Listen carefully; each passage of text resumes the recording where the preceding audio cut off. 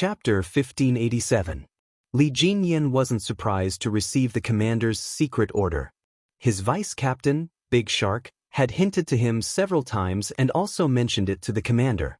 As for himself, it would be hypocritical to say that he didn't want Yi Qian to join the team. How could he not be moved when such an outstanding female soldier was standing in front of him? He also wanted Yi Qian to join the Storm Amphibious Frogman assault team. But some things couldn't be achieved just because you wanted them. Yi Jian was not an ordinary female soldier. She was a female soldier sent by the army to study in the navy. She was carefully cultivated by the army. The direction of cultivation was to become an Army Special Warfare Special Forces. This was not a goal that could be achieved overnight. It started when she was 14 years old. The commander wanted him to persuade her to join the navy. Li Jinyan felt that it would be harder than fighting Xia Jinyuan. Thinking back to the conversation between the commander and him 10 minutes ago, Li Jinyan couldn't help but raise his hand to touch his forehead. How should he tell Yi Qian? Jinyan, I think this female soldier, Yi Jian, is really not bad. She has the ability, the education, and the looks. Do you think her looks are just average? She's a flower in the eyes of the entire army. Tell me, how can we miss out on such a good soldier? We have to do everything we can to win her over. At that time, the commander's voice was very low. It was obvious that he deliberately took a few minutes to contact him behind the backs of the army generals who were watching the battle. So the more he spoke, the lower his voice was, as if he was afraid of being overheard. I knew she was good before, but I thought that no matter how good she was still a female soldier. It would be the same if we recruited a few more powerful male soldiers. But now, I have to say that I underestimated Yi Qian. How is she good? She's going to heaven. At that time, he said, if she wasn't good, the army wouldn't have sent Q King to personally send her over. If she wasn't good, the army wouldn't have spent so much effort to cultivate her. That's right. So, we have to keep her. The commander's tone at that time made him speechless. Because Yi Qian was good, they wanted to keep her? It didn't sound wrong. It was simple and easy to understand. Before he could speak, the commander lowered his voice again and said, Talent? We don't have to be afraid of talent in our team. When the Snowfield Brigade made a move, they shocked all of us who were watching the battle. The army did send her, but Yi Qian is still a military school student. We haven't decided which unit she'll be assigned to yet. Therefore, we have to act one step ahead of time. We can't wait for the other army field units to join in the fun.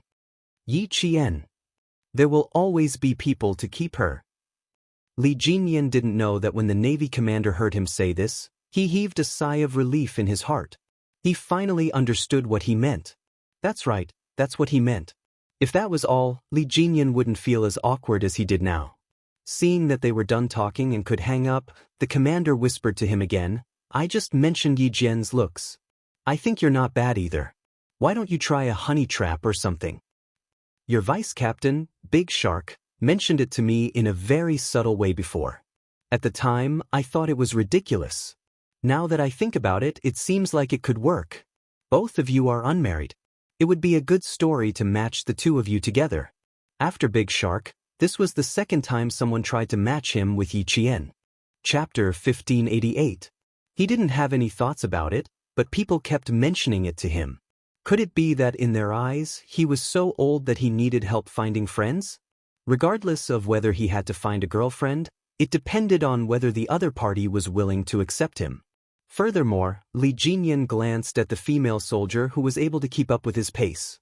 Under the influence of the commander, he couldn't help but take another look at the female soldier. Because of that one look, Li Jinyan, who had never been interested in a woman before, suddenly felt that the female soldier was indeed very beautiful. Major Li Jinyan, who had always treated women as if they were a blank piece of paper, finally couldn't go against his true feelings. For the first time, he praised a girl in his heart. Very beautiful. It wasn't the kind of beauty that was full of splendor, but it was definitely not a simple and elegant beauty. Yi Qian's beauty was a combination of both. When she was in battle, she was as beautiful as a peony. When she was in full bloom, she was famous in the capital. When she was quiet, she was like a lotus flower that stood aloof from worldly affairs, but was so beautiful that it made people's eyes linger. When she smiled, she was like a trickling stream hidden in a mountain stream. Gentle, virtuous, and even just looking at her smile made people feel comfortable. It was impossible to tell that she was a sniper who could hold back 10,000 men. When she smiled, she didn't look aggressive at all. Only the elegant expression between her brows showed that she was a resilient girl. Yi Qian could tell that Li Jinyan was intentionally trying to find a topic to chat with her. So, no matter what he said, she responded with a slight smile. She didn't say anything more, nor did she say anything less. From beginning to end, she maintained her elegance and politeness. They were still a short distance away from the camp. Seeing that the quiet Devil King was running out of topics to talk about, Yi Qian naturally asked casually, "Devil King, at that time, my code name was Jin Feng. Why did it change to Qin Niao the next day?" She had always wanted to ask, but she hadn't found the opportunity. Other than training, the two teams were still training. When they had time, they would gather together to discuss topics related to training and skills. How could they have the time to talk about things unrelated to the match? This time, if it wasn't for the fact that she wanted to find a topic to talk about and not make the atmosphere awkward, she wouldn't have asked. Li Jinyan did not hide anything and replied, "Q King said that there are a lot of codenames like Golden Phoenix in the army. It's extremely vulgar and unpleasant to the ears. Qin Niao was given by him. It does sound better than Jin Feng. Qin Niao was the predecessor of the Phoenix." It was obvious that Xia Jinyuan had high hopes for Yi Qian.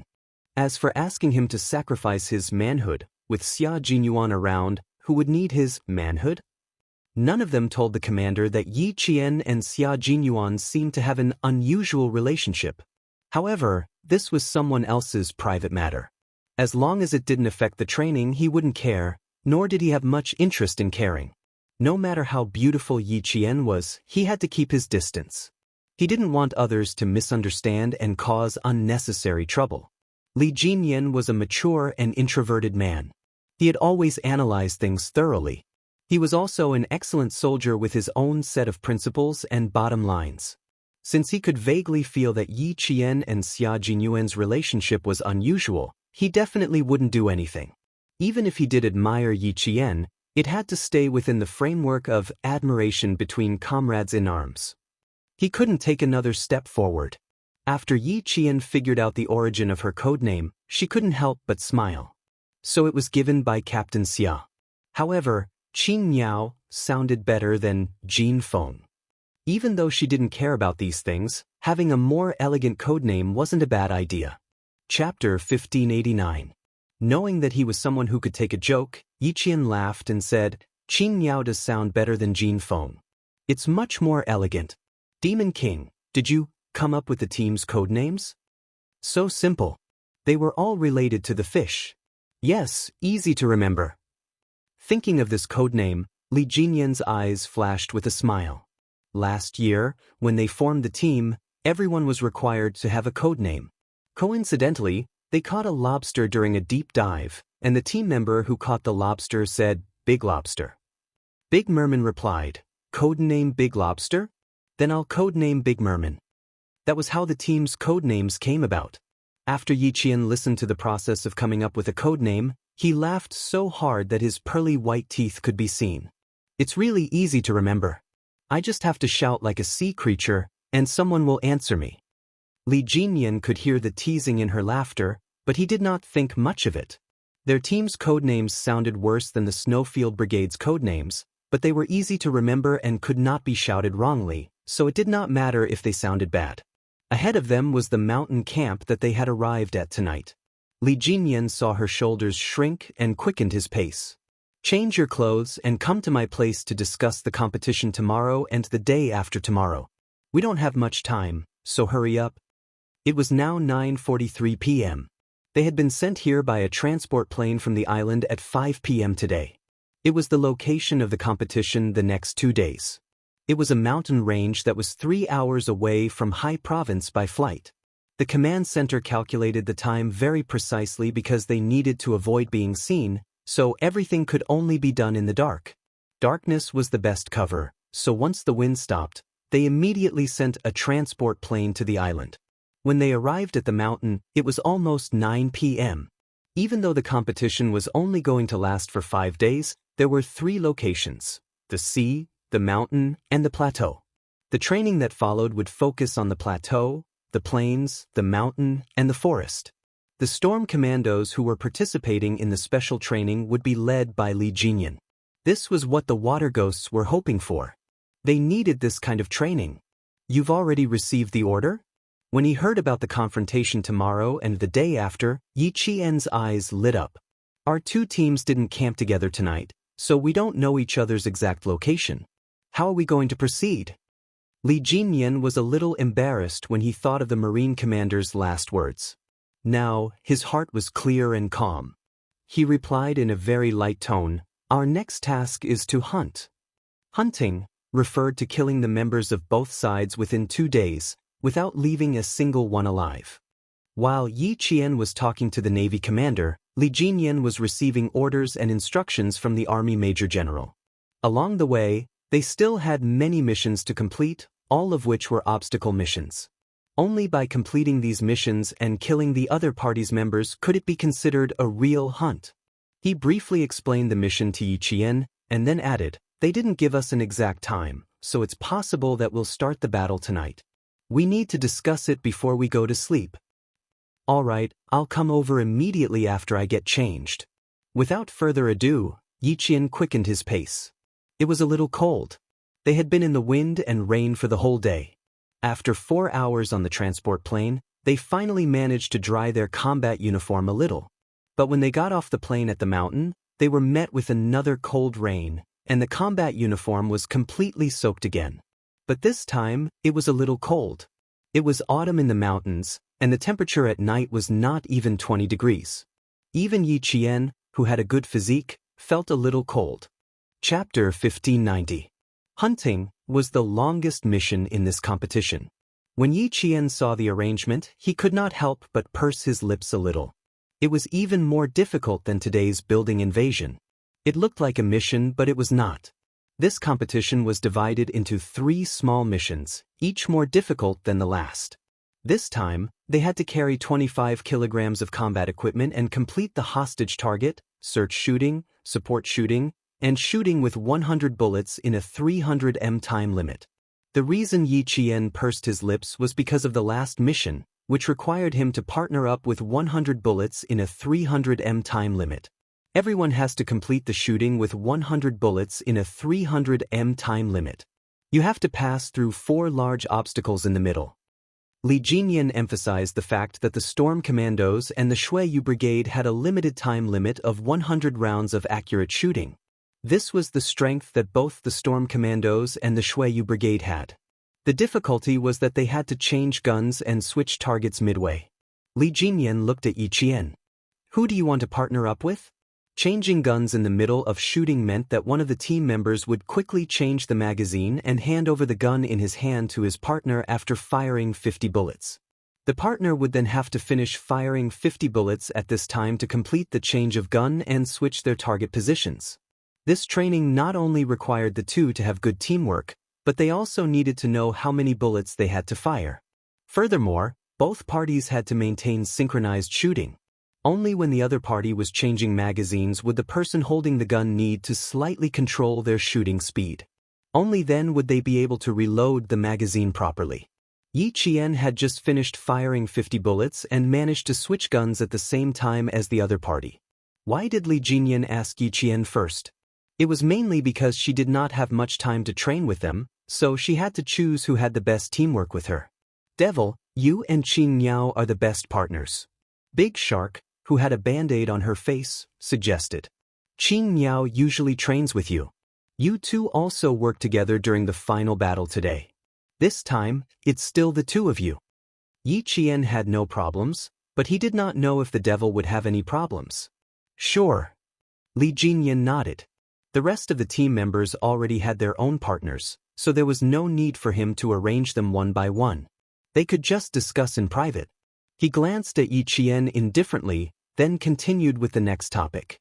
Search shooting, hostage shooting, and support shooting will be done in 2 groups. I will be in charge of one group, and Deshao will be in charge of the other group. As for Yi Qian, he was naturally assigned to Li Jinyan's team. Because they needed to march tomorrow and the next 2 days, and because the 4th and 5th days were continuous confrontations, the 2 teams had to finish arranging everything according to the events of these 4 days. It was already late into the night, but none of the members of the 2 teams had fallen asleep.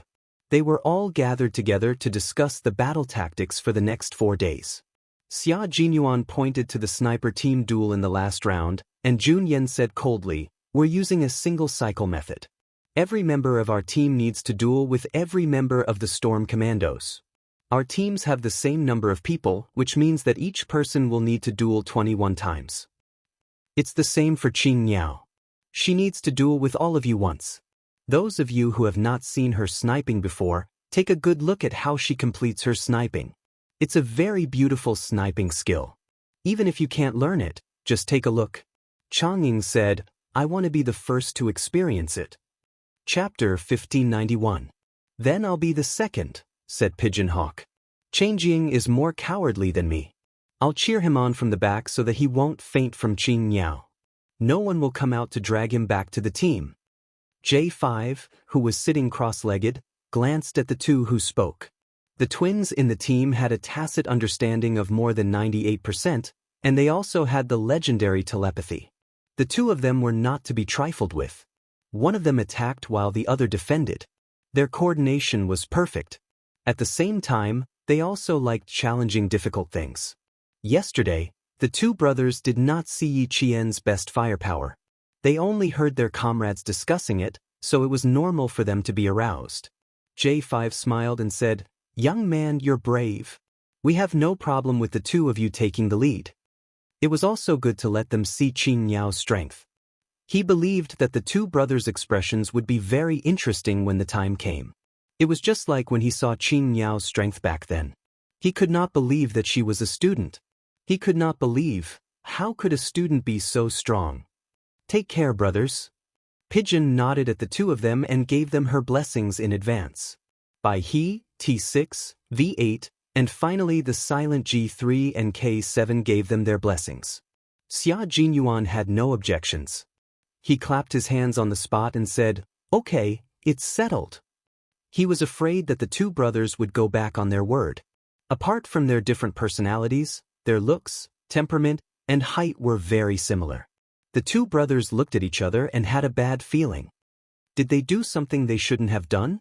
Did they take the initiative to do something that Pigeon and the others didn't want to do? Although they had a bad feeling, the decision was already made and could not be changed, so there was no need to think about it. They looked at each other again and then nodded at Xia Jinyuan, indicating that they had no problems. Major Xia also nodded at them seriously. "Good luck, brothers. I have high hopes for you." Their courage was commendable. He just hoped that they wouldn't look too bad when the time came. Next, Xia Jinyuan finished talking about the confrontation projects for tomorrow and the next 2 days, as well as the 4th and 5th day. He also made tight arrangements and didn't dismiss them until 1:15 midnight. Li Jinyan's side had also been making arrangements. The reason why the battle between kings was so exciting was that they had carefully planned and deployed the entire battle. However, the battlefield was ever-changing.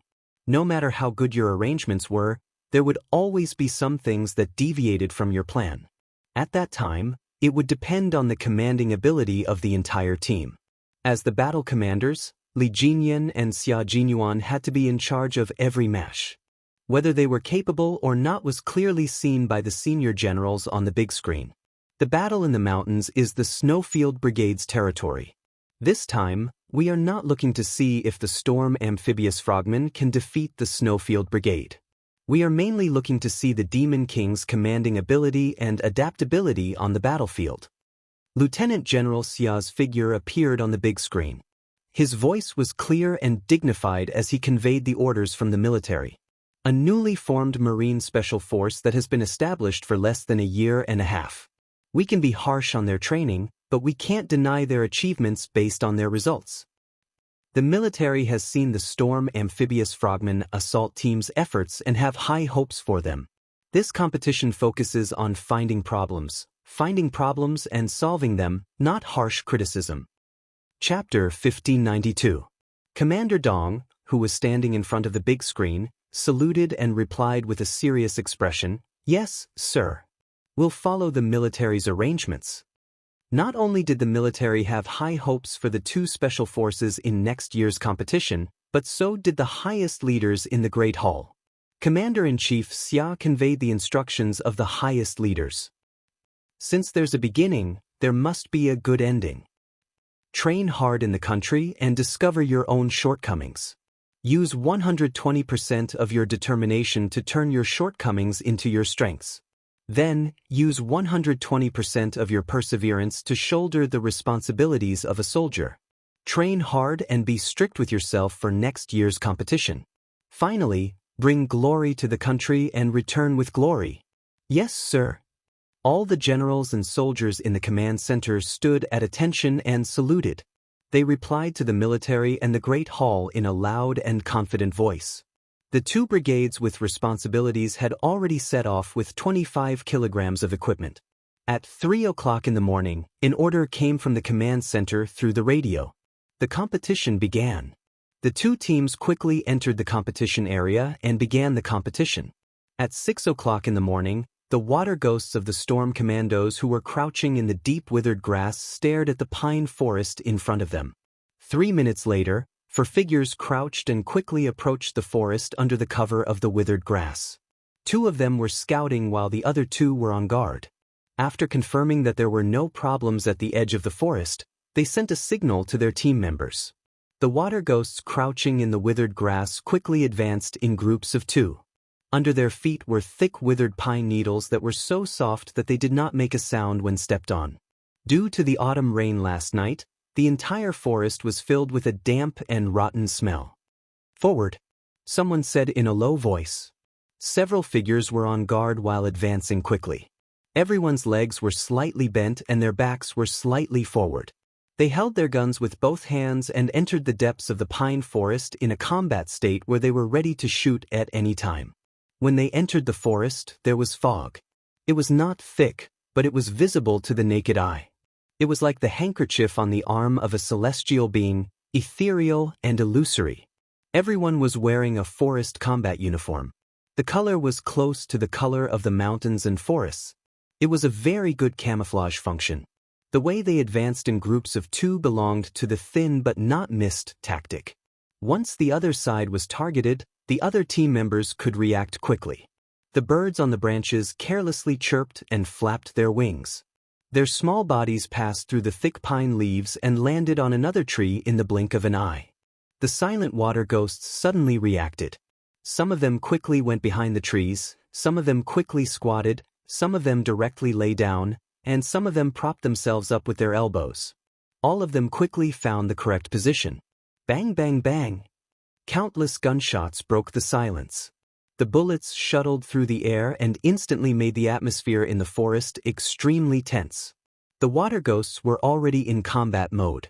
When the gunshots rang out, the entire team reacted in unison and began to fight. "Everyone search and shoot." Li Jinyan's cold voice came through the earpiece. He and Yi Qian had finished clearing the first wave of obstacles and were already moving forward quickly. Obstacles cleared, forward. Following his voice, the hidden water ghosts quickly moved forward. At the same time, they quickly moved the rifles in their hands, aimed at the target, and pulled the trigger to complete the search and shoot. Once the obstacles in front of them were cleared, all the team members could not stay any longer. They needed to move forward quickly and finish shooting. Bang, bang, bang. Chapter 1593. The sound of gunfire continued in the pine forest. Every figure was incomparably vigorous as they advanced forward. The bullets that were shot out all hit their targets. Everyone's heart was very tense. Once the wrong target was hit, the score of this event would be all 0. This was a test of everyone's eyesight, vision, judgment, and reaction time. Only by excelling in all aspects could they pass safely. Devil King, 4 directions, 2 shooting points. Yi Qian was half kneeling on one knee. She had completed 2 shooting points in an instant. The shooting points were prepared by the local troops in advance and were controlled by the computer. When they entered the infrared surveillance zone, the control system sounded an alarm, and everyone immediately went into search shooting mode. This was similar to a hostage target. The difference was that they had to move forward, and the search area was larger. Li Jinyan quickly turned sideways. His gaze was so cold and sharp that it was like an icicle shining under the winter sun.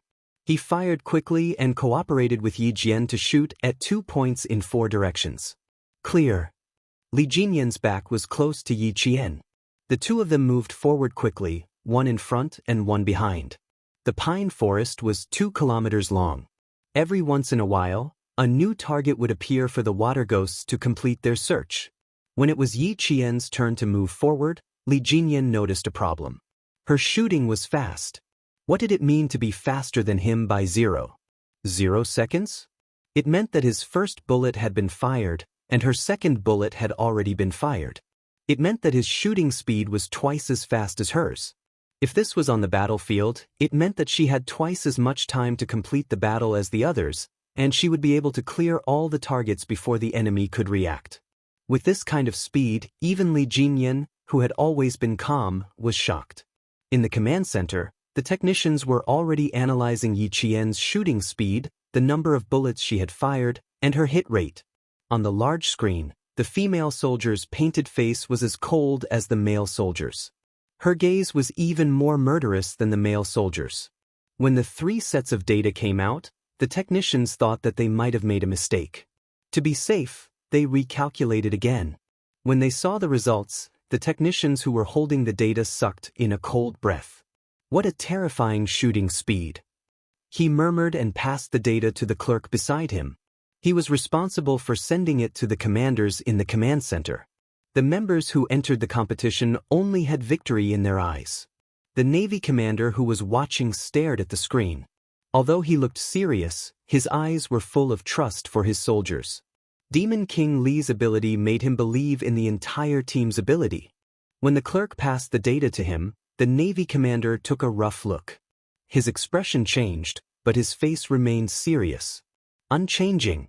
He leaned forward slightly and whispered to the Major General of the Army, who was watching the Shuiyu team's search and shooting. "Old Yang, look at this data and see who it belongs to."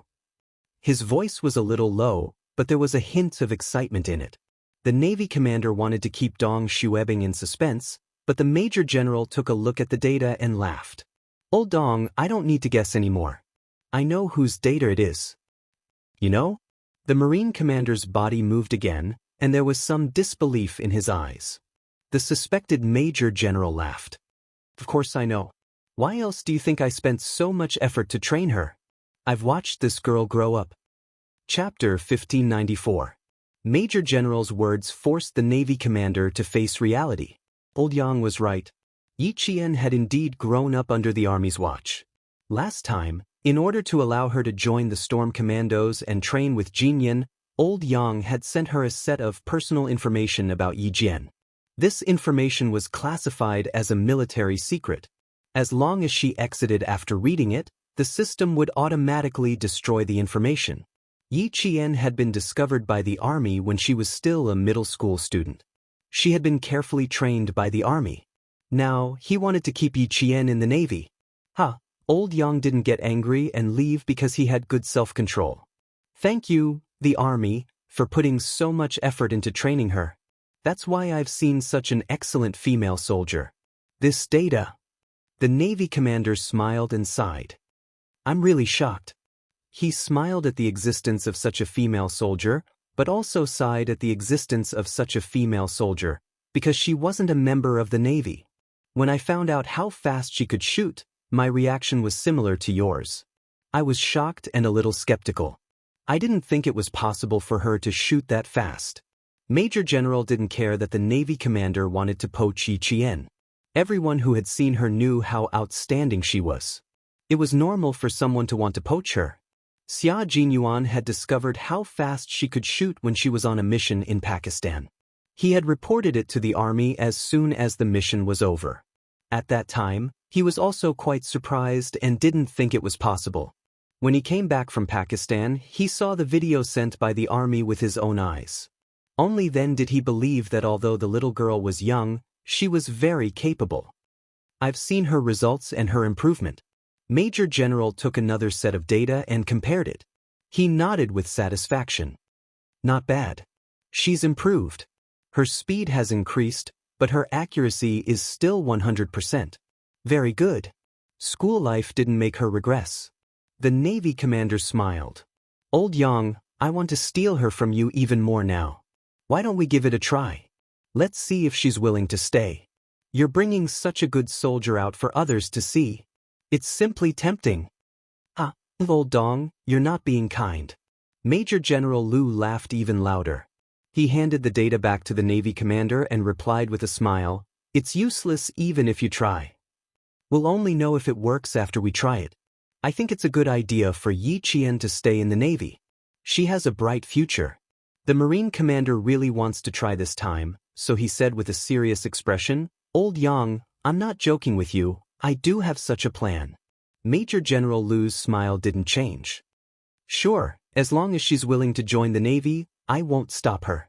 However, Old Dong, let's make an agreement first. You can only move her with emotions and reason. You can't use your power to force her. As long as he agreed, everything would be fine.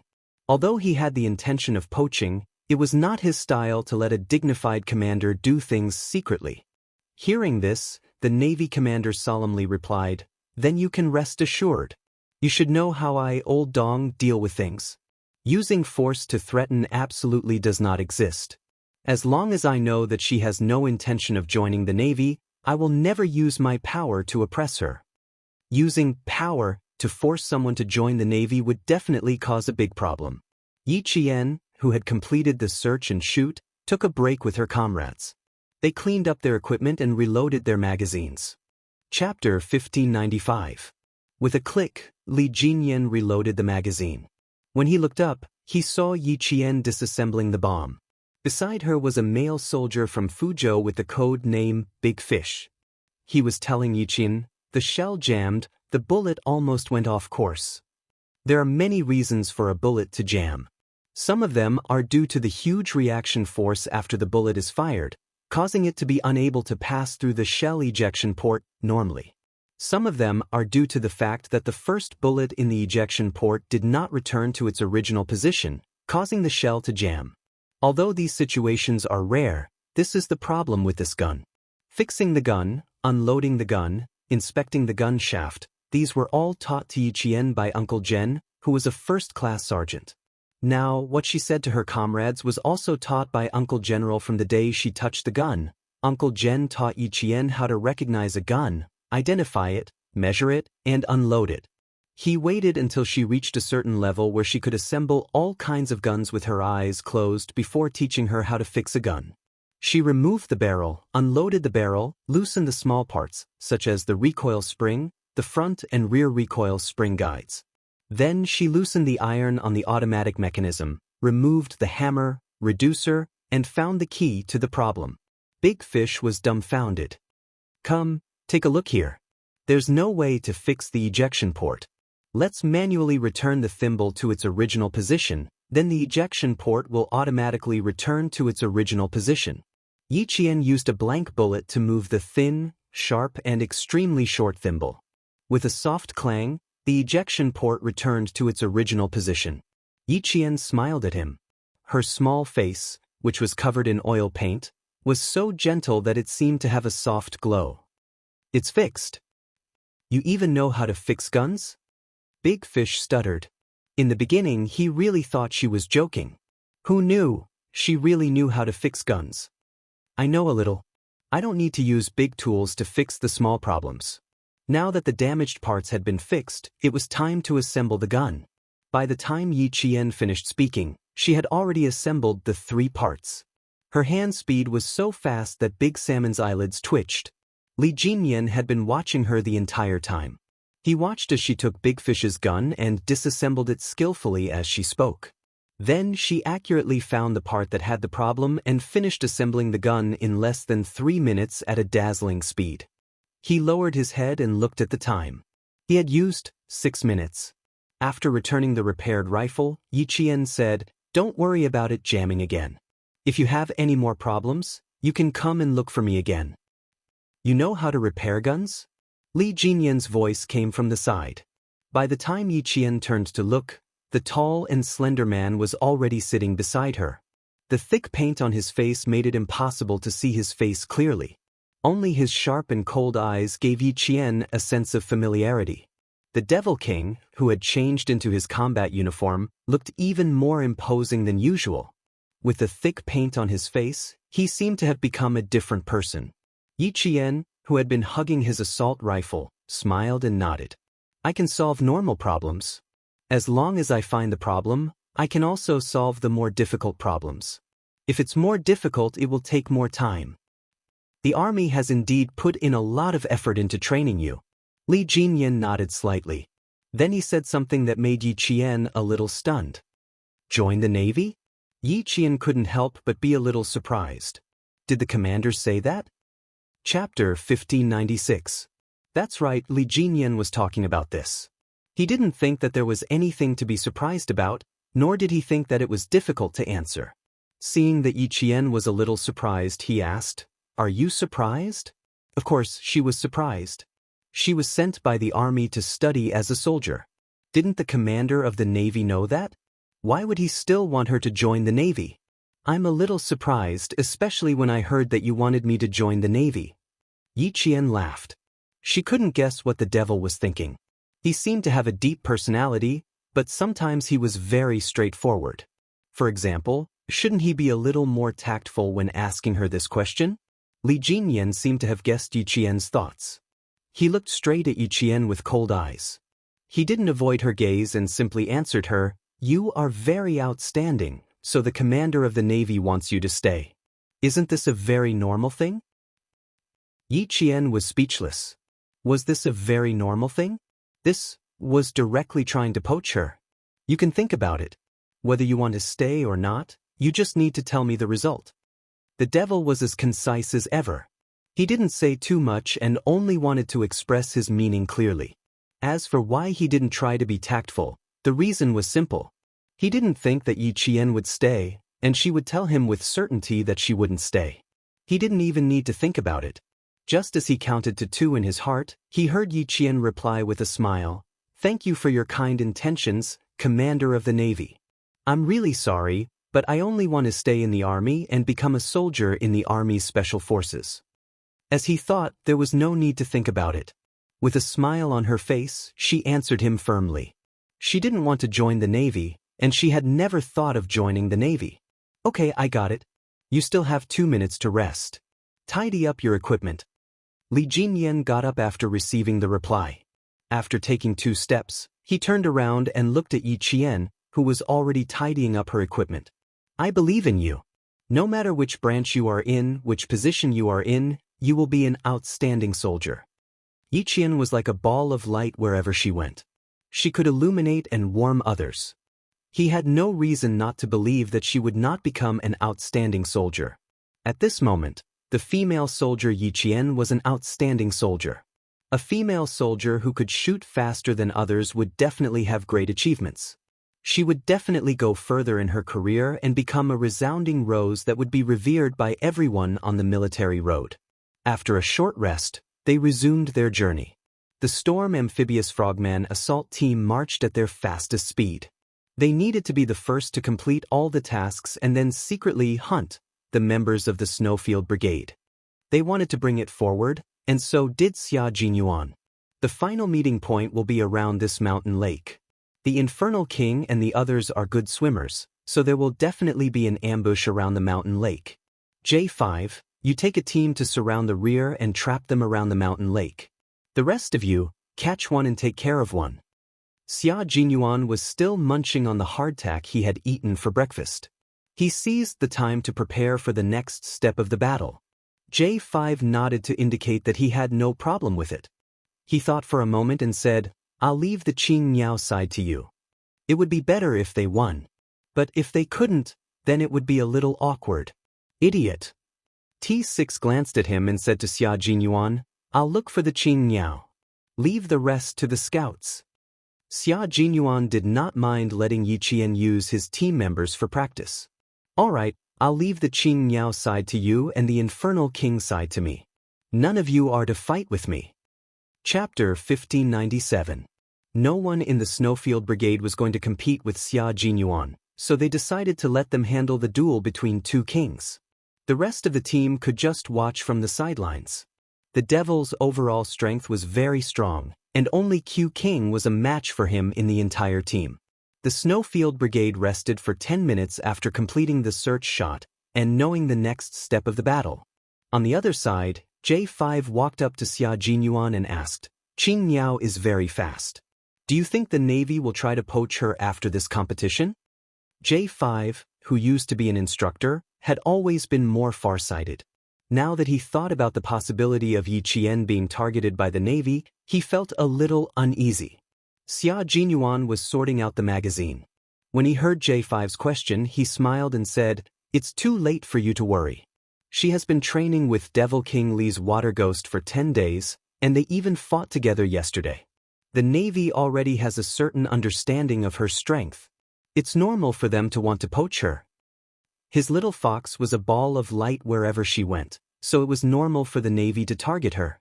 J5 became anxious when he heard this. When he thought about the details of the two people switching guns during the search shot, his expression changed. He stared at Xia Jinyuan and asked very slowly, "If that's the case, then we have to ask the Major General to step in.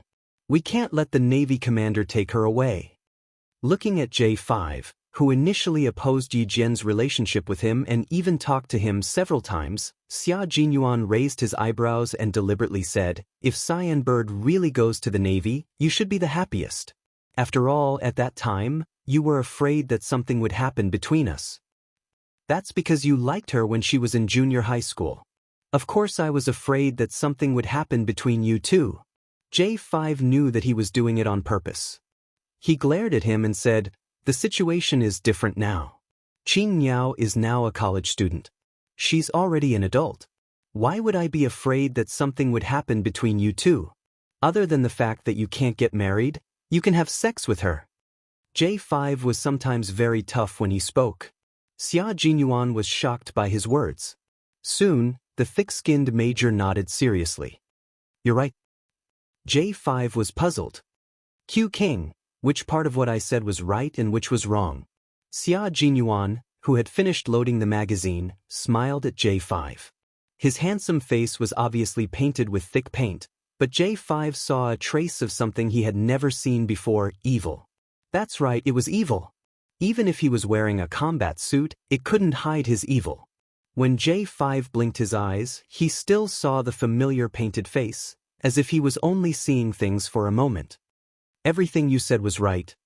Especially the part about, you can even do it in bed, it was very true." Major Xia looked at his comrade with sincere eyes and answered seriously, "Don't worry, I won't let the Navy take Qing Miao away. She can only be our comrade, a member of our Snowfield Brigade." J5 was convinced. Q King loved Qing Miao so much. How could he be willing to let other troops take her away?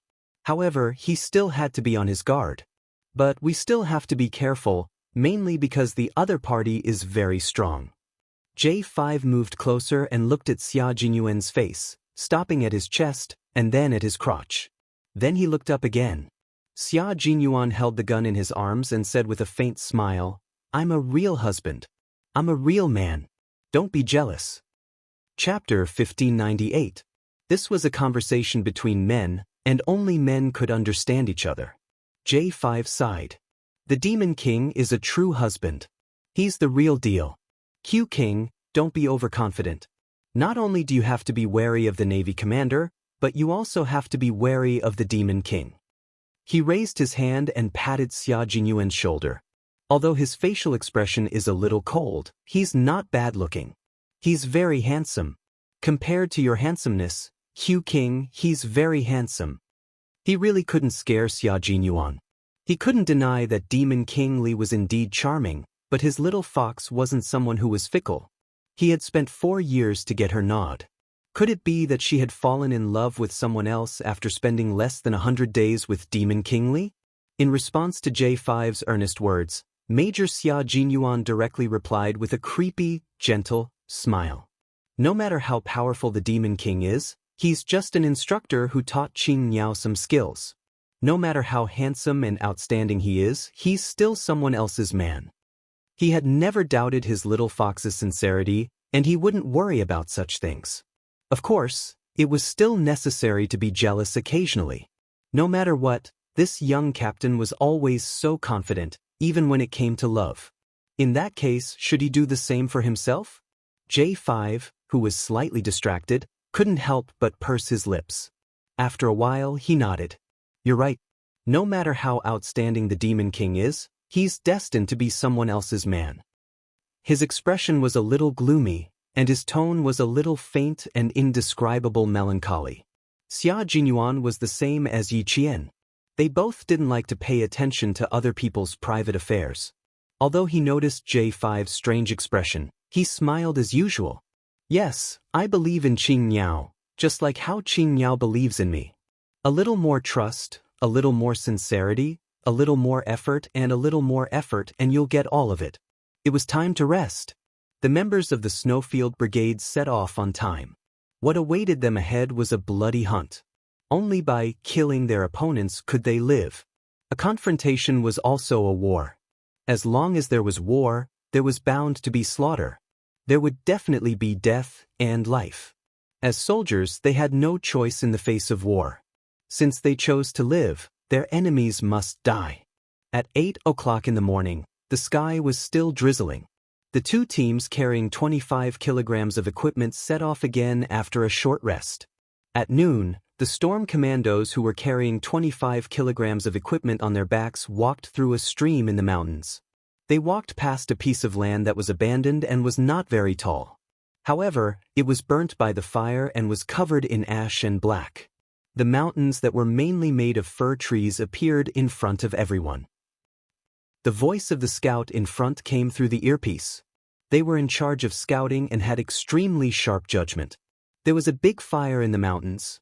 The fir trees are either broken or collapsed. I can already feel the pressure from the visual.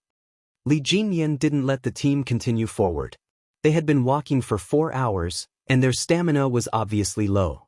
If they entered the mountains directly, they would definitely be dragged down by their stamina issues. He directly ordered, "Rest here for 20 minutes to replenish your stamina." Hearing this, Yi Qian sighed softly. Carrying 25 kilograms of combat equipment, he obviously felt his stamina drop. After all, they had been walking for 4 hours without a minute of rest. Chapter 1599. Now that she had 20 minutes to rest, it was enough for her to recover some of her strength. But before she could put down her equipment, Li Jinyan's voice came through the earpiece. "Qing Niao, come see me in 10 minutes. Li Jinyan, who had been discussed by the J5, continued to keep in contact with Yi Qian. He would even discuss everything with her. After witnessing Yi Qian's shooting speed, he immediately assigned her to be in the assault and sniper positions. She could adjust between the two positions according to the battle situation. Not only was she able to accurately calculate her shots to the point of 1 second, she was also able to calculate how much time it would take for each bullet to be fired. After that, when he was changing his gun during search shot, the second he took out the magazine, she had already loaded the assault rifle in her hand and handed it to him. Even though this was their first time working together, their coordination was like that of comrades who had fought side by side for many years. There was no pause in between. They exchanged guns, adjusted positions, and completed shooting. Everything was done perfectly. There were almost no mistakes. Demon King Li felt that it was a pleasure to fight side by side with such a female soldier. Yi Qian, who was about to rest, immediately replied, "I'll come over now." Rather than going over in 10 minutes, it was better to go over now. They were less than a meter apart. Yi Qian bent over and saw him open up the battle map. Under the helmet, his eyebrows were slightly furrowed. "Come over and take a look. Tell me your suggestions." Li Jinyan looked up at her. Based on the feedback from the scouts, he said in a low voice, "There might be a hostage target next. You and I will attack from the front and eliminate a portion of the targets first." His slender finger pointed at the area marked in red on the battle map. Li Jinyan narrowed his eyes and said coldly, "From here, we will enter the battle zone between the two armies. We will arrive at around 6 p.m. tonight. If we arrive earlier than the Snowfield Brigade, it will be more advantageous for us to fight deeper. There is an inner lake in the battle zone. Swimming is our team's strength, but since King Q knows about it, he will definitely arrange snipers around the inner lake. Once our team members surface, they will be killed immediately. Give up on swimming in the inner lake. Use the time saved on going around the inner lake to achieve an even distribution of time." In the end, it was all about fighting for time and gaining the initiative. Yi Qian nodded. The Snowfield Brigade is good at assassinations. Once they take over the battle zone, we will be forced into a corner. Only by occupying advantageous terrain can we reduce the number of casualties to a certain extent. She didn't say that she could avoid casualties because that was impossible. Your analysis is correct. Therefore, we need to shorten the marching time. Now, there are still 15 minutes left. Take a break. Li Jinyan put away the combat map and asked the scout in front, "How many hidden routes did you find? Do you have 3? There was a buzzing sound coming from the earpiece, and after 2 minutes, the scout's voice came through. There are only 2 paths. One is near the edge of the fir forest, and the other is from the abandoned farmland. Only these 2 places did not have serious burn marks. There were trees and withered grass to cover them as they entered the pitch-black forest. The burned forest was eerily silent. It probably hadn't been burned for long. After entering, they could still smell the smoke from the fire. Some of the short shrubs were directly burned to ashes, and the shorter trees were burned to the point where only their bare trunks were left.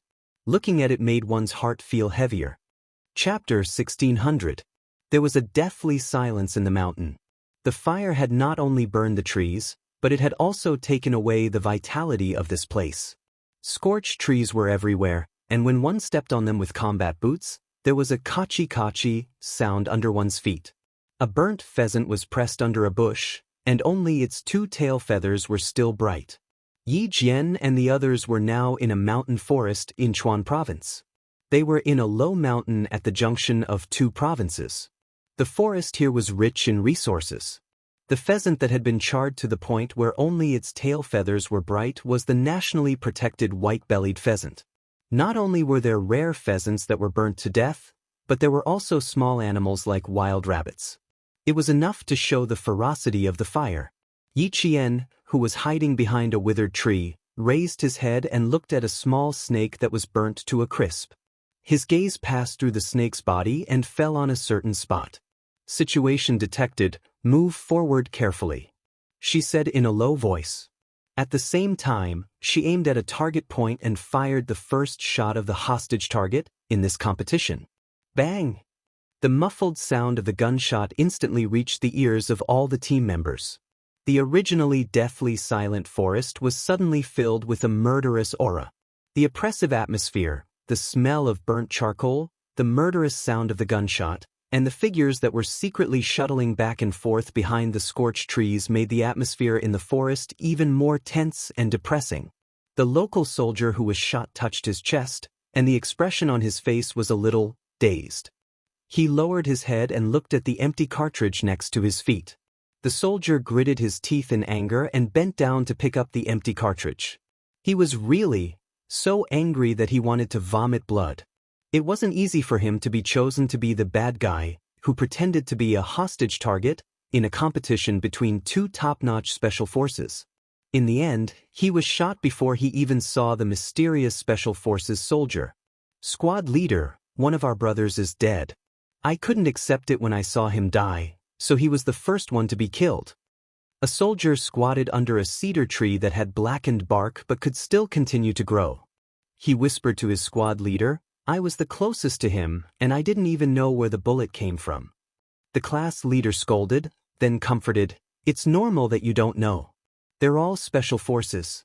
If we knew where they were, then they wouldn't cause trouble. What was there to be upset about? Just wait for them to come and take the hostage. Keep an eye on him. Don't embarrass our unit too much." The hostage takers were disguised as local soldiers, and the hostages were paper targets. Not only did Yi Qian and his men need to shoot at the hostage targets, but they also needed to retrieve the hostage targets. This way, the chances of them being exposed would be much higher, and the soldiers in disguise would be able to discover them and shoot at them. The soldier closest to his dead brother blinked his eyes. He wanted to answer his squad leader, but he couldn't. "Don't move, brother." A very soft voice came from behind him. Then he felt something cold and hard pressed against his neck. This was the feeling of a dagger. He was caught from behind by a special agent. The Special Forces soldier turned off the earpiece and cut off the communication. He then heard the Special Forces soldier say with a smile, "I won't waste my bullets. I'm afraid I'll hurt you if I shoot you at close range. Anyway, you know that I've already slit your throat." Chapter 1601. This was Yi Qian's voice. After taking care of a hostage target, she locked onto another target and successfully completed the mission. This time, the hostage target didn't have to be shot. As long as you were able to get close to the target and successfully rescue the hostage, you could activate the signal device on the soldier and shoot the hostage target. Hearing her voice, the soldier who had a dagger pressed against his neck froze. A female Special Forces soldier. He was killed by a female Special Forces soldier. The soldier wanted to move his body and turn his head to see what the female Special Forces soldier who killed him looked like. Just as his body moved slightly, Yi Qian chuckled again and said, "Don't move, just stay here." After she finished speaking, she took out the assault rifle from the soldier's hand, unloaded the magazine, and put it into her own carrying equipment. At this time, Yi Qian didn't mind loading the equipment full of magazines. On the battlefield, you can never have too many bullets. When the soldier heard the sound of the magazine being unloaded, he became anxious. "Bro, don't take my weapon. I still have to return it to the armory. If you take it, I won't be able to explain it to the higher-ups. I saw the serial number of the magazine. Once we're done here, I promise to return it to your unit." Yi Qian smiled. Her reaction was quite fast. She knew she had to return the weapon. "Thank you for your hard work. I have to borrow the empty magazines. I'll definitely return them when I'm done." When the soldier saw that she was determined to take his magazines, his brows furrowed. "My class leader didn't say you could take our things. How am I going to explain it to the class leader later? Bro, you really can't take it. We'll contact your unit. We definitely won't affect you." Yi Qian comforted the young soldier and cut off all communications. "Stay here and don't contact anyone outside. Come out when we're done here." Without waiting for the soldier's reply, Yi Qian picked up the hostage target. As soon as she finished speaking, she nimbly moved and disappeared in the blink of an eye. She came and left silently. The soldier could only hear her voice the entire time, but didn't see her. When he turned his head, the female Special Forces soldier was nowhere to be seen. He didn't even know where she went. What made the soldier's head hurt even more was that she took all the magazines of his assault rifle. How am I going to explain this to the class leader? Then the soldier touched his neck. He could still feel the cold touch of the dagger on his skin. It was icy cold, as if he moved slightly, the other party could easily slit his throat. The soldier sighed softly. Both of their squads were considered above average in the army. In the end, when they were up against the Special Forces, it felt like they were instantly defeated before they even started. If they didn't compare, they wouldn't know. Now that they did, they knew the gap between them and the Special Forces.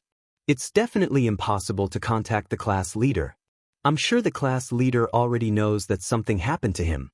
The squad leader from the local army understood that another of his brothers had been killed. He quickly contacted the other brothers and said softly, "Brothers, we're going to make a move. Remember, we have 7.62mm blanks in our hands. The safe distance is 5 meters. Remember, don't be a fool and shoot whenever you see someone in front of you. If someone dies, no one will be able to bear the consequences."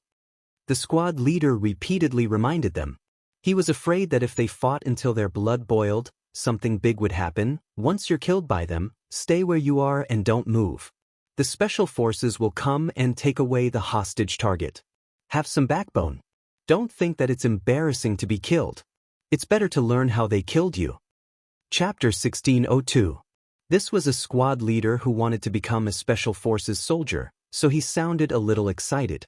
His abilities were limited, so he couldn't become a Special Forces soldier. However, it would be good to meet the Special Forces soldiers. They were going to take back the hostage targets. If he wanted to meet the Special Forces soldiers, he just had to find the location of his dead brothers. It seemed like he had to go out and observe which brothers were going to be killed by the Special Forces soldiers. The squad leader really wanted to meet the Special Forces soldiers in training. The platoon leader said that the Special Forces soldiers coming this time weren't ordinary Special Forces soldiers. They were the top Special Forces soldiers in the country. They were the real blades of the country. Normal people wouldn't be able to see them at all, and it was very rare to see them in the country. When he heard that, he was so excited that his whole body trembled slightly. Last night, the two squads had an emergency assembly. Then, the brothers from the two squads each carried a hostage target and took a truck overnight to the forest where the fire had been put out not long ago. In the truck, they thought that they were going to do some training. They only knew what they were going to do when they gathered in the mountains. They were going to hide in the forest with the hostage targets and cooperate with the two top Special Forces soldiers to complete the competition. The platoon leader even emphasized what kind of Special Forces they were going to be. Even if they were just cooperating, they should feel honored. As for what kind of Special Forces they were, he still didn't know. Now that he thought about the possibility of going up against them, he felt an indescribable joy in his heart. He couldn't say that he was going to spar or learn from them. He could only say that he was going to learn from them. The water ghosts of the Storm Commandos didn't like to make too much noise.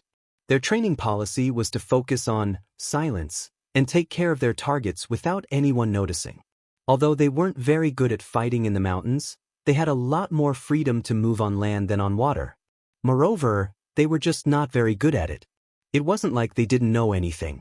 With Yi Qian's first shot, the gunshots in the mountains gradually became more frequent. The speed at which they were taking care of their targets also became faster and faster. Yi Qian was moving faster than them. Once the target was locked on, there was no way he would miss. A soldier in woodland camouflage appeared in front of them. He used a hostage target as a cover and jumped out of the forest. He appeared about 10 meters away from the two Storm Commandos with the hostage target in hand. 7 o'clock. With one water ghost providing cover, the other water ghost quickly completed the shooting. The empty shell without a bullet accurately hit the shoulder of the soldier holding the hostage target. This was the effective shooting point. Then, another water ghost who was covering for the soldier completed the second fatal shot and successfully heard a long beep from the soldier's body. There were only 2 squads in the forest, and each squad had 10 soldiers. In other words, there were 20 soldiers active in the forest. The Storm Commandos could easily take on 1 hostage each. However, these soldiers had placed the hostage targets in front of them. Just like robbers, they used the hostages as their targets. To a certain extent, this made things more difficult for the Storm Commandos. Rescuing hostages was a common occurrence for the Special Forces, so even if there was a certain level of difficulty, they could still overcome it. The 2 squads of the local troops were suppressed by the water ghosts' firepower to the point that they could not retaliate at all. They were either ambushed or killed before they could even finish shooting. Demon King, our group has dealt with 8 of them. What's the situation on your side? The water ghosts had no idea how many hostages they needed to rescue. The hidden Big Mermaid contacted Li Jinyan. I estimate that there are 2 to 3 squads of soldiers here. If each of them has a target, then there are at least 20 of them. Chapter 1603. Li Jinyan squatted next to a soldier who had just finished off his task and said calmly, 2 squads, 1 hostage target per person, a total of 20 people.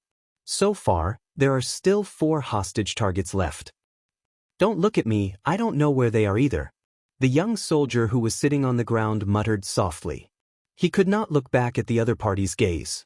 Not only was his gaze cold, there was also a murderous aura in it, which made people panic. Li Jinyan did not expect to get anything out of him. Like Yi Qian, he removed the assault rifle's magazine from the soldier's hand and put it aside. He said politely, "Thank you for your hard work." It's nothing, it's nothing." The soldier quickly shook his head and answered, The squad leader had told them to learn a little, but he really did not learn anything.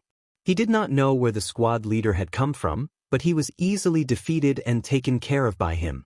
The special forces were indeed powerful. There were still 4 hostage targets that had not been found. 2 of them were squad leaders, and the other 2 were vice squad leaders. As the team leaders, the overall strength of the 4 people was naturally more outstanding. I'll be the bait later. I'll carry the hostage targets and flash in front of them. Don't worry about whether they see you or not. Just shoot a few shots and scout the way out. The squad leader who wanted to fight the special forces the most said to his vice squad leader and the other squad leader with the surname Lu. The 2 of you don't move first. Wait for us to shoot before you move. You must only move when you see a shadow. Otherwise, we'll have done all this for nothing. After he said that, the squad leader sighed. We have 20 brothers, so we should at least show some results. Don't make us lose face. The 2 squad leaders and the 2 vice squad leaders were hiding in a ravine. This was a trench dug to stop the fire from spreading and igniting another patch of fir trees. It was 1 meter deep and 30 meters long. It was almost dug around the entire mountain. The hiding spot was good, and the water ghosts did not notice them for a while. It was not that they wanted to hide, but it was an order from the higher-ups.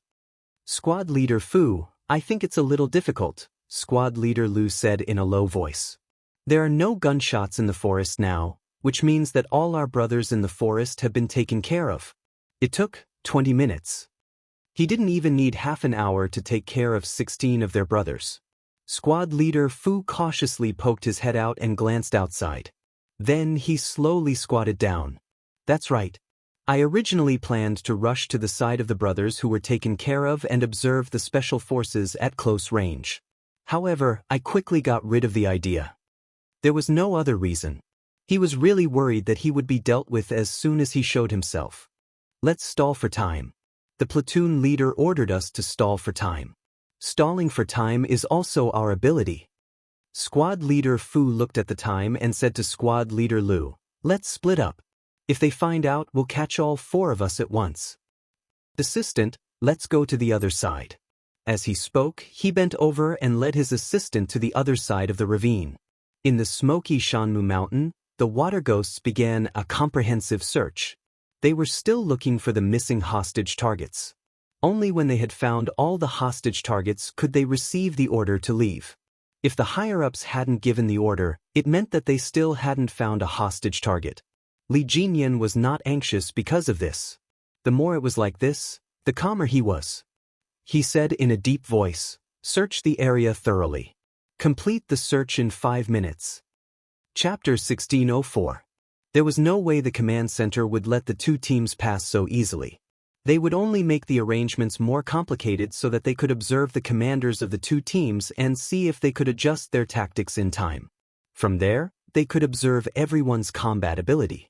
After Li Jin finished giving the order, he turned to look at Yi Qian, who was in charge of security. Just as he was about to speak, Yi Qian, who sensed his gaze, turned her head. It was obvious that she had something she wanted to say. Li Jinyan pointed to the front, then pointed to Yi Qian and himself. He did not ask but looked at Yi Qian questioningly. Yi Qian, who wanted to voice her opinion, instantly understood what he meant. Because she thought the same. They both suspected that there were no more hostage targets in this area and that they might be in the periphery. The reason for this was very simple. First, it was to delay them. Second, the general in the command center needed to see if Li Jinyan could detect the abnormality in the situation and immediately make the correct decision. This time, the command center could not see their real-time combat situation. They could only see the changes in the data. Therefore, the command center could roughly estimate the performance of the 2 teams based on the time taken. The Snowfield Brigade was close to the location closest to the 2 remaining hostage targets. Xia Jinyuan, who was as sharp as a leopard, gestured for them to surround the 2 Snowfield Brigade members.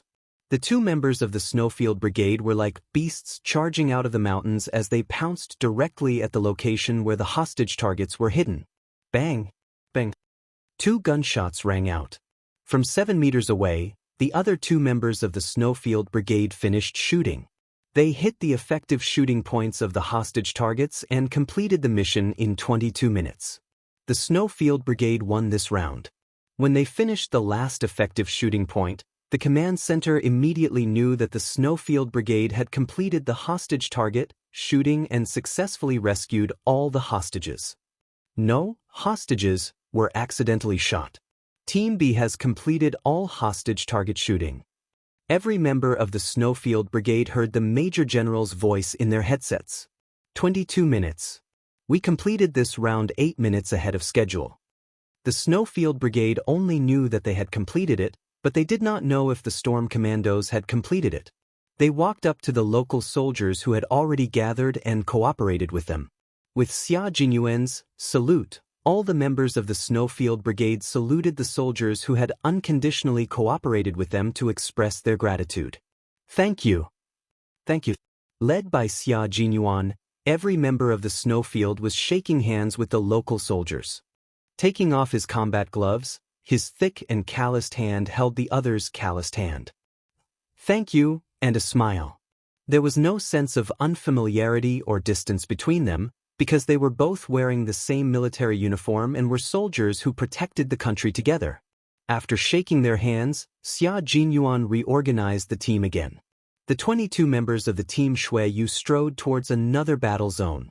The local soldiers, led by their platoon leaders, stood upright and saluted as they watched the elite special forces leave. The drizzle continued. The 22 figures, who were as straight as poplar trees, walked step by step into the depths of the mountains with a fearlessness that even soldiers respected. The Special Forces soldiers who were wearing forest camouflage uniforms and new combat helmets were indeed different from them. With every step they took, they could faintly feel that their steps could cause the entire mountain to tremble. They were so firm and steady, and every step they took was so solid and solid. Chapter 1605. They carried 25 kilograms of combat equipment on their backs and carried rifles on their shoulders that were meant to protect the lives of soldiers, defend the country's territory, and protect the safety of citizens. They wore combat boots that were covered in yellow dirt and ash as they walked forward bravely. They looked like they would only keep walking forward. Even if there was a mountain of knives and a sea of fire in front of them, they would not stop. The platoon leader waited until the 22 figures were out of sight before he ordered his soldiers to stop shooting. The platoon leader then led the team away. Meanwhile, Li Jinyan and Yi Qian were approaching two of the hostage targets. The two of them glanced at the man-made pile of soil and knew that there was a ditch underneath. They then looked at the mountains across the ditch. It was a stark contrast to the burnt fir forest. One was burnt to the point of being lifeless. The other was a charming autumn scene with red maple leaves swaying gently in the drizzle. Down there. Yi Qian pointed towards the ditch and used hand signals to communicate with Li Jinyan. You take the left, I'll take the right. Let's go down together. Li Jinyan gave her a hand signal and moved to the left. When he heard Yi Qian say, "Get ready," the two of them reached the ditch at almost the same time. Yi Qian fired and hit a soldier in the back. The signal device was activated and made a long beep. She and Li Jinyan each took care of one soldier at almost the same time. Platoon leader Fu's eyes widened. It was not because he was shot in the back, but because the Special Forces soldier who shot his deputy platoon leader's back was too familiar. It was so familiar that his eyes widened in disbelief. Yi Qian. He called out a familiar name in a low voice. Even though his voice was low, it was full of surprise, shock, and disbelief. How was this possible? How could he meet Yi Qian here? When did she become a Special Forces soldier? In the first half of the first year of high school, he enlisted in the army and returned to Fujian town to complete the enlistment procedures. On the street, he met Yi Qian and her mother, Auntie Sunday. She told him that Yi Qian had quit school and left with a hooligan. Some people in town even said that they had seen Yi Qian in the coastal cities. They said that they had seen her working as a shampoo girl in a hair salon. When he heard it, he felt that it was a pity. Not only did her grades improve, she even won a big prize. Why did she degrade herself and become a shampoo girl with a bad reputation? Shampoo girl? Special Forces? After working as a shampoo girl for a period of time, Yi Qian went to join the Special Forces? Was that even possible? He was a soldier himself, so he knew that it was impossible. Li Jinyan was the one who dealt with squad leader Fu.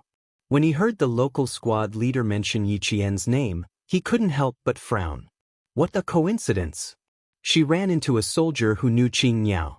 Yi Qian was also very shocked to run into her former middle school classmate, Fu Dong. Squad leader Fu's full name was Fu Dong.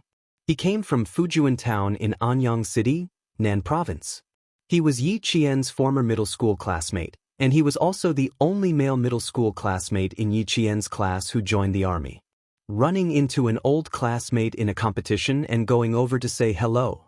It was not appropriate at all. Besides, even though she and Fu Dong were classmates, they didn't have much of a relationship. Middle school was the toughest period of her training. Other than Zhang Jiasen, Zhang Bin, Zhang Na, and Zhou Liao, she was only acquainted with the rest of her classmates. There wasn't much to talk about. Chapter 1606. Now was not the time to reunite with an old classmate. Yi Qian, who pretended not to hear him, stopped walking over. Instead, he gave Li Jinyan a meaningful look. Then, with one hand on the edge of the ravine, he nimbly leaped out of the ravine.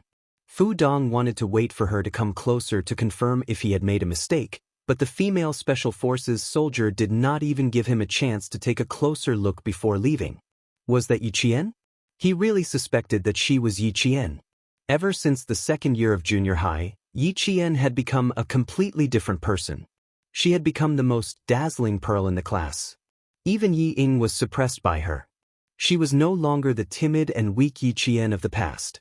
If it really was her, did Yi Qian quit high school to join the military? Then, he performed well and became a Special Forces soldier? No, how could it be so easy to become a Special Forces soldier? When he joined the military, he performed exceptionally well in the recruit company. He even naively asked the class leader if he could enter the Special Forces based on his performance as a recruit. The class leader pointed at an instructor who was teaching a recruit a lesson and said, "I don't need to tell you about the class leader's comprehensive ability. You've seen it for yourself." Even the instructor didn't become a Special Forces soldier. "Boy, do you think you can do it? But you still have potential. Keep it up, you might even become a Special Forces soldier." Fu Dong had felt that he had no hope of becoming a Special Forces soldier. He had almost hit every target, and every recruit had challenged him. He had won every single time, but he had not been able to become a Special Forces soldier. But he did not give up. He had joined the military as a high school student. He was a bit arrogant and always felt that he could succeed. He had joined the military half a year after his first year of high school. Now, he had worked hard for 2.5 years. At the same time, he also understood how difficult it was to become a Special Forces soldier. To him, there was no hope in this life. But now, he actually saw Yi Qian. A girl actually became a Special Forces soldier. Was this possible? A cold male voice came from behind him. It was like an icicle in winter. It was so cold that he immediately snapped out of his daze. Fu Dong turned around and looked at the Special Forces soldier who had easily taken care of her. She couldn't help but look at his armband. Unfortunately, there was nothing on it. What he said to her just now was, "Thank you for your hard work." Fu Donglian, who was still a little confused, restrained her expression and reached out her hand to shake his. She smiled and said, "You're welcome. We're all brothers. It's my duty." Fu Dong, who had been training in the army for nearly 2.5 years, had learned to remain silent. Even though his heart was filled with questions and shock, he did not think of chasing after the female soldier just now to confirm whether or not she was Yi Qian.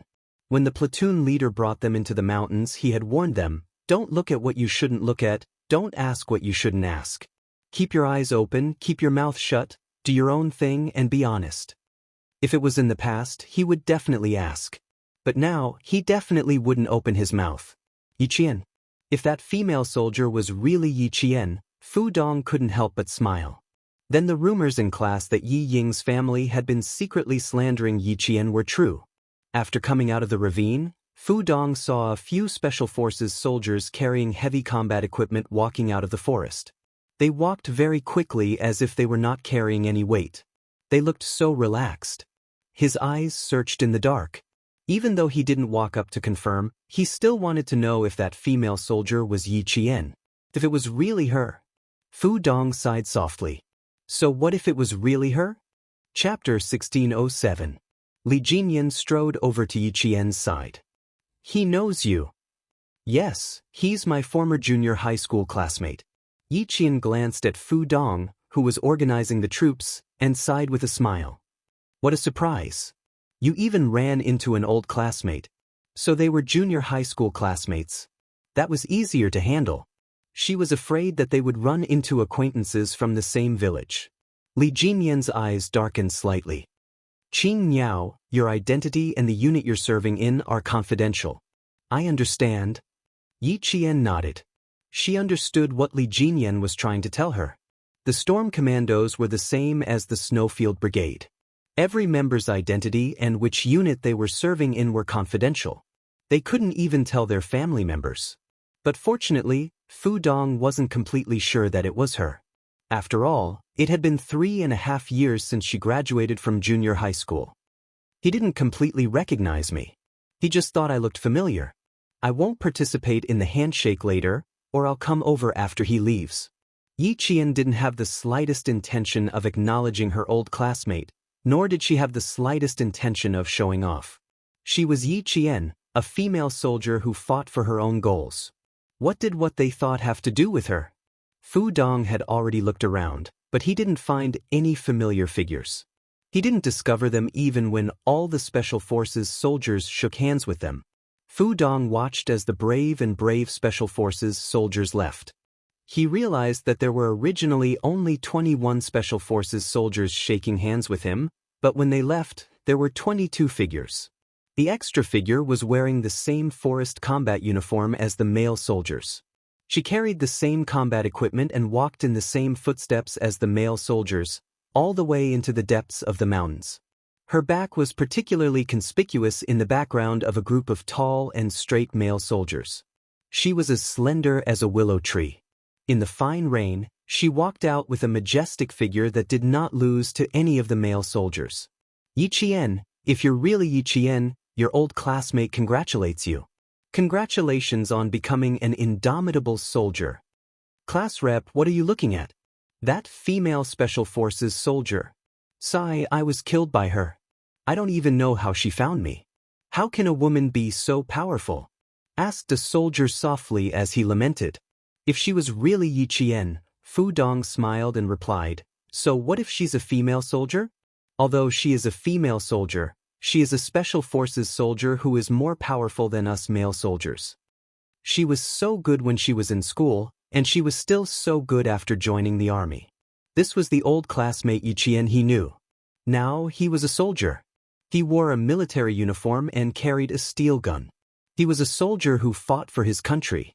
Fu Dong did not think about it anymore, nor did he deliberately ask about it. Although he was not sure if it was Yi Qian, he believed that the female soldier who did not even show up to shake his hand was his old classmate. As a soldier, he naturally had to protect his old classmate who was also a soldier. Yi Qian did not know what his old junior high classmate was thinking at this moment, but he knew that if Fu Dong recognized him, then as a soldier, he still had the basic sense of confidentiality. Class representative to be able to become the class rep of a class. It showed that Fu Dong's performance in the army was also very good. This way, even if he really recognized him, there was nothing to worry about. The fine rain continued to fall. The burned cedar mountain was already a few kilometers away from the Storm Commandos. At 3 o'clock in the afternoon, the two teams completed their support fire and then entered the area where the two armies fought together to complete the 300-meter time-limited accurate shooting with 100 bullets. Chapter 1608. There were many factors that could affect a bullet's accuracy, and the drizzle and wind were among them. The weather that the Storm and Shuiyu teams encountered was not good. It was raining on the sea, and it was still raining when they were out of the sea. The wind and rain did not stop, and it continued to rain and disturb them. The Special Forces soldiers who were advancing in the drizzle were drenched inside and out. Their clothes were so wet that water could be wrung out. There was not a single spot on their bodies that was dry. Yi Qian, who had always been able to endure, waited until around 5 in the afternoon. Her face was unusually pale, and her originally rosy lips were sickly pale. Li Jinyan was the closest to her, and he could feel her change the most. You can only rest after this. Hold on for another hour. The devil slowed down and looked at her combat equipment that was as heavy as the male soldiers. He pursed his thin lips and said in a low voice, "Give me the bag, but you have to hold the gun yourself." She did not know what would happen next. The gun, only in her own hands could she ensure her own safety and protect the lives of her comrades. Yi Qian, who felt a slight discomfort in her lower abdomen, secretly adjusted her breathing. She shook her head and smiled at him. "It's okay. I can still hold on. I can still carry it myself. If I can't, I'll report it to you." In the face of her insistence, Li Jinyan's cold gaze lingered on her face for a few seconds. He nodded slightly and said, "Okay. If you have any problems, you can respond at any time." He paused for a moment and added, "I'm still considered reasonable." His last sentence made Yi Qian feel a little awkward. She quickly recalled her interactions with the Devil King. She really did not say or unintentionally express his unreasonable behavior. Only then did she resolve the awkwardness in her heart. "I know. I can still hold on for now. If I can't, I'll respond at any time and ask for help from my comrades." With that said, Yi Qian's pale face broke into a soft smile. "I know that we should help each other." The female soldier's smile appeared so abruptly that it fell from his eyes to his heart. It did not fall lightly, but heavily. It suddenly hit his heart so hard that even his heartbeat seemed to have skipped half a beat. Li Jinyan, whose heart skipped a beat, calmly retracted his gaze and softly replied, He could not help but take large strides and leave the female soldier. Female soldiers were indeed dangerous creatures. It was the right decision not to recruit female soldiers. The commander wanted to keep Qin Niao, but, forget it. Li Jinyan's mind was in a mess as he left. After he left, Yi Qian heaved a sigh of relief. He was indeed feeling a little unwell, but it was not so serious that he needed the help of the male soldiers. As a girl, there would always be a few days of normal bleeding every month. Her normal bleeding was probably coming soon. Her lower abdomen had been feeling uncomfortable since around 4 in the afternoon, and now there was a dull pain. For the first time, Yi Qian felt the discomfort caused by normal bleeding. In the past, there was nothing uncomfortable about it. Li Jinyan didn't believe it. He had already seen that she was uncomfortable. How could she be fine? But if she could hold on, she had to hold on. They needed to arrive at the hunting area in advance and check it out in advance. Then, they had to complete the last 2 tasks together. The first was the 300-meter limited time shooting with 100 bullets.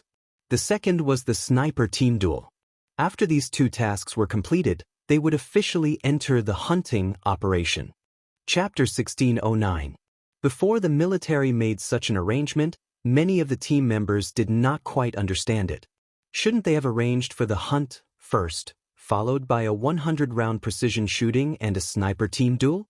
Why did they do it the other way around? Although they did not quite understand the military's arrangement, since it was an order from the military, all the team members had to accept it unconditionally. Even if they did not understand, they had to accept it first and then come out to understand why it was arranged this way. Reality proved that the military had made such an arrangement on purpose. They would exhaust all the team members' stamina to a certain extent and then arrange for the most physically and mentally intensive activities. This was to stimulate everyone's potential to the greatest extent and improve their individual abilities. As the commander of the battle, Li Jinyan understood the military's intentions when he received the order. He believed that Xia Jinyuan felt the same way. At the same time, they could also quickly arrange a plan that was beneficial to the final hunt. They could deploy and scout ahead of time to make up for the exhaustion of their stamina and end the hunt quickly. Right now, both teams were making the best use of their time to make arrangements for the follow-up battle. Even though Li Jinyan could see that Yi Qian was not feeling well, he could not stop for her alone. On the battlefield, it was absolutely impossible to delay an opportunity for personal reasons. Yi Qian naturally understood that, so she gritted her teeth and persevered. She did not want to delay the entire team's time. On a battlefield filled with gunpowder, time was life. How could she stop for personal reasons? She understood. As the commander of the battle, Li Jinyan understood it even more. An hour later, the storm commandos arrived at the mountain they were supposed to arrive at. It was already 6 p.m. and they were only 8 kilometers away from the joint combat zone of the two teams. 8 kilometers ahead was the joint combat zone of the two teams. Heading east was the combat zone of the two teams. It was a combat zone surrounded by mountains with a natural lake in the middle. The combat zone had a complex environment. They could rest here.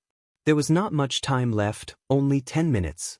10 minutes was enough for Yi Qian to take care of her personal issues. She had to take care of them. After putting down her equipment, Yi Qian asked for 2 minutes of leave from Li Jinyan. As for the reason, she did not say and went into the forest alone.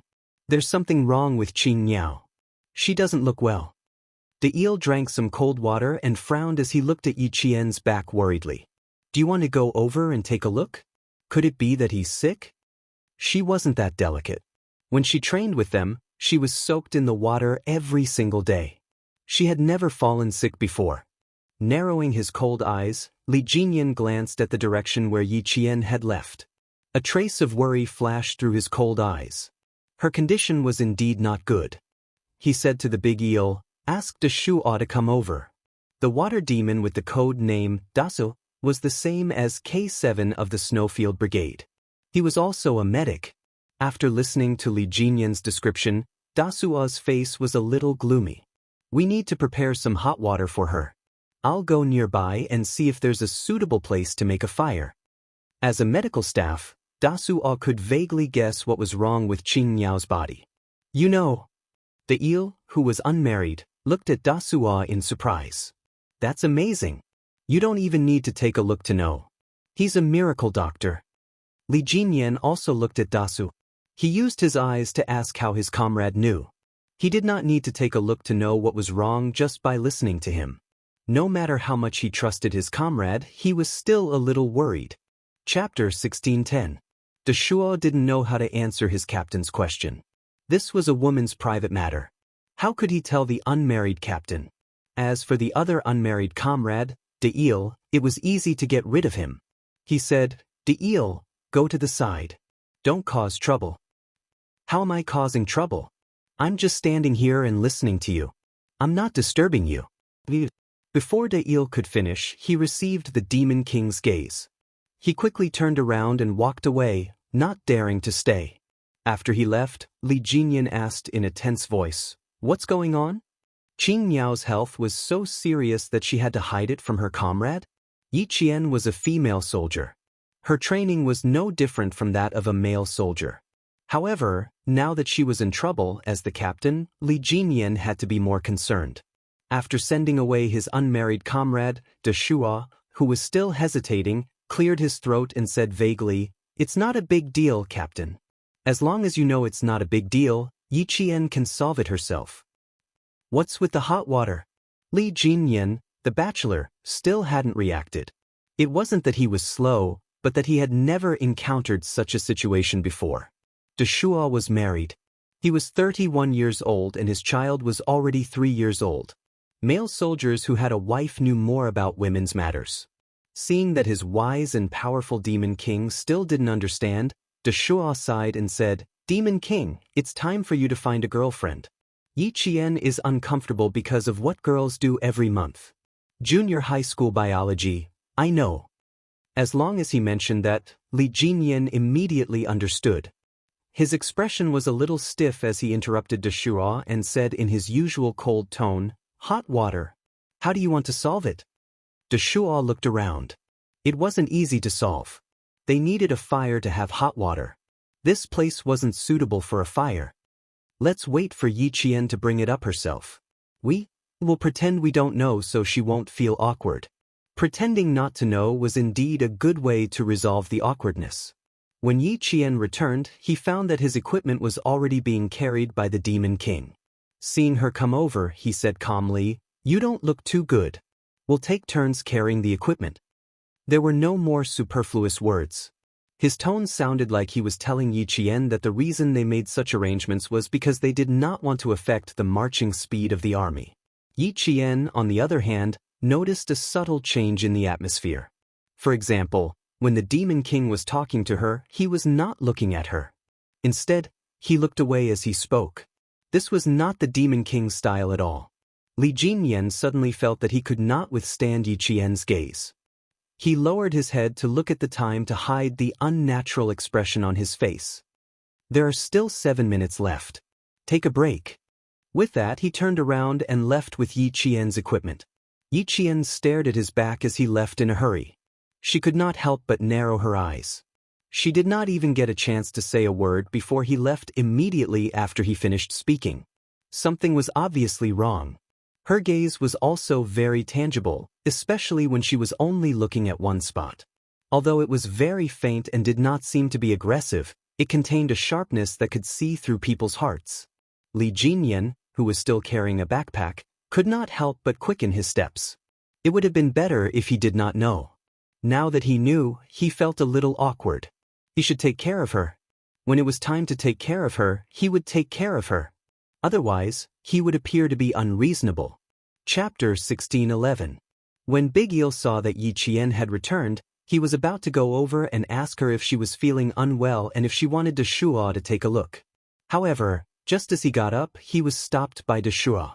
If Qing Niao really has any problems, she'll tell us. She's not telling us now because she doesn't want us to know. Do you want to make Qing Niao feel uncomfortable? He managed to persuade Big Eel.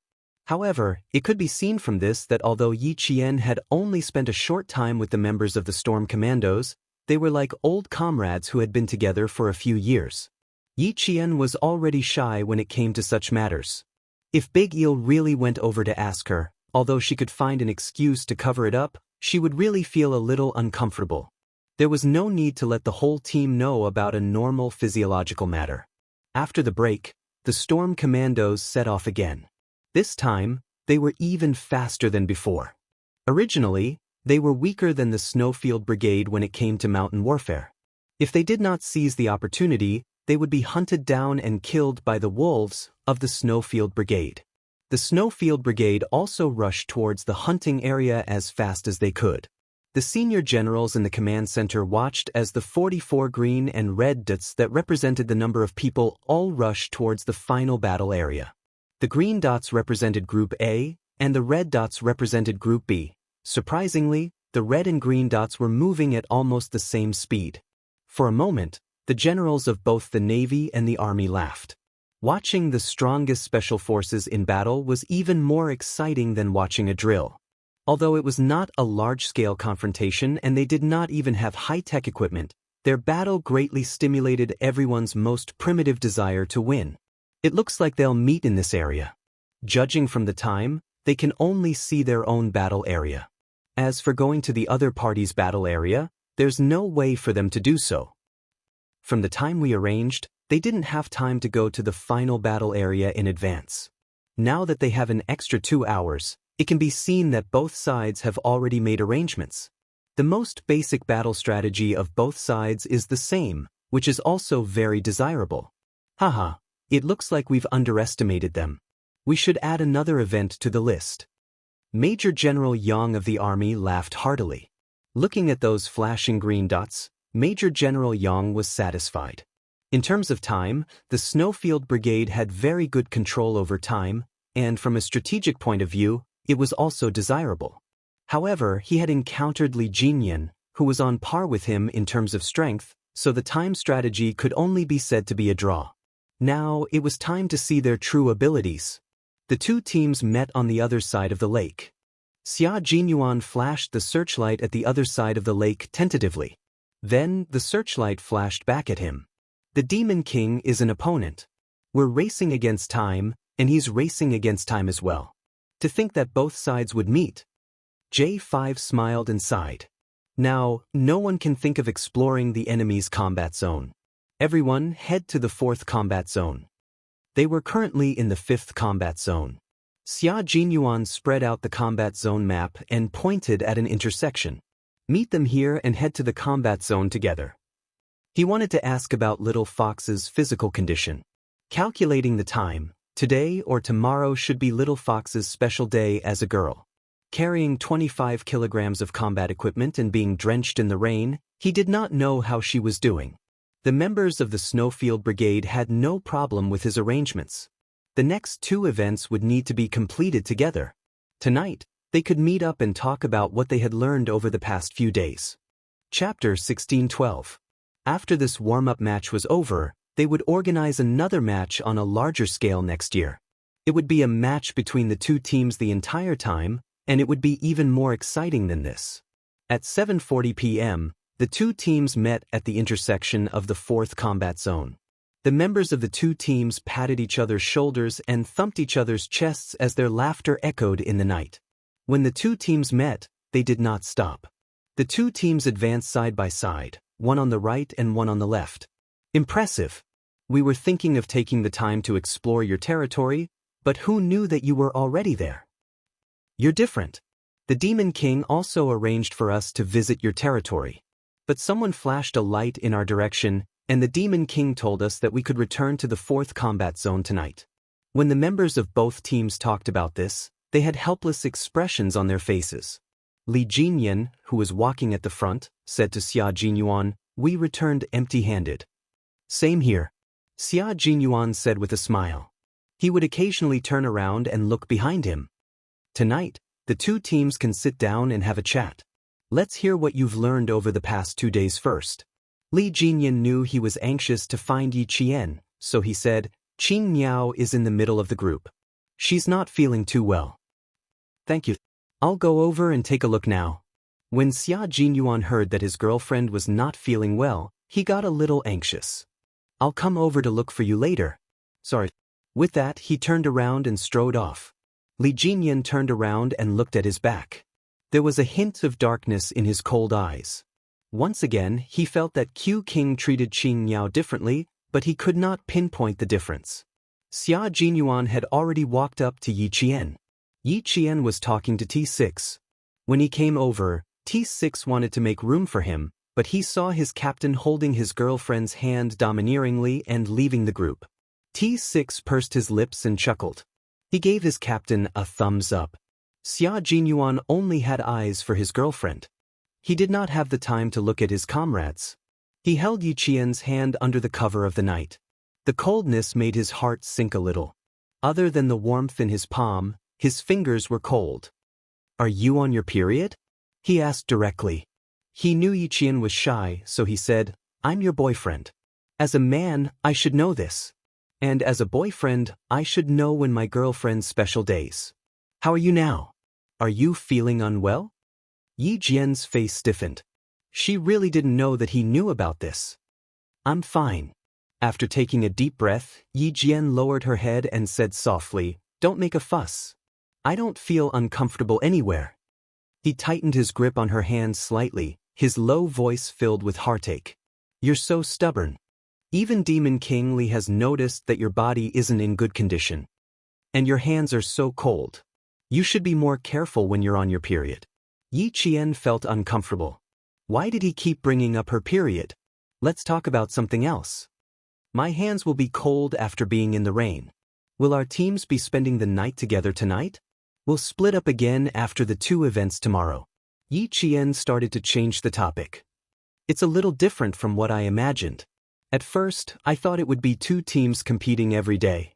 She was so shy that she even avoided talking about such a topic with him. Xia Jinyuan sighed softly. There was nothing else he could do but feel sorry for her.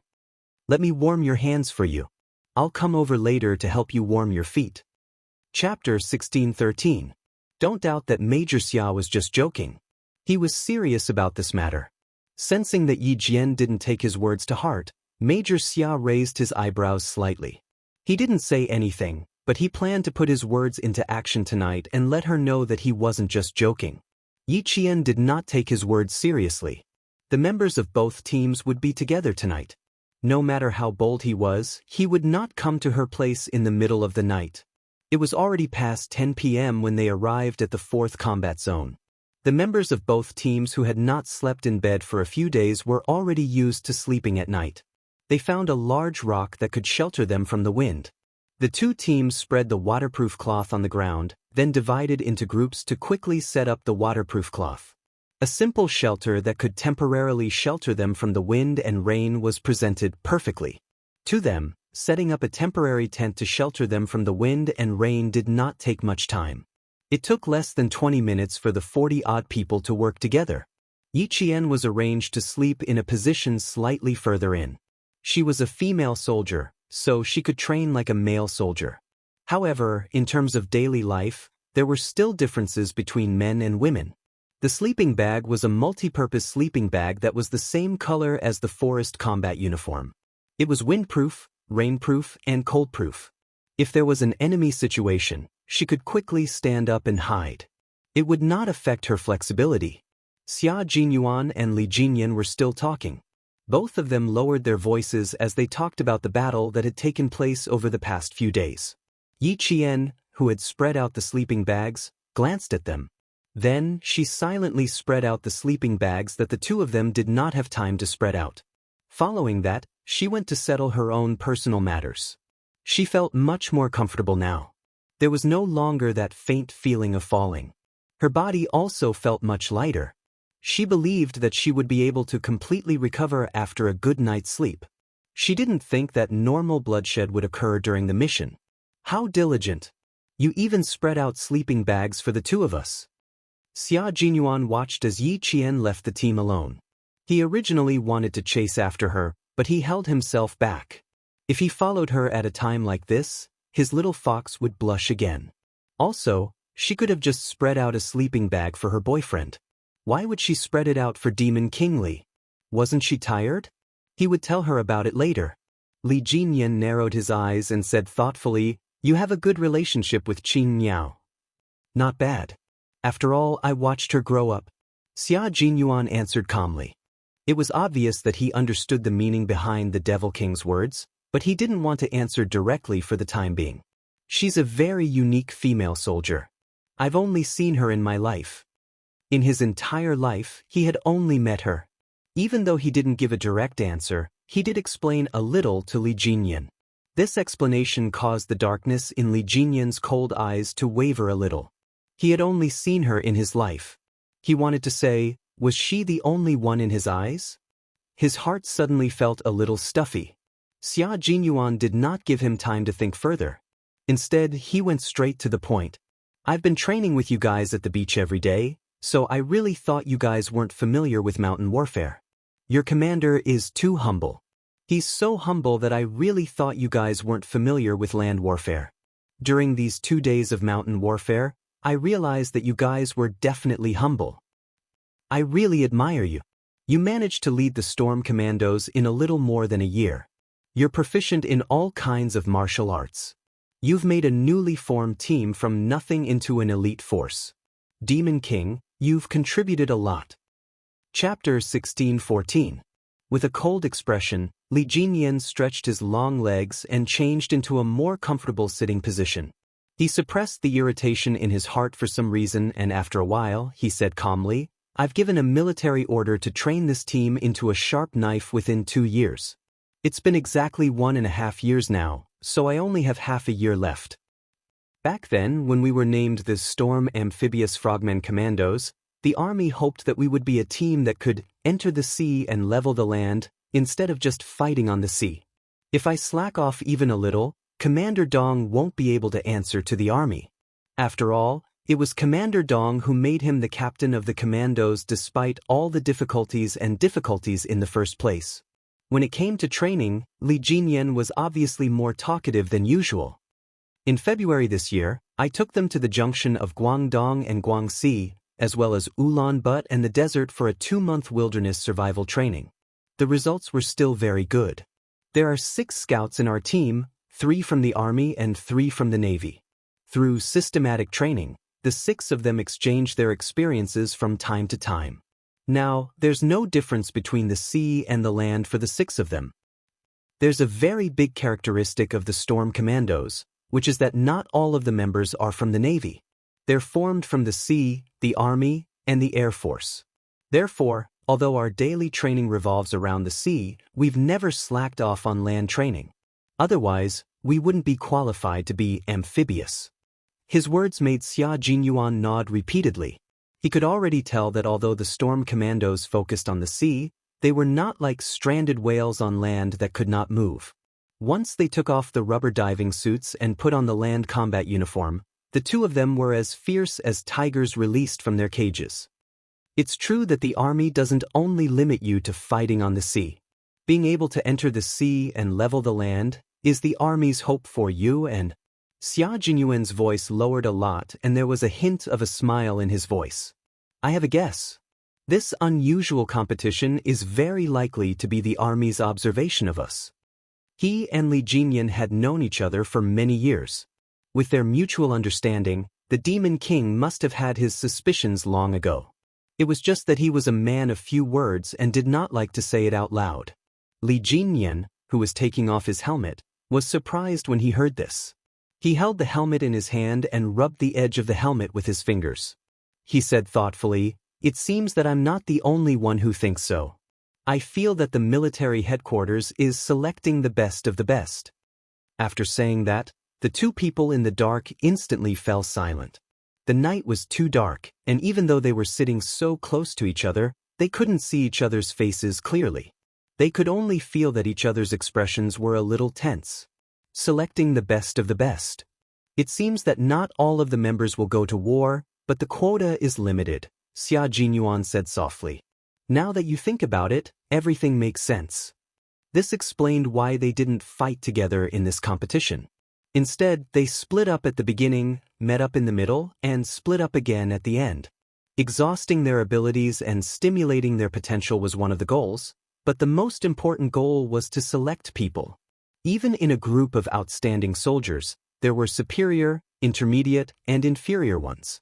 What the army wanted was the most superior soldiers. They wanted the best of the best, the best of the best. When Yi Qian, who had just returned, heard the phrase, selecting the best of the best, she couldn't help but raise her eyebrows slightly. When she heard Xia Jinyuan's last words, there was undisguised surprise in her eyes. Chapter 16:15. What's going on? Could it be that not everyone can go abroad to fight? She paused. Xia Jinyuan, who had been paying attention to her movements, saw that she hadn't moved. He apologized to Li Jinyan and hurriedly got up and walked over. His lowered voice couldn't hide his worry. Are you not feeling well? Do you need some hot water? No, I don't need it. Yi Qian didn't expect him to come over directly. She quickly explained, I'm fine. I was just a little surprised when I heard what you said. Previously, the Major General said that she was going to train with the two teams to represent the country to fight abroad. If there was a selection, then she only had a 50% chance of being selected. Thinking of this, Yi Qian's expression became serious. There was a hint of stubbornness between her eyebrows. If there was a selection, she definitely wouldn't run away. She would work harder to fight for the opportunity. That way, she wouldn't disappoint the Major General. The searchlight on the helmet was turned on. Xia Jinyuan looked at her face worriedly. Yes, her complexion was indeed much better than before. Her delicate lips also had a faint pink luster. Come and sit down. Let's talk about something. If there was a selection, of course, he wanted her to go. If not for anything else, he wanted her to fight for his pride. In the command center, the Major General and the Navy Commander looked at the red and green dots representing the two team captains. They had been in close contact for 10 minutes. The Major General raised his hand and rubbed his forehead. He said to the Navy Commander helplessly, Old Dong, why do I feel like something is wrong? It's like they'll make a move tonight. There were certain loopholes in the arrangement of this competition. It wasn't surprising that they found out about the military's specific intentions. The Navy Commander sighed and said, Paper can't wrap fire. The competition has been going on for 3 days. The two team captains must have a lot of questions in their hearts. Now that they've met and asked each other a little, our ultimate goal can't be hidden. Or maybe they found out. Now they've guessed. Before he could finish his sentence, the Navy Commander saw the small dot representing Qin Yao approaching. This is great. The three Zhuge Liangs are together. Tonight, they'll definitely know what we're trying to do. The Major General heard this and immediately looked back at the big screen. He laughed and said, I'm sure they've already guessed part of it. Now that the three of them are together, They're probably discussing this topic. Participating in the competition next year was no small matter. It was a matter of national glory. Although there were 44 elite special forces training together this time, there was a limit to the number of people who could represent the country in battle. Yi Qianjian had taken up one of the spots, so there were only 19 spots left. If the three of them know now, the Navy commander smiled and said, basically, the three of them are taking up the spots. So it doesn't matter if they know. As a battle commander, my analytical ability is naturally better than my team members. If they know, then let them know. Chapter 16:16. In that case, for the sake of fairness, let's announce it to all the team members. The Major General of the Army stopped smiling and looked at the big screen with a serious expression. Let them do their best for themselves. The Navy commander agreed and nodded. Only with competition can there be improvement. Only with motivation can there be hope. Let's see who will rise and fall. Just as the two senior generals had guessed, the three of them were indeed discussing this matter. Yi Jian said, if that's the case, then I... She looked at the two black figures that couldn't be ignored even in the darkness around her. I will do my best to become a female soldier who can stay. Then I can't lose. Xia Jinyuan's thin lips curved up slightly, revealing a faint, evil and confident smile. The female soldiers have all stayed. As the leader, I can't lose. Li Jinyan's answer was concise as usual. Same here. Then there's a very important question. Do we need to tell our comrades? The military didn't give us any clear instructions. It's obvious that they don't want us to know. After Xia Jinyuan finished speaking, his handsome face darkened. We need to contact the command center. Otherwise, it will not be fair to them. Unless all three of us don't participate. However, this was impossible. This kind of thing was the captain's business. Although she didn't have the right to speak, she could still say something. Yi Qian pursed his lips and said, I'm also one of the team members. Now that I know, the others don't know. Just as Q King said, it won't be fair to them. This was because everyone wanted to represent their country and fight for their country's glory. Contact the military. Contact the military. Two voices sounded at the same time. Xia Jinyuan looked at Li Jinyan and said, now, let's go together and contact each other. Yi Qian got up. Then I won't disturb the two of you. I'll go back and rest first. Good night. The two young majors who still had work to do nodded and watched her leave. Soon, the Navy commander and Major General of the Army in the command center received a call from their proud subordinate. Just as they had guessed, they really called to ask for confirmation. 5 minutes later, the members of the Storm Amphibious Frogman Assault Team and the Snow Region Special Forces were informed. The sudden news made them, who had always been calm, stunned for a few seconds. That's how it is. We guessed it 10 minutes before you guys did. After confirming with the military, we immediately gathered and informed our comrades. So, we're not just comrades, but also rivals. Xia Jinyuan stood at the front to announce the news. For this kind of thing, the sooner it was announced, the better. The quota is limited. The military didn't tell you exactly how many quotas there are. You just need to remember that all of you have the opportunity to bring glory to our country. Whether you can represent our country or not depends on your own ability.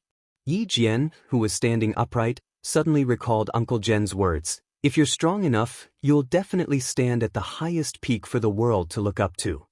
Suddenly, her heart was filled with lofty aspirations. Her pair of clear eyes seemed to be burning with a ball of fire, burning until her eyes were black and bright. For a moment, they were even more dazzling than diamonds. She didn't need the world to look up to her. She just needed to live up to this new life. Chapter 16:17. After the temporary assembly, Yi Qian could clearly feel that the atmosphere had changed. It was like a loaded arrow, filled with killing intent. Go for it, brother. Okay, don't cry when you lose. Looks like I can't go easy on you anymore. Let's see who's better. Qing Yao, from now on, I can't treat you as a female soldier. If I offend you in any way, please forgive me. Because I'm a soldier and I have my mission. It tells me that I have to keep moving forward. Big Eel stood in front of Yi Qian. The water ghost looked at Yi Qian seriously. From now on, we are comrades and also opponents. Yes, Big Eel. From now on, we are comrades and also opponents. So please don't treat me as a female soldier. Because a female soldier will not admit defeat just because she is a female soldier. Because a female soldier is also a soldier and has a fearless military spirit. Yi Qian looked at him with a smile and answered him seriously. She was a female soldier, but she had her own beliefs and pursuits. She was ready to go and fight for glory. Xia Jinyuan, who was standing behind her, smiled. His handsome and elegant face had a deep smile. As he looked at his girlfriend, the gentleness in his eyes rippled like water. After Big Eel left, he took a few steps forward and stood a certain distance away. The tall man stood quietly and looked at her deeply. Qing Niao, I'm the captain of the Snowfield Brigade, codenamed Q King. From tonight onwards, you are my comrade and also my opponent. I won't be modest just because you are a female soldier, and I won't give you special treatment because of our relationship. I am a soldier, I have my principles and I have my mission. As for you as a soldier, you don't need others to be modest, nor do you need special treatment. I will always believe in you. I believe that as a female soldier, you will overcome all obstacles and become an outstanding Special Forces soldier. As her boyfriend, Major Xia also said the same thing to his girlfriend. Look, this was the love between them. It was a unique love, a love that was even more dazzling than those romantic relationships. They were lovers, comrades in arms, and rivals. Their love in this life would be more exciting than anyone else's love. Yi Qian turned around and looked at the young major who had always spurred him on. His bright eyes were like crescent moons as he smiled. Thank you, Captain Xia. Thank you, Q King. Thank you to my boyfriend. You used your unique way to protect her growth and made her so happy. Not far away, Li Jinyan smiled as he watched. He finally understood why he had a subtle feeling every time he saw the two of them. As long as the two of them were together, their smiles, their words, even if they were just standing together and not doing anything, there was a kind of intimacy that no one could get close to. Turning around, Li Jinyan returned to his seat without hesitation. At the same time, he moved his sleeping bag a little further away, leaving more space for the two of them who couldn't be intruded. They were comrades in arms, rivals, and lovers. It was already very late at night. Xia Jinyuan, who was lying in his sleeping bag, turned slightly to his side. He used his hands to tightly hug Yi Qian's cold feet, using his body temperature to warm them up. He wouldn't give in to her during the competition, but in life, he would definitely do his best to take care of her and make her happy. Yi Qian struggled for a while and stopped moving. He had already experienced his stubbornness. He was a man of his words. When he said that he would cover her feet, he definitely wasn't joking. Chapter 16-18. That night, Yi Jian slept very soundly. Her cold feet seemed to be warmed by a ball of fire. The warmth spread from the soles of her feet to her limbs and bones. It was so warm that when she opened her eyes and woke up, she found that her forehead was slightly sweaty. Realizing that her legs were still in his arms, Yi Jian's face, which was full of vitality, blushed even more. She kicked her legs lightly, trying to get out of his arms. As soon as she moved, the man who had his eyes closed suddenly opened his eyes. His handsome eyes were like the cold moon breaking through the clouds. His gaze was so cold that it was suffused with a little bit of cold light. His hand was already holding the rifle. The moment he opened his eyes, Xia Jinyuan entered combat mode. This was a man who, as long as he was wearing his military uniform, combat uniform, or training uniform, was always in combat mode or in preparation for combat, no matter what he was doing at the time. At this moment, Yi Qian quickly pulled her feet back and sat up quickly, looking like she was about to get out of bed and get ready to get up. It was still early. The assembly time was 5:30 in the morning. Right now. Yi Qian looked at the time. It was still 15 minutes to 5 o'clock. She remembered that Xia Jinyuan didn't agree to it. He hugged her feet again and didn't get up. He lazily said, "You can still sleep for a while. Don't worry. None of our comrades are up now. If you stand like this, the sentinels will notice you. If they notice you, they will notice me." Little fox, do you think the sentinels will see me hugging your feet? Major Xia, who had his eyes closed, said softly. Because he had just woken up, his deep and slightly cold voice had a hint of sexy hoarseness. If you want the sentinels to see you, just sit. I won't mind. Yi Qian didn't think too much about it. After being reminded, she raised her eyes like a deer and looked around vigilantly. Her comrades hadn't gotten up yet. The sentinels were 5 meters away from them. Fortunately, they didn't notice her little action. The major, who had his eyes closed, seemed to know what she was doing. He slowly opened his eyes, and his deep, dark eyes were filled with smiles. The sentries are the scouts of the water ghouls. Little fox, do you want to continue sitting there? She didn't dare to continue being a role model. Yi Qian, whose heart was racing, was afraid that she would wake her comrades up if she spoke. She could only lie down again. She helplessly said to the major who was hugging her feet, "Hurry up and let go. It's going to be dawn soon. It won't be good if they see us. There's still some time before dawn. Don't worry. Why don't you sleep beside me for a while longer?" The major had his eyes closed, and he wasn't worried about being discovered in the slightest. He said in a calm and collected manner, "With me here, do you still need to worry about being discovered? If they see us, they'll see their comrades taking care of their comrades." Major Xia was the best at arguing irrationally. He wasn't worried, but she was. Yi Jian, who did not dare to move too much, did not directly argue with the unreasonable man in order to successfully withdraw her feet. Instead, she negotiated with him, "Then you have to let go of me so that I can go over." When he let go, she immediately got up. Xia Jinyuan knew his girlfriend very well.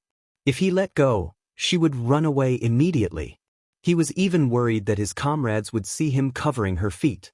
If the two of them slept side by side, TSK, would little fox be willing? Don't even think about it. The shy little fox would never agree to it.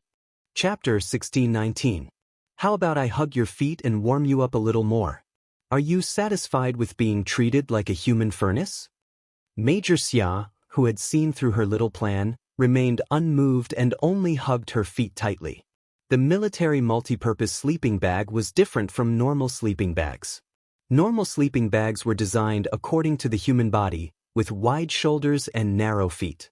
The multipurpose sleeping bags they were using now had sleeves that resembled clothes. It was designed to make it easier for soldiers to quickly grab their guns when they noticed something unusual while sleeping. The sleeping bag had a double-ended zipper. In order to allow Yi Qian's legs to be close to his body, Xia Jinyuan pulled the zipper up to his chest and hugged Yi Qian's legs. Therefore, as long as Yi Qian moved slightly, he could feel the wind in the mountains rushing towards his chest. Therefore, he sighed softly and said, "Don't move. My chest is cold. You don't want me to catch a cold, right?" She could still rest for a while. She was in a special situation right now, so she had to rest well. Even though Yi Qian knew that he was deliberately acting pitiful, he couldn't bear it and could only whisper, "I'm much better now. I wasn't in good condition yesterday, mainly because I've been soaking in the water every day. Now, I'm really fine after sleeping for a night. If you don't believe me, I'll come over and let you take a look." Xia Jinyuan believed him. When he heard this, he let go of his hands and sat up. He reached his right hand out of the sleeves of the sleeping bag and gently stroked Yi Qian's cheek. It was very warm. His body temperature was indeed much more normal than last night. As for whether his qi and blood were good, there was no way to tell at the moment. He could only wait until dawn to find out. Finally, he could pull his legs back. Yi Qian instantly breathed a sigh of relief, and even his expression became lighter. He didn't stop Xia Jinyuan from stroking his face. "Do you feel that my body is much warmer?" She felt the gentle touch of his fingers on her face. It was very light and very soft, like a flower gently falling into her heart, filled with a sweet floral fragrance that made her feel sweet. Yi Qian smiled at the man who only had a rough outline. The corners of his mouth were a little deep. "I couldn't take care of my body during training, but I won't push myself when I'm resting." During training and missions, no matter how bad her body was, she had to hold on. This was the tenacious willpower that a soldier must have. When she was resting, she would adjust her body so that her body wouldn't be unable to get the rest it needed when she was resting. She needed to be strong, but she wouldn't push herself just for a moment of strength. Xia Jinyuan then looked at his girlfriend sitting in front of him and laughed softly. Indeed. It seems like I was a human furnace last night. You sound like you're energetic, so there shouldn't be any big problems. I can't bear this kind of thing for you, so I'll have to trouble you. Yi Qian. It was better to change the topic. She didn't want to talk about her physical problems at all. However, it was indeed because of him that she was able to sleep so soundly last night. She thanked him graciously. Yes, thanks to Q King for taking care of me last night, I'm so energetic now. How are you going to thank me? Xia Jinyuan didn't give Yi Qian any time to catch her breath. He quickly said, I'll be happier if you thank me sincerely. Of course, we can only record it now. We'll talk about it after training. After bringing his girlfriend to his unit, Major Xia suddenly realized that he could occasionally seize the time to talk about love and romance. It had to be said that this was a good way to kill two birds with one stone. Chapter 1620.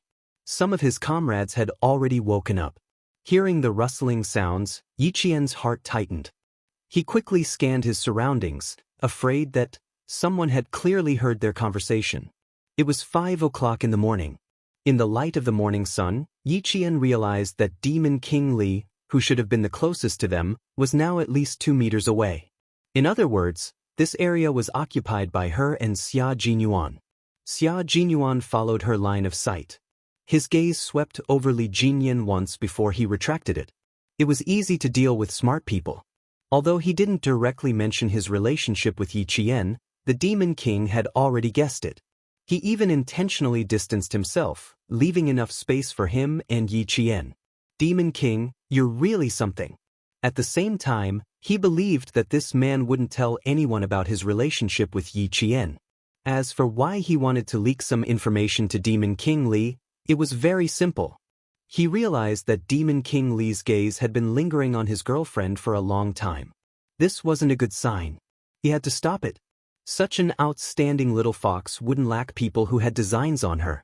He also couldn't defeat all the men who had designs on her, but that didn't stop him from declaring his authority as her boyfriend. Since he knew, he had to attack and not give the other party a chance. The love letter incident, he had to learn from it.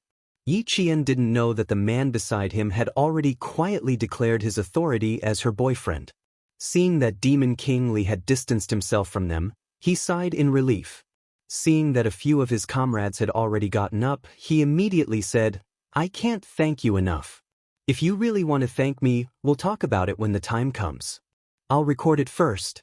Also, don't collect interest. Major Xia, who had originally planned to collect some small interest such as a kiss, a gift, and so on, decided against it. He was afraid that he wouldn't even be able to collect his capital when the time came. He also heard the commotion of his comrades getting up. He knew that the short time between the two of them had to come to an end. Besides, he also didn't want everyone to know about his relationship with Yi Qian. Even if he wanted to announce it, he had to wait until Yi Qian had entered the Snowfield Brigade and achieved a certain level of success.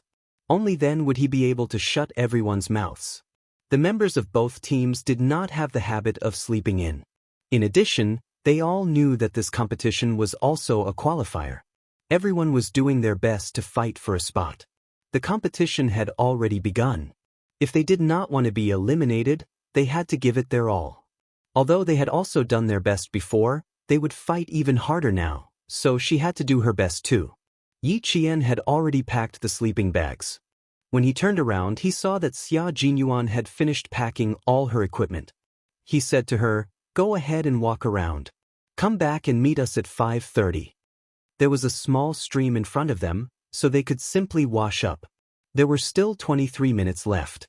Yi Qian saw that Demon King Li was also packing up and had yet to assemble his team. She nodded and followed him into the forest. Before she left, she quickly felt around in her bag and calmly placed one hand in the pocket of her combat uniform. Only then did she catch up with Xia Jinyuan. His girlfriend's little movements were seen by his boyfriend, but he didn't point it out. Instead, his thin lips curved into a sexy arc. She was really cute.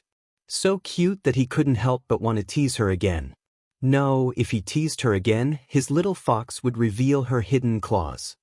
She would fly into a rage out of humiliation and scratch his face with her claws. That wouldn't be worth it. Chapter 1621. In the morning, Yi Qian naturally had to deal with her personal matters again. Fortunately, she only had 3 days. After 3 days, she would have 4 days of small tasks, so she didn't have to go through so much trouble. After entering the forest, Yi Qian took advantage of Xia Jinyuan's time to wash up. She immediately dealt with her own matters and cleaned up any traces she left behind. The forest was very quiet, and there was even a faint mist surrounding it. The early birds were already chirping happily on the branches, playing Ode to Joy for the couple who could take a walk together for the time being. Xia Jinyuan didn't mention anything about personal matters again. Instead, he said in a deep voice, "Today and tomorrow will be the most tiring 2 days. Do you remember the captive plan that I told you about? From this afternoon onwards, Qing Niao, you have to be careful.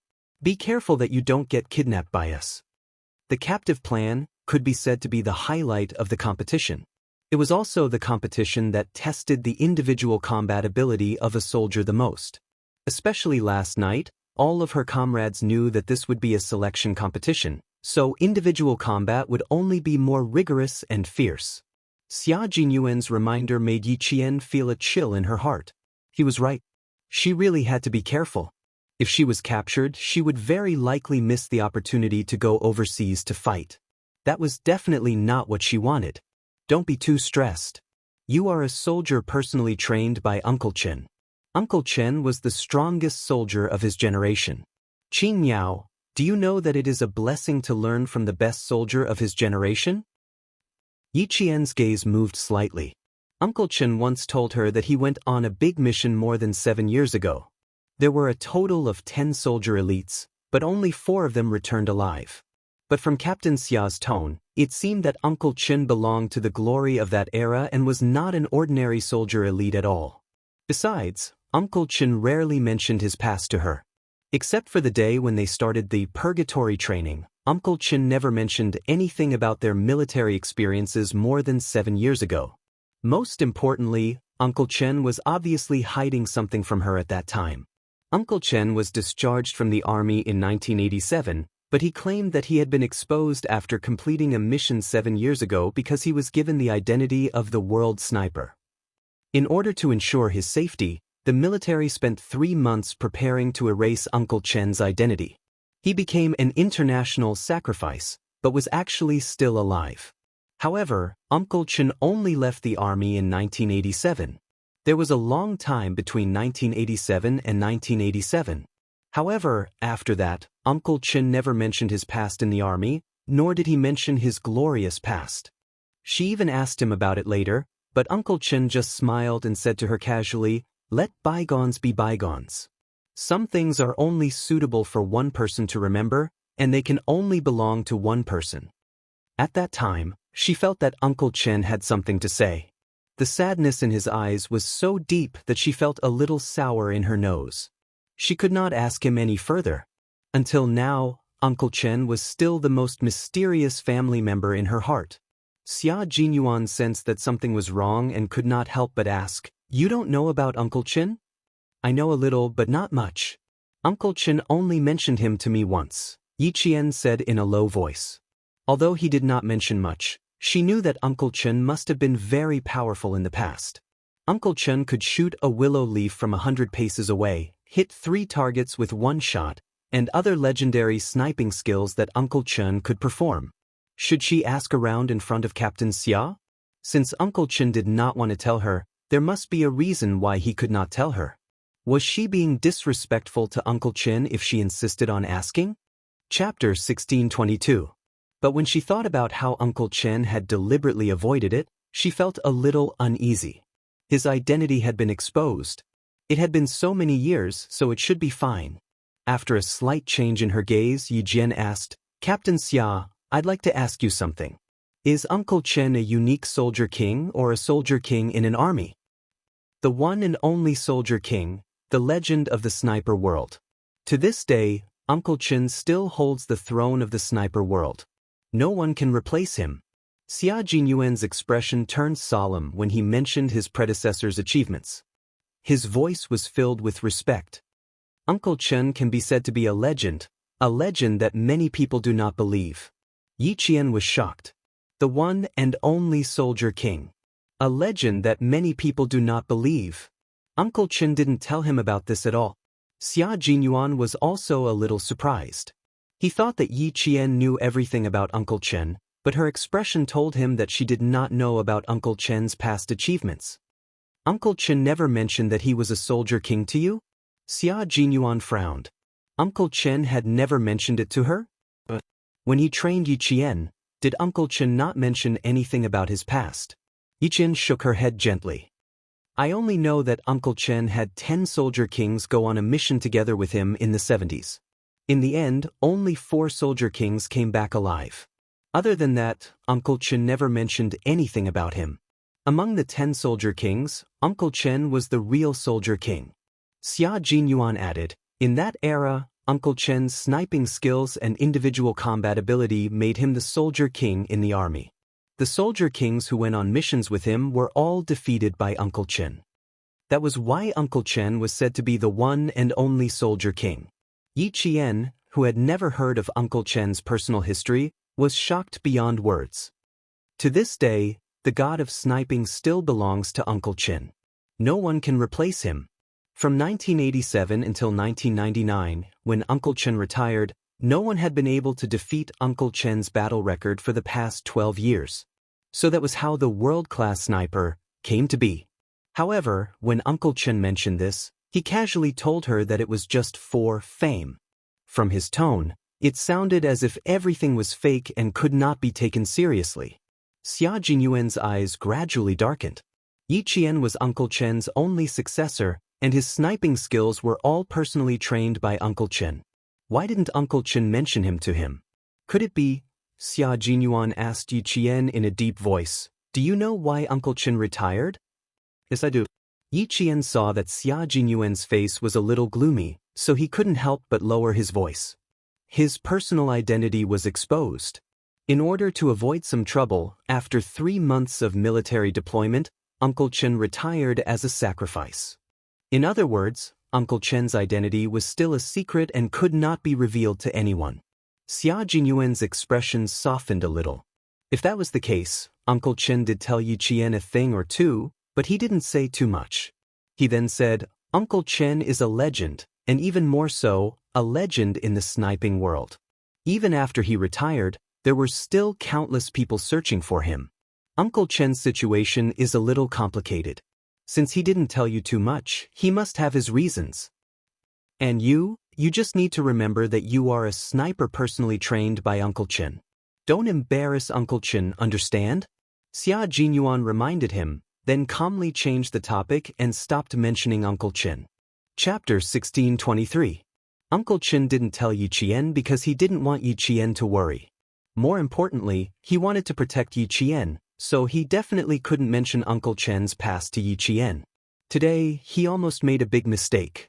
He thought that since Uncle Chen and Yi Qian were relatives, Yi Qian should know everything about him. Yi Qian pursed her lips. Uncle Chen didn't want to tell her. Captain Xia didn't want to tell her either. Why did they have to hide it from her? Could it be that Uncle Chen was still in danger? What other secrets did Uncle Chen have? Was it a dangerous secret? Yi Qian, who was sensitive, lowered her eyes. The complicated emotions in her eyes were covered by her long and thick eyelashes. She was a little worried. When Xia Jinyuan saw this, he knew that his words had disturbed Yi Qian's emotions. After the training, he had to give Uncle Chen a call immediately and apologize to Uncle Chen. Uncle Chen, who was far away in Shuka village, opened the wooden door. When he saw who was knocking on the door with the help of the light, his resolute face suddenly changed. Hello, is this the home of martyr Sun Xueqing?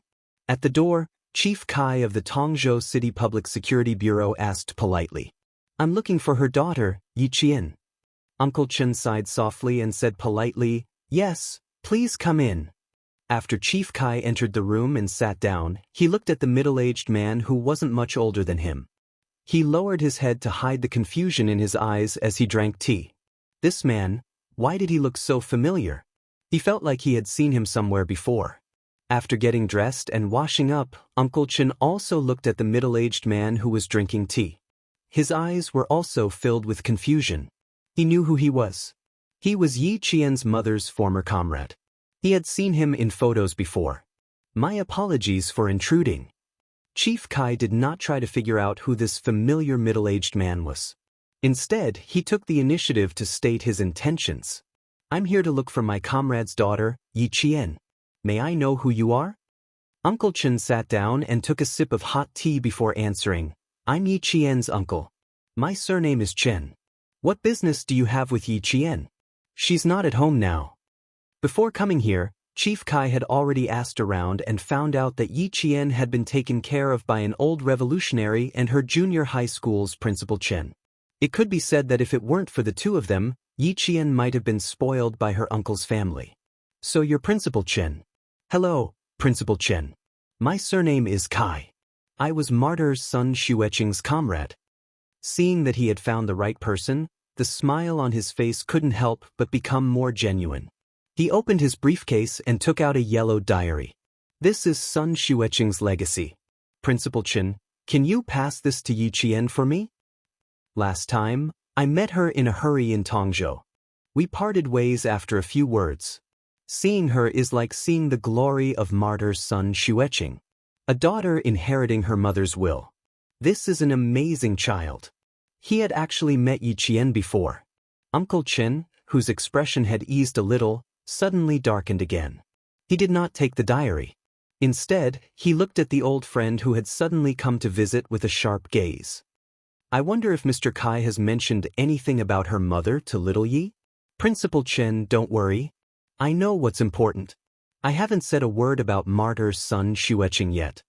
Seeing Principal Chen's sharp gaze, Chief Kai straightened his body slightly and said with a serious expression, it seems that Principal Chen also knows about Martyr's son Xueqing. I haven't mentioned this to Yi Qian yet because I have many questions myself. Chapter 1624. The morning breeze blew in through the open door, bringing with it the chill of winter. Principal Chen looked solemnly at the open door of the central room and said to Chief Kai, if you don't mind, let's sit in the kitchen. We can talk while warming ourselves up. How about that? He didn't know if anyone in the village had seen this Mr. Kai before. There were a few famous gossipy women in the village. If they saw him, they would probably gossip about him. The village was small, so if a stranger came in, it was inevitable that everyone would ask a few questions. This was the typical village life. No one had bad intentions, so when they gathered together, they would gossip about each other. There were almost no secrets to speak of. I don't mind. Please lead the way. Chief Kai smiled and stood up first. He had a good impression of Principal Chen. He saw a familiar aura in him, the mighty aura of a soldier. As retired soldiers, he felt that the distance between them was much closer. Yi Qian's house was an old house from the 1980s, unlike the small red brick houses that were being built in the village. They were all made of mud bricks and painted with white lime powder. Although they were old, they were clean and clean. It was warm in the winter and cool in the summer. The kitchen was used to heat the fire. Principal Chen usually ate here as well. He would burn the chopped firewood and set up an old-fashioned kettle. Chief Kai smiled when he saw this. I haven't seen this kettle in a long time. I used to see it in the army. When they talked about the army, Principal Chen, who was also a retired soldier, also smiled. Our village still uses this kettle. It's convenient and durable. The water it heats is also delicious. The conversation became more relaxed, and there was no coldness like before when they met. Unknowingly, the water in the fire boiled, and white steam rose from the kettle. Principal Chen put on a pair of gloves and picked up the handle of the kettle, which was blackened by the smoke from the firewood, to brew a new cup of tea. He handed it to Chief Kai and sighed. Old Kai, tell me about Yi Qian's mother. Half an hour later, one called him Old Kai, while the other called him Old Brother. Yi Qian looks like her mother, but she looks calmer than her mother. She also has the aura of a soldier. Chief Kai took a sip of the hot tea that had just been brewed. The tea leaves were also self-made, and the fragrance of the tea filled his mouth. The firewood crackled as it burned, and the light from the fire illuminated Chief Kai's face, revealing a hint of melancholy. Although I've only met Yi Qian once, I can tell that this child is very opinionated. He's exceptionally calm when something happens, and he has the courage to make prompt decisions. Yes, this child is more opinionated and stronger than her mother. Principal Chen nodded. After talking for more than half an hour, he could tell that he used to have a good relationship with Yi Qian's mother. They had a very deep friendship. Therefore, when he mentioned Yi Qian, it was as if he was talking about his own child. He had the tolerance and love of an elder. Chief Kai recalled how he had interacted with his former comrade, and there was both joy and sadness in his eyes. With such an outstanding child, Hong Mei can rest assured in the underworld. Yi Qian was only 3 years old when she sacrificed herself. At such a young age, she was already an orphan. Fortunately, you and the old senior who passed away supported her and took care of her. Otherwise, this girl would have been spoiled by her uncle. Chief Kai's eyes flashed with a trace of hostility when he said the last sentence. Yi Qian is a sensible person. She knows clearly in her heart who treats her badly and who treats her well. Her uncle doesn't do things the right way, but Yi Qian is a domineering child who knows what's important. Chapter 1625. She knows what's most important to her, what she can give up on, and what she can put aside for the time being. We took care of her because she's worthy of being taken care of. She's talented, responsible, and a child who can achieve great things. If she's really useless, we wouldn't have nurtured her like this. Principal Chen didn't have any intention of claiming credit. Instead, he spoke very calmly and wasn't afraid that Chief Kai would misunderstand. That was the case. Why did the first-rank Sergeant Major's uncle want to nurture Yi Qian? Firstly, it was because of Yi Qian's mother. Secondly, it was because Yi Qian had matured and was no longer as weak and incompetent as before. Thirdly, it was because of her ability and talent. It was the same for him. If it wasn't for Yi Qian's ability and talent, he wouldn't have risked his identity being exposed to nurture her. At the time, that was indeed what he thought. However, the more he interacted with Yi Qian, the more he felt that she had a rare and precious quality. She had a clear distinction between good and evil, and she had a righteous heart. She never complained about being tired during training. Even if her body hurt, she would grit her teeth and persevere. As long as one interacted with Yi Qian for a long time, they would know that she was a good girl who deserved to be doted on. After all, Chief Kai didn't know Yi Qian very well. However, her courage to solve the problem last time had left a deep impression on him. Therefore, when Principal Chen mentioned Yi Qian, he felt that Yi Qian was the real Yi Qian. He didn't know why, but he believed in her so much. It was probably the so-called love the crow, love the crow.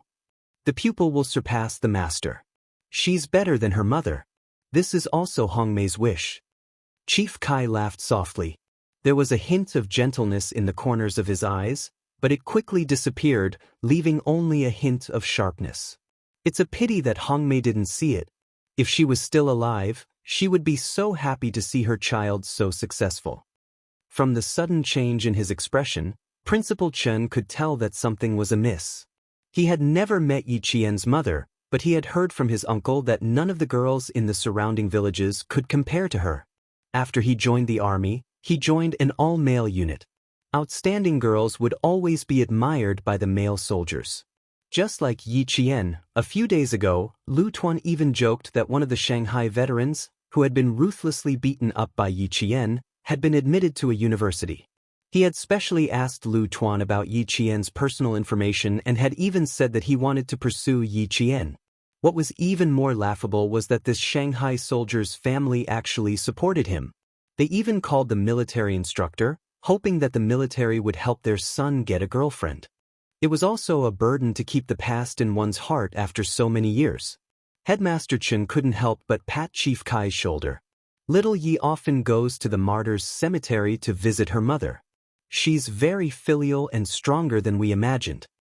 But she still has a lot of things to do, such as finding out the real culprit behind Hong Mei's death. The sad conversation was suddenly filled with sharpness because of Chief Kai's sudden words. The middle-aged veteran, who was now the director of the Tongzhou City Public Security Bureau, looked at Principal Chen calmly. "Brother, I'm here to tell Yi Qian that her mother's sacrifice is true, but if it weren't for someone leaking her identity, Hongmei would never have been sacrificed." The firewood was still burning brightly, and the heat it emitted made people feel warm and comfortable. Occasionally, sparks would splash, and bits of stardust would flash across the sky. The red light would disappear after a short while. Chapter 1626. Just like the fire in Chief Kai's eyes, because Principal Chen did not answer for a long time, it went from bright to dark and eventually turned into ashes. There was not a trace of light left. "Brother, you don't believe me, right?" Chief Kai sighed heavily, the corners of his mouth full of bitterness. "Yes, it's been almost 20 years. Who would believe me? If I don't believe it myself, who will believe what I say?"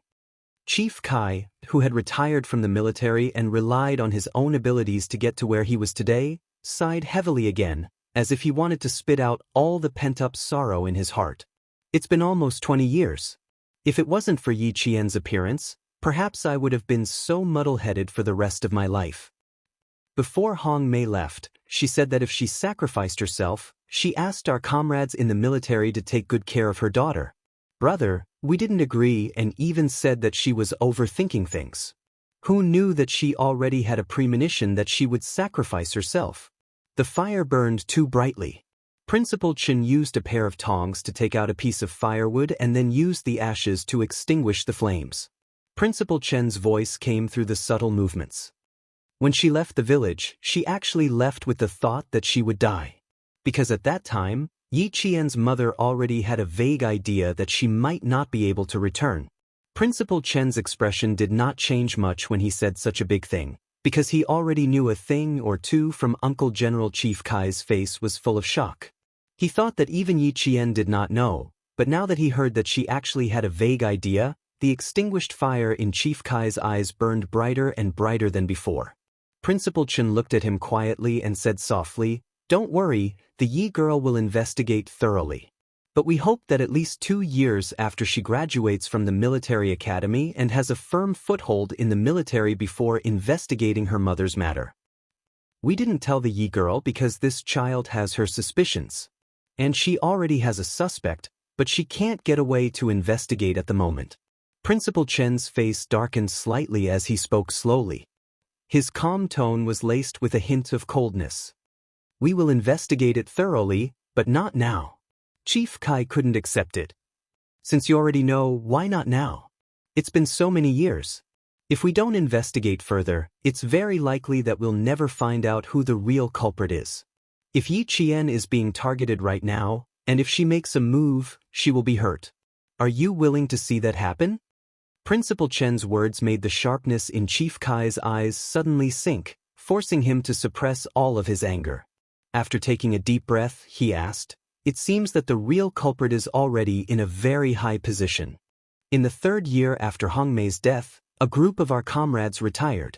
In September, we wrote a letter to the town, and in early October, we received a reply saying that Yi Qian had died young after falling into the water. At the end of December, we sent a retired comrade to Fujian town to investigate personally. He also received news that Yi Qian had died young. After that, we didn't inquire further, and we all believed that the news was true. When I met Yi Qian in Tongzhou, she told me personally that she thought it was a miracle that she was able to survive safely. From that, I knew that someone had been secretly preventing us from inquiring about Yi Qian. They even bribed the comrades we sent to confirm the news, so that we would completely believe that the daughter of Hongmei had died young after falling into the water. Then, brother, you said that Yi Qian is being targeted right now, and if she makes a move, she will be hurt. This is the thing that our old comrades don't want to see the most. The real culprit is preventing us from meeting Yi Qian because they're afraid that we'll tell Yi Qian about Hongmei's death back then." Chapter 1627. The more he spoke, the colder Chief Kai's expression became. Principal Chen frowned as he listened. He didn't expect Yi Qian's mother's comrades to have come to Fujian town. He also didn't expect to receive news of Yi Qian's premature death. 3 years after her death.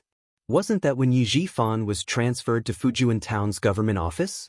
Principal Chen couldn't help but say, the situation is more complicated than you think. Someone tried their best to stop you from meeting Yi Qian, and at the same time, ordered Yi Jifan's family to raise Yi Qian so that the truth behind Yi Qian's mother's death would never be revealed. If even the biological daughter didn't investigate the truth behind her mother's death, then who would?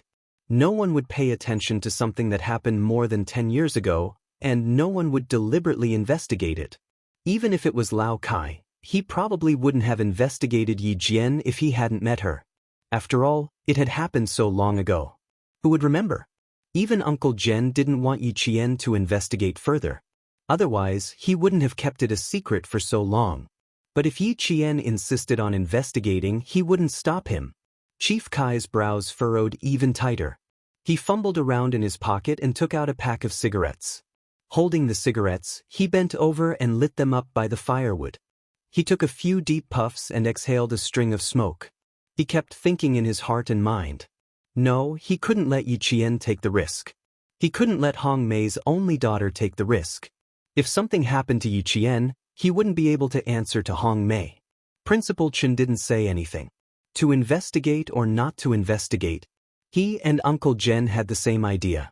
As long as Yi Qian went far and stood high, they didn't want her to lose her happiness because of hatred. Old Chen, let me investigate Hong Mei's matter.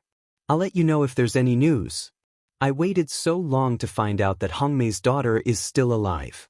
As long as Yi Qian wants to investigate, I will definitely help him. After finishing his cigarette, Chief Kai didn't have any expression on his face. This high-ranking police chief said word by word, my life was saved by Hong Mei. Now, it's time for me to repay her with my life. Brother, tell Yi Qian not to touch her for the time being. Let me do it. Principal Chen did not say anything else. He only asked, why must we investigate? Brother, let me tell you about Hong Mei. You'll know why I'm doing this after you hear it. When he mentioned his comrades who had sacrificed themselves, a gentle look appeared in Chief Kai's eyes again as he reminisced about those days when he was young. That year, China began to form a female special forces unit to carry out special and dangerous missions that male soldiers could not complete. Hong Mei stood out from more than 6,000 female soldiers and appeared in their unit in a clean military uniform, becoming the flower of the unit. She risked her life even more than the male soldiers. One of her comrades mistakenly used a grenade. Seeing that a serious accident was about to happen, it was Hong Mei who kicked the grenade away. The male soldier was bitten by a poisonous snake. Without saying anything, Hong Mei possessed his body to take the poison and saved his life. When they encountered an avalanche, Hong Mei ignored the risk of her own life and relied on her own strength to drag 2 male soldiers whose legs were broken. When they entered the desert and encountered a sandstorm, the entire unit got lost. It was Hong Mei's bottle of water that saved the lives of 20 people in the unit. His life was supposed to be sacrificed at some border, but Hong Mei braved the hail of bullets to save him. Her calf and shoulder were pierced by shrapnel. Chapter 1628. Although Hong Mei was only a female soldier, the bravery and fearlessness she displayed made all the male soldiers respect her. Brother, Hong Mei is just that good. She is just that worthy of respect. Back then, the Prime Minister personally put the red flag on her because he knew about Hong Mei's heroic deeds and called on the entire military to learn from her. Whenever Sun Xueqing was mentioned, Chief Kai's sitting posture would be the standard one he used to hold meetings in the army. His back was straight, his legs were slightly pressed together, and the hand holding the cigarette was placed respectfully on his knees. Needless to say, the expression on his face was solemn, dignified, and full of respect. Principal Chen did not know much about Yi Qian's mother. After he heard everything, this world-class sniper was full of respect for this martyr who had sacrificed herself. In that case, Yi Qian really resembles her mother. She was brave and fearless, completely unafraid of sacrifice. But this child is much stronger than Hong Mei. She will not be swayed by emotions. Chief Kai pointed out the biggest difference between the mother and daughter. Hong Mei's fatal flaw is that she is soft-hearted. She is very soft-hearted and easily trusts others. She always thinks that people are kind, but she ignores the complexity of human nature. Yi Qian is different. Although I've only met Yi Qian once, the way she handles things is not something Hong Mei can compare to. If Hong Mei had made a prompt decision back then, perhaps none of the subsequent events would have happened. Although he did not find Yi Qian, Chief Kai felt that his trip was not in vain. As long as Hong Mei's daughter also suspected her mother's death and was interested in investigating it, then he could rest assured. Although I suspected that Hong Mei's sacrifice was suspicious, I really did not think of going back to investigate it. After all, 17 years have passed. In addition, because of Hong Mei's sacrifice, a few things happened in the unit. After sending Hong Mei away, all the comrades in the unit devoted themselves to new missions, and so did I. By the time we came back, more than half a year had passed. Even if I thought that Hong Mei's sacrifice was suspicious, I did not think too much about it because of the time constraints. This time, when I saw Yi Qian, this child did not know much about her mother. This made me very sad. Her mother is so outstanding and dedicated her life to the country, but her child doesn't even know what kind of soldier she is. This shouldn't be. In order to let Yi Qian understand her mother better, I went back to my old unit, but I found that there was no more information about Hong Mei in my old unit. I asked the young soldiers. None of them knew that there used to be such a respected martyr who was their senior.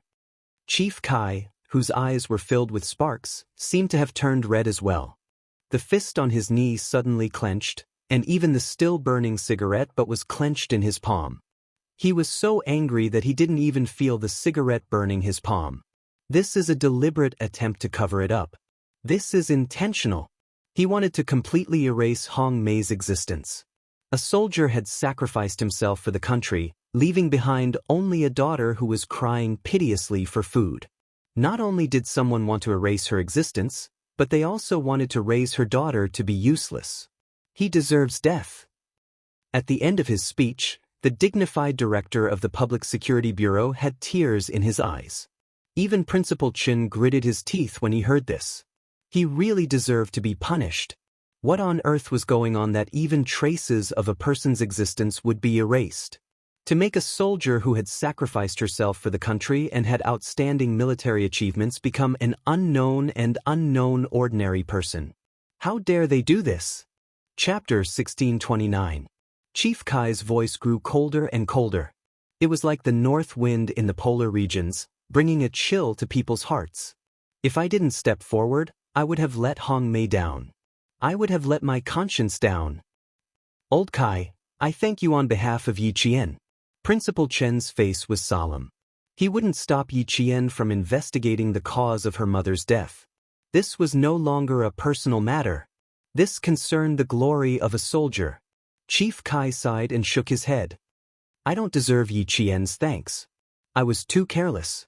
I've thought about it countless times, but I always thought I was overthinking things. Back then, if I had persevered a little longer, perhaps everything would have been different. He took out a small phone book from his briefcase that never left his hand and handed it to Principal Chin. This is the contact information of the comrades who had been through life and death situations with Hong Mei. They were all comrades that Hong Mei risked her life to save. I've contacted 4 comrades who are now of a certain status. I'll lead the investigation into Hong Mei's death in secret. When I contacted them, I found out that they also suspected that Hong Mei's death wasn't simple. This is their contact information. If there's an accident, old brother, you must let Yi Qian continue the investigation. We can't stop until we find out the truth. Principal Chen took the phone book. Yi Qian once wanted to investigate from her uncle, Yi Jifan. Later, someone warned him that there was someone secretly supporting him. Old Kai, if you want to investigate, you can start with Yi Jifan. There's also old Madam Yi and her son-in-law, Sun Yaozu. You can investigate them. I think you'll find something. However, you have to be careful. We haven't done anything to these people yet because we're worried about them. We don't want to alert the enemy and ruin the girl's future. Chief Kai narrowed his eyes with a serious expression. Not only was his expression cold, but there was also a hint of murderous intent. This person's status is definitely not ordinary. His family background is definitely not simple either. He's either from the military, or his family is in the military. Old brother, Don't worry. We'll be careful. We won't let anyone find out. And I'm not afraid of any accidents. I just want to give Hongmei justice. Give me the justice that a soldier deserves.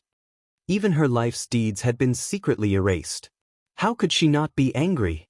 Going too far was not enough, but it also exposed that there was indeed a problem with Hongmei's sacrifice. The heavens were beginning to change. The dusty past, the delayed truth, would one day receive the best ending. Justice won't be late. It's all about perseverance. Winter was a cold season. It was a season where all living things slept and waited to wake up. After Principal Chen sent away Director Kai, who had come for justice, he stood under the eaves for a long time and didn't return to his room. He stared at the horizon until it was slightly pale. Only then did he let out a long sigh. Uncle, I'm sorry, I have to go back on my words. She will no longer stop Yi Qian from finding out the truth behind her mother's sacrifice, and she will no longer hide the past from you. Yi Qian, she must know the truth, and she must help martyr son Xueqing regain the glory that a soldier deserves. It finally snowed in the mountains in December, ushering in the first snowfall of the year. It started to flutter around 5:30 a.m., and by 6 o'clock a.m., it had turned into a heavy snowfall. Yi Qian and the others finally put on the winter clothes and winter pants in their luggage. Originally, they had planned to travel with ease, but now, they looked extra bloated and seemed to affect their agility. Everyone, check your equipment, count your bullets, and confirm your shooting positions. Following the orders of the two team leaders, the bloated team members moved nimbly and quickly checked each other's equipment. Chapter 1630. Next up was the 300-meter time limit of 100 shots. Everyone only had 3 minutes to check, count the bullets, equip their equipment, and confirm the shooting target. They had to complete this quickly. No one spoke. The north wind that blew over even contained a murderous aura that made people feel fearful. The forest was filled with the sound of click, click, click as they checked the guns. Yi Qian listened to the familiar sound that made her blood boil. Her lips curled into a faint smile. She liked this kind of sound. It was so bright and lively. She liked the moment when the bullet was shot out of the barrel. She felt as if the sound of her bullet was running around her heart. Listening to it made her feel as if her whole body was filled with power. Check complete. Check complete. Check complete. In less than 3 minutes, the divided team members reported one by one. Li Jinyan, who was leaning against Yi Qian, lowered his head slightly. His cold voice melted the north wind and sounded even colder. Synchronized with the front. Behind me, you have to finish firing 10 bullets before me. According to the calculation of 0.15 seconds per bullet, you need to finish changing the magazine within 15 seconds. At the same time, you need to exchange rifles with me. Yes, I will calculate the time and the number of bullets fired. Yi Qian nodded. Her calm voice was filled with confidence. I will control the time. Don't worry. Yi Qian was no stranger to working with the Devil King again. With the gun in her hand, in her heart and in her eyes, there was only the gun in her hand. When she aimed at the target and pulled the trigger, she could feel the gun violently colliding with the back of the bullet case. The gunpowder gas expanded within the bullet case at that moment. The burning gunpowder produced gas, and with a deadly force, propelled the bullet. Bang! The gunshot rang out. The bullet case flew out of the magazine. The first bullet was fired. Yes, just like that. The crosshair and the notch were placed parallel to each other. The bottom line of the target formed a 3-point line. Without any hesitation, she pulled the trigger. The bullet passed through the center of the target. The bullet case flew out in a perfect trajectory and landed on a rock. With a ding sound, the first bullet was fired, shooting at a distance of 300 meters. Some people said that it was a blind shot within the range of a light machine gun. It was a form of suppressive fire. But for a sniper, even if she was holding a rifle, she only had one goal: to shoot accurately. This was what Uncle Chen had taught her. A sniper's bullet should not be wasted. She had to ensure that every bullet was accurate. She had to complete the shooting mission with a 100% success rate. She remembered every single word that Headmaster Chen had said to her. She would never forget it, and she would carry it out one by one. The second bullet has been fired. Li Jinyan knew that he would be stunned for a second. There was a time limit of 100 shots within 300 meters. He could complete the shooting while walking. Everyone knew that the further the shooting distance, the harder it was to achieve accuracy. She had only aimed at the target when she was checking the gun. Then she directly fired the first shot. Chapter 1631. Everyone was still pushing forward and aiming. She didn't even move a step and finished her first shot at 300 meters. The 5.8mm rifle they were carrying was developed by China. The first time it appeared was when Hong Kong returned. The initial velocity of the bullet was 930 meters per second, the combat firing rate was 40 rounds per minute, and the continuous firing rate was 100 rounds per minute. The direct firing distance was 375 meters, and the effective firing range was 400 meters. The maximum firing range was 600 meters. A rifle with a combat firing rate of 40 rounds per minute would have amazing firepower if it was shot blindly. However, at a distance of 300 meters and without a scope, one would have to rely on one's own vision to complete accurate shooting. At the very least, one would have to have a preliminary aiming action. It wasn't like her, who directly lifted the gun and fired 2 shots. Did she have any aiming action? Did she have any aiming action just now? Not at all. She didn't even have any aiming action. Not only did she complete the shooting, she also completed the shooting accurately. Li Jinyan quickly caught up with her speed. The two of them pushed forward and completed the shooting quickly. This was a limited-time shot. The rifle in his hand was an air-conductive automatic type with a rotating lock. It could fire in single and continuous bursts. The theoretical rate of fire was 650 points per minute, and the firing rate was 100 rounds per minute. The single firing rate was 40 rounds per minute. They had a single firing rate, and the ammunition was a 70-round magazine. Because they still had to exchange their rifles, they had to complete a 300-meter shooting within 4 minutes. Accurate shooting required fast hands and sharp eyes. The 70-round magazine had to be changed twice, and the rule was that they had to complete the change when they had 50 rounds. It had to be said that such a rule was extremely harsh. However, the training of the Special Forces was harsh. If you couldn't complete the mission, you couldn't be considered a Special Forces soldier. If you wanted to become an excellent Special Forces soldier, you had no other choice. Yi Qian never chose. She would only face it. Facing the harsh training that could allow you to escape unscathed on the battlefield in the future, facing all kinds of seemingly impossible missions, she had no other choice. 40 rounds completed. Devil, it's your turn. Yi Qian reminded Li Jinyan, who was beside him, as he advanced 20 meters within a minute. Next, Yi Qian finished firing 50 shots. Yi Qian quickly changed the magazine and loaded it with a click. Li Jinyan finished firing 50 shots and took the rifle from Yi Qian's hands on time. There wasn't the slightest pause during the entire process. The two of them worked together as if they had been comrades for many years. Their cooperation was flawless. Yi Qian took the automatic rifle from his hands and changed the magazine again, completing the recoil resistance and correcting actions. Then, he caught up to Li Jinyan's shooting speed and the number of bullets he fired.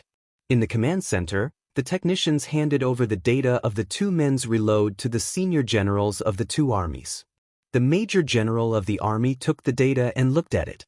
His furrowed brows relaxed a little. He turned to the Navy commander and said, "Not bad, there is only a 0.5-second interval. Complete control and complete shooting within 10 seconds. I didn't expect the two of them to cooperate so well. They can even calculate the number of bullets fired by each other to achieve consistency in their shooting."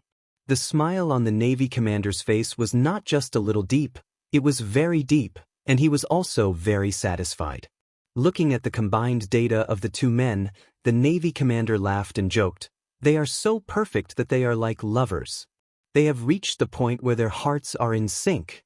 0.5-second interval. This is even faster than changing the magazine myself.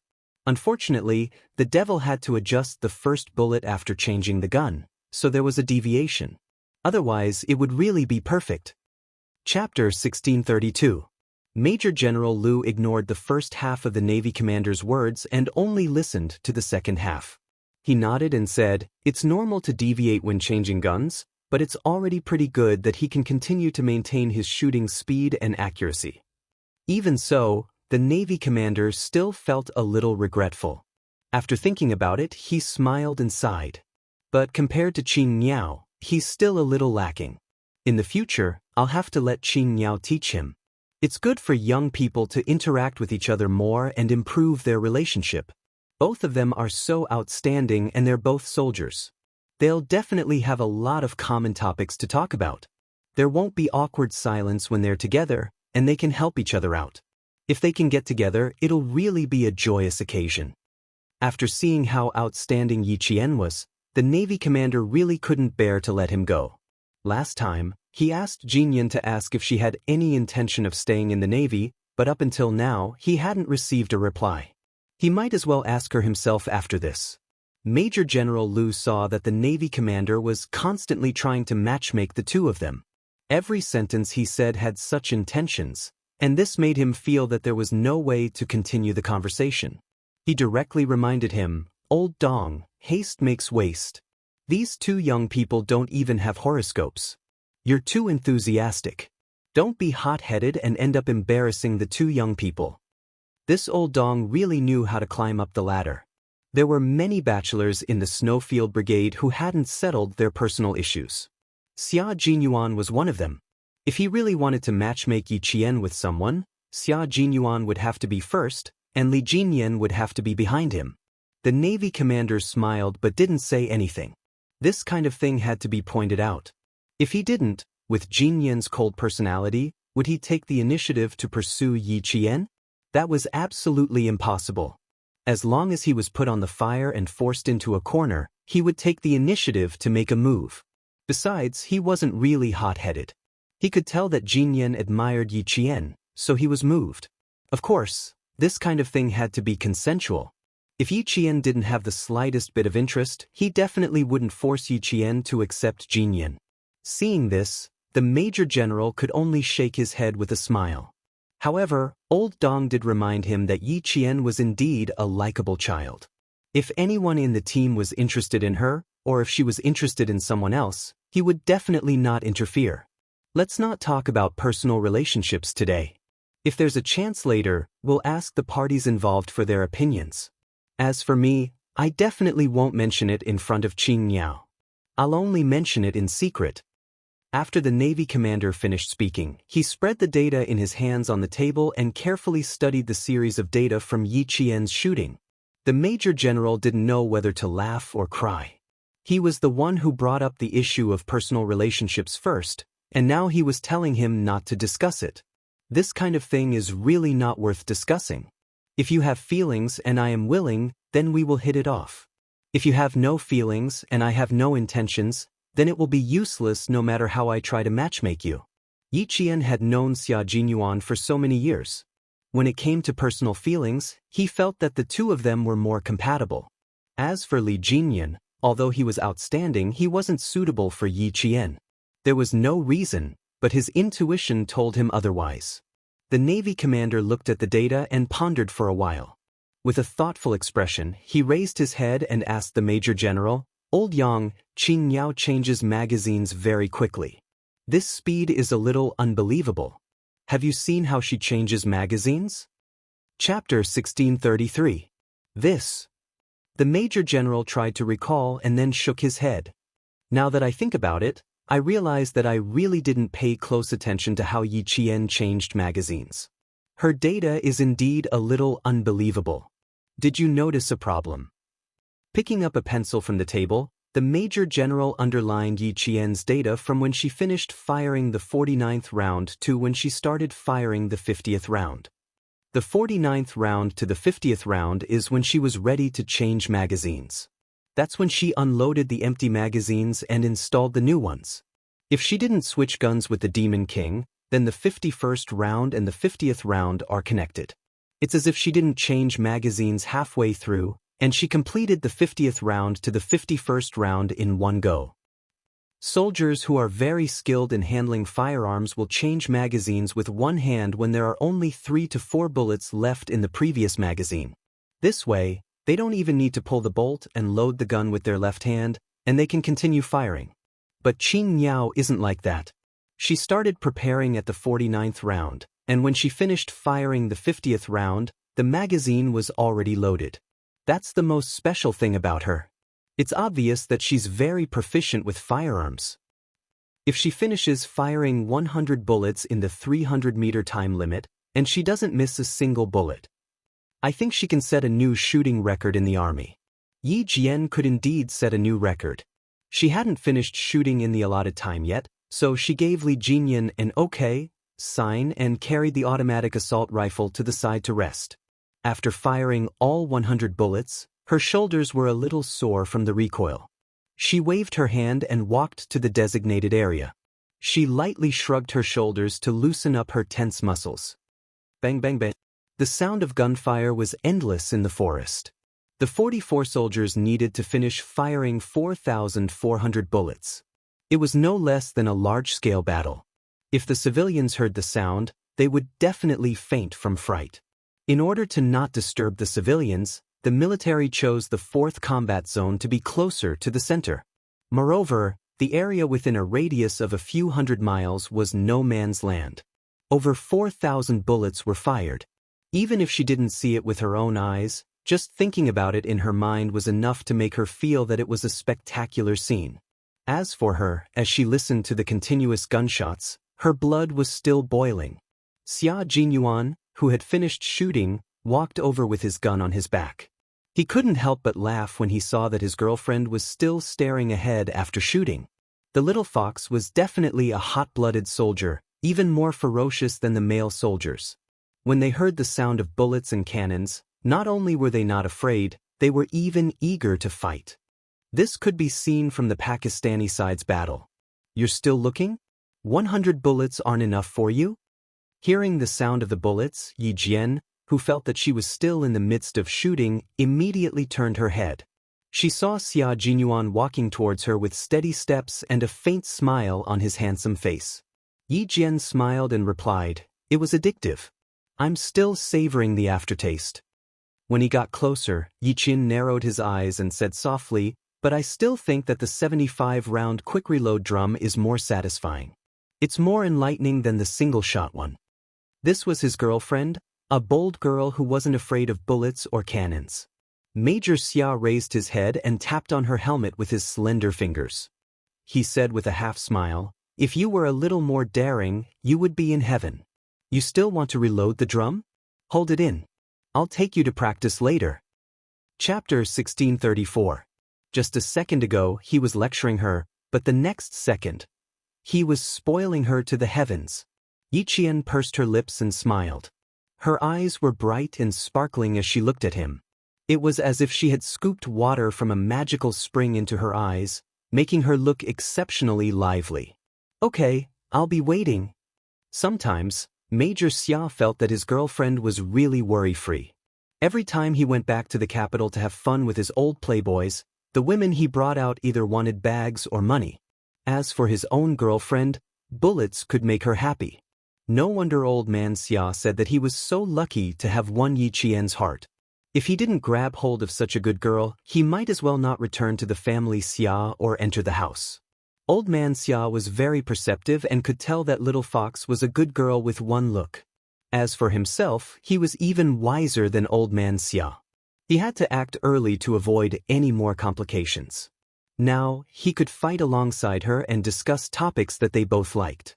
Who said that the love of a Special Forces soldier wasn't romantic? Could the love of a Special Forces soldier be as romantic as a normal person? No, they would never be able to experience the romantic love of a Special Forces soldier. It was a love that was intertwined with blood, a love that was filled with trust and heartfelt, and a love that involved life and death. Even the topics they discussed were not topics that normal people could join in on. As Yi Qian was talking about her shooting, Xia Jinyuan's thin lips curved upwards. "You finished shooting 31 seconds earlier. Looks like you've learned Uncle Chen's trick." This trick is very helpful in maintaining the firepower on the battlefield. It can reduce the time between bullets. As he spoke, he seemed to be deep in thought. After a while, he said to Yi Qian, "Next time, you'll be in charge of giving us a lesson. Once we've mastered the essentials of shooting, we'll figure out how to increase our speed together." Essentials? Yi Qian thought for a while, then shook her head. There's no essentials. The main thing is that you have to know how long it takes for each bullet to hit the target. Then, you have to calculate how long it takes for you to change the magazine. You can directly change the magazine with one hand to achieve the continuity between bullets and maintain the firepower. It was easier said than done. Xia Jinyuan had already started experimenting with 2 empty magazines. The first step of changing magazines with one hand was to hit the clip against the tenon to complete the magazine change. This was something that all his comrades in the Snowfield Brigade knew. The whole process took about 2 to 3 seconds. The difficult part was that he had to immediately calculate the distance between the bullet and the target and how long it would take to hit the target. At the same time, he had to pinpoint the point where he would immediately change the magazine after firing the last bullet. And this point directly affected the continuity of bullets. After Yi Qian watched his movements, he said seriously, "Yes, that's how I do it. I change the magazine with one hand, and my speed is about the same as yours. I control it within 2 seconds, and then I know when the bullet will be fired. I just have to keep the whole process going. When we get back, demonstrate it to us. We'll use a distance of 300 meters as the standard." Xia Jinyuan tried twice in a row and knew that he couldn't fix the point properly. He couldn't connect the bullets from the previous magazine to the next one in one go. This wasn't a problem, so Yi Qian gladly accepted it. The time was up. The gunshots in the forest instantly disappeared. A second ago, the deafening sound of gunfire was heard, but in the next second, there was only smoke in the air. There was no sound of gunfire at all. It was so quiet that it was as if nothing had happened. Chapter 1635. It was snowing heavily, and the north wind blew through the forest, dispersing the thick smell of gunpowder. About 2 kilometers away from where the 2 teams were shooting, the local troops heard the dense gunfire and knew it was their turn to enter the battlefield. This was a nature reserve. Although it was included in the temporary battle zone for the 2 teams, they still had to pay attention to the necessary things. The local troops needed to help collect all the bullets. 44 comrades meant that there were 4,400 rounds of ammunition. These were all the missions of the local troops. Gather! Following the platoon commander's whistle, the 2 squad leaders quickly gathered their comrades. Attention, turn back. They led their comrades to their destination. It took some time to collect all the bullets, but with the help of the local troops, it saved the 2 teams a lot of time. The results were out. Li Jinyan and Yi Qian missed the target twice out of 200 bullets and were ranked first. Xia Jinyuan and K7 missed the target 3 times and could only be ranked second. K7's thin face was a little tense, and his murderous aura was somewhat exposed. He said to Xia Jinyuan, "It's my fault, I'm sorry, Captain. Qing Niao's shooting skills are above all of us. We're not too bad of a team to be ranked second." Xia Jinyuan patted his comrade's shoulder and smiled. "Next time, continue to work hard and win back what you lost." The 2 bullets missed the target because Li Jinyan and Yi Qian were affected by the wind and snow when they were changing guns. His situation was the same as K7's. They were both affected by the wind and snow when they were changing guns. These were all uncontrollable factors, and mistakes were understandable. However, understanding was one thing, and the main thing was that their shooting skills were not at their best. Take Qing Niao for example. She was holding the same gun as everyone else, and they were all shooting at the same time. Why was she able to hit the target every time? It was because her shooting skills were so good that she was not affected by the weather. Qing Niao is talented. Do you still remember the mission in Pakistan? Normal people aim first before shooting, but she's different. She can directly aim and shoot when she pulls the trigger. That's the biggest difference. It's a talent blessed by the heavens. It's difficult for us to have her talent. Xia Jinyuan bent down and picked up the 2 bullets from the snow. His handsome eyes were slightly sharp. We don't have her talent, but we need to learn shooting skills from her. We can't be complacent, and we can't find excuses for our losses. We admit that we lost, but we can't keep losing like this. The snow was unusually heavy. The feather-like snow fluttered and decorated the mountain into a world of white. Xia Jinyuan, who was holding 2 bullets in his hand, looked at his comrades. His sharp eyes were like the cold light on a blade, revealing a frightening sharpness. So, K7, we can admit defeat, but we can't keep losing. Even if the person who surpassed them was Yi Qian, his girlfriend, he would not admit defeat, nor would he find excuses for himself. Winning had always been their goal, and it would not change because of anyone. Yi Jian knew that her 100 bullets hadn't gone to waste. She stepped on a bullet with her military boot. When she bent down to pick it up, she saw Li Jinyan standing in front of the target with a hostile aura. He was looking at her results. He was the one who caused the 2 misses, so he needed to reflect deeply. Chapter 1636. Li Jinyan was not only reflecting on himself, he was also studying Yi Qian's shooting skills. He was completely convinced by Yi Qian's godlike shooting skills. He had no idea how she could shoot so fluidly without any adjustments. Demon King, let Qin Niao teach us another day. I'm afraid no one in our 2 teams can compete with her shooting skills.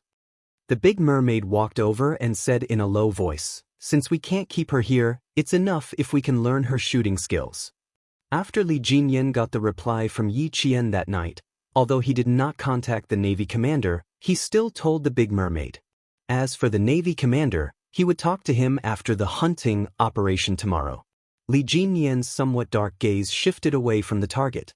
He said to the Great Mermaid, tell me, is there anyone who can accurately shoot without aiming at the target? How is that possible? The big mermaid laughed. Why did the Demon King suddenly ask this? It's completely impossible.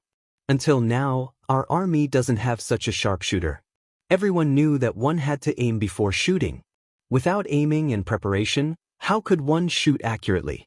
It was not like they were blindly suppressing fire. As long as it was an accurate shot, one had to aim first.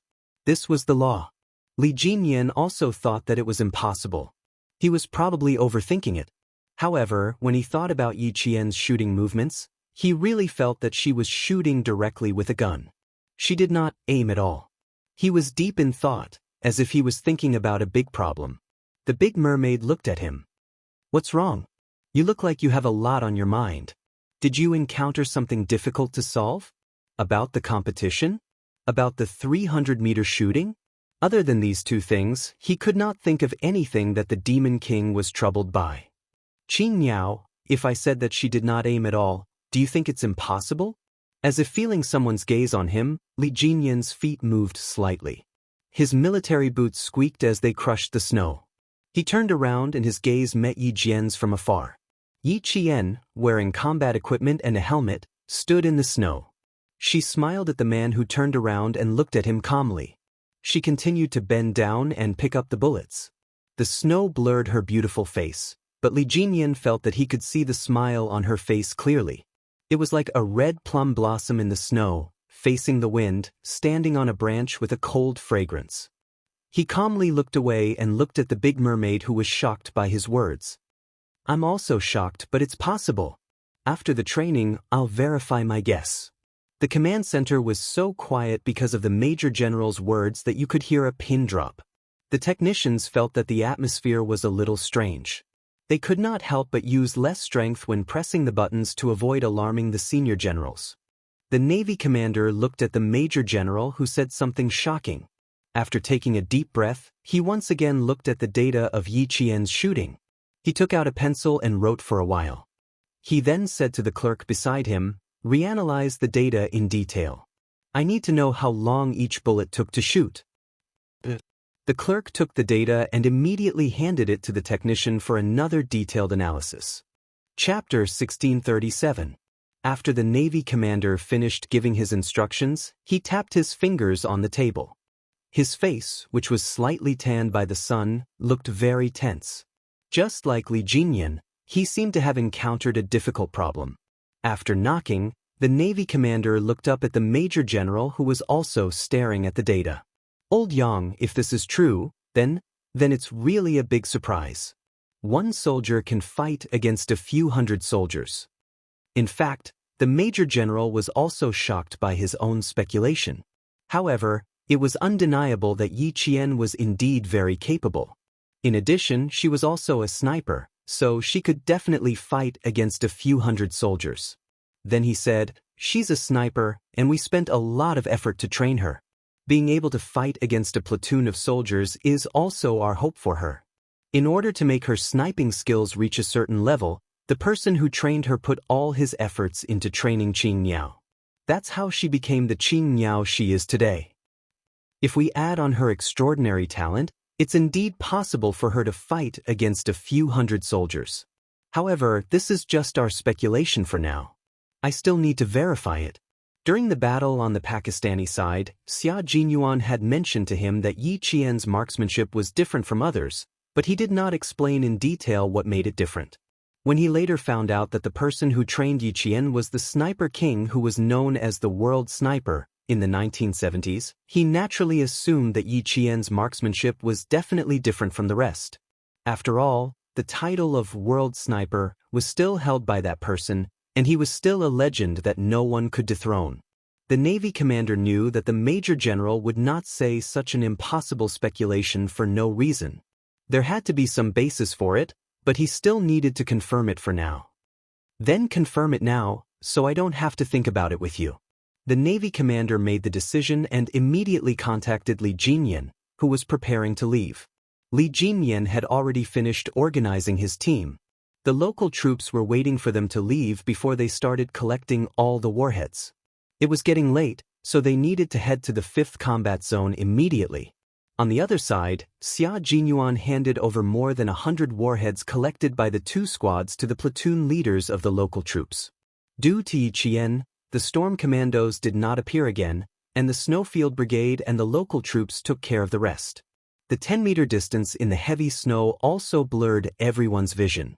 Fu Dong looked forward again and vaguely saw a figure that was slimmer than a male soldier standing straight in front of him.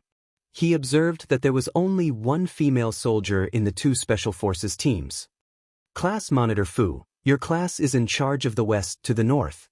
Class Monitor Lu, your class is in charge of the east to the south. 4,400 bullets, 4,400 warheads must be collected for me. Not a single warhead can be left out. Do you understand?" "Yes." Fu Dong retracted his gaze. Until now, he still felt that he had not recognized the wrong person. That female soldier was Yi Qian. Xia Jinyuan's gaze slid past Fu Dong's face without leaving a trace. He was indeed Little Fox's junior high school classmate. He had an impression of her, but he did not expect to meet her here. It was really fate. This male soldier must still have some doubts. Otherwise, he would not have kept looking forward. They had not seen each other for more than 3 years, and even though her face was covered in thick paint, this male soldier could still vaguely feel that the female soldier was Yi Qian. It had to be said that Little Fox had a great influence in the class back then, and she had left a deep impression on everyone. Chapter 1638. At this time, the command center had already contacted Yi Qian. The commanding officer's voice came through the earpiece. "Qing Niao, we already have the data analysis of your shooting. Now the command center has a big question to ask you, and we need you to answer it. According to the analysis, we found that the speed of each bullet was almost the same, and there was no pause in between. Qing Niao, how did you do it?" So it was about that. Yi Qian thought about it and answered seriously, "It's not easy to explain directly. I can demonstrate it again, this way it'll be clearer." It was really not easy to explain. She couldn't tell the commanding officer that she was relying on her intuition like last time. In fact, she was relying on her intuition. However, a live demonstration would be more direct and would not leave too many doubts in people's hearts. When Uncle Chen found out that she could shoot like this, he was quite surprised. He thought it was an impossible but real miracle. Yes, Uncle Chen said it was a miracle that came from talent. She didn't know if it was a miracle, but every time she finished shooting, she had a very strong feeling. It was as if the gun was one with her, and the bullet was like an obedient child. She looked at the target, raised her hand, and aimed at the target, and the bullet could hit the target accurately. There was no way to explain it, only a live demonstration. The commanding officer was looking forward to it. The cold wind blew on his face like a knife cutting into his skin. Yi Qian, who had entered the 5th combat zone, gently exhaled a breath of hot air to warm his fingers. Beside her, Li Jinyan looked back at her. If you're cold, rub your hands. As a male soldier, he also felt the cold. His hands and feet were stiff from the cold. His joints felt like they were poured with rust, and there wasn't much flexibility. It was 4 o'clock in the afternoon, and the hunting operation was in full swing. Yi Qian raised his hands and rubbed his ears. He even gritted his teeth and put his hands under his collar to warm his hands with his body temperature. The temperature in the mountains was negative. If it wasn't negative 15 degrees Celsius, it would be negative 10 degrees Celsius. It couldn't be helped that the weather wasn't perfect. The members of the Storm Amphibious Frogman assault team who were used to training by the sea gritted their teeth and endured the cold wind head-on. The snow had stopped falling, but the north wind was still howling and blowing snow everywhere. Their line of sight was still a vast expanse of whiteness, which made it extremely difficult for reconnaissance work. After Li Jinyan finished his reconnaissance, he gestured to Yi Qian, and the two of them continued forward. On the other side, J5 said to Xia Jinyuan, "I'll leave Demon King Li to you, and I'll leave Qing Miao to you. Why did you assign 2 powerful characters to me? You think too highly of me, your brother?" J5, who had already been captured once, felt that the pressure wasn't ordinary. Demon King Li was comparable to Q King, and Qing Miao's assassination skills weren't bad either. He really felt that he was the weakest of the 4. Xia Jinyuan, who was bent over, used his binoculars to observe the lake. His thin lips curved into a cold smile. "The more you're afraid, the more I want you to go. If you're captured, won't you get back at them?" A black shadow swept across the lake. Xia Jinyuan immediately put down his binoculars and contacted his brothers.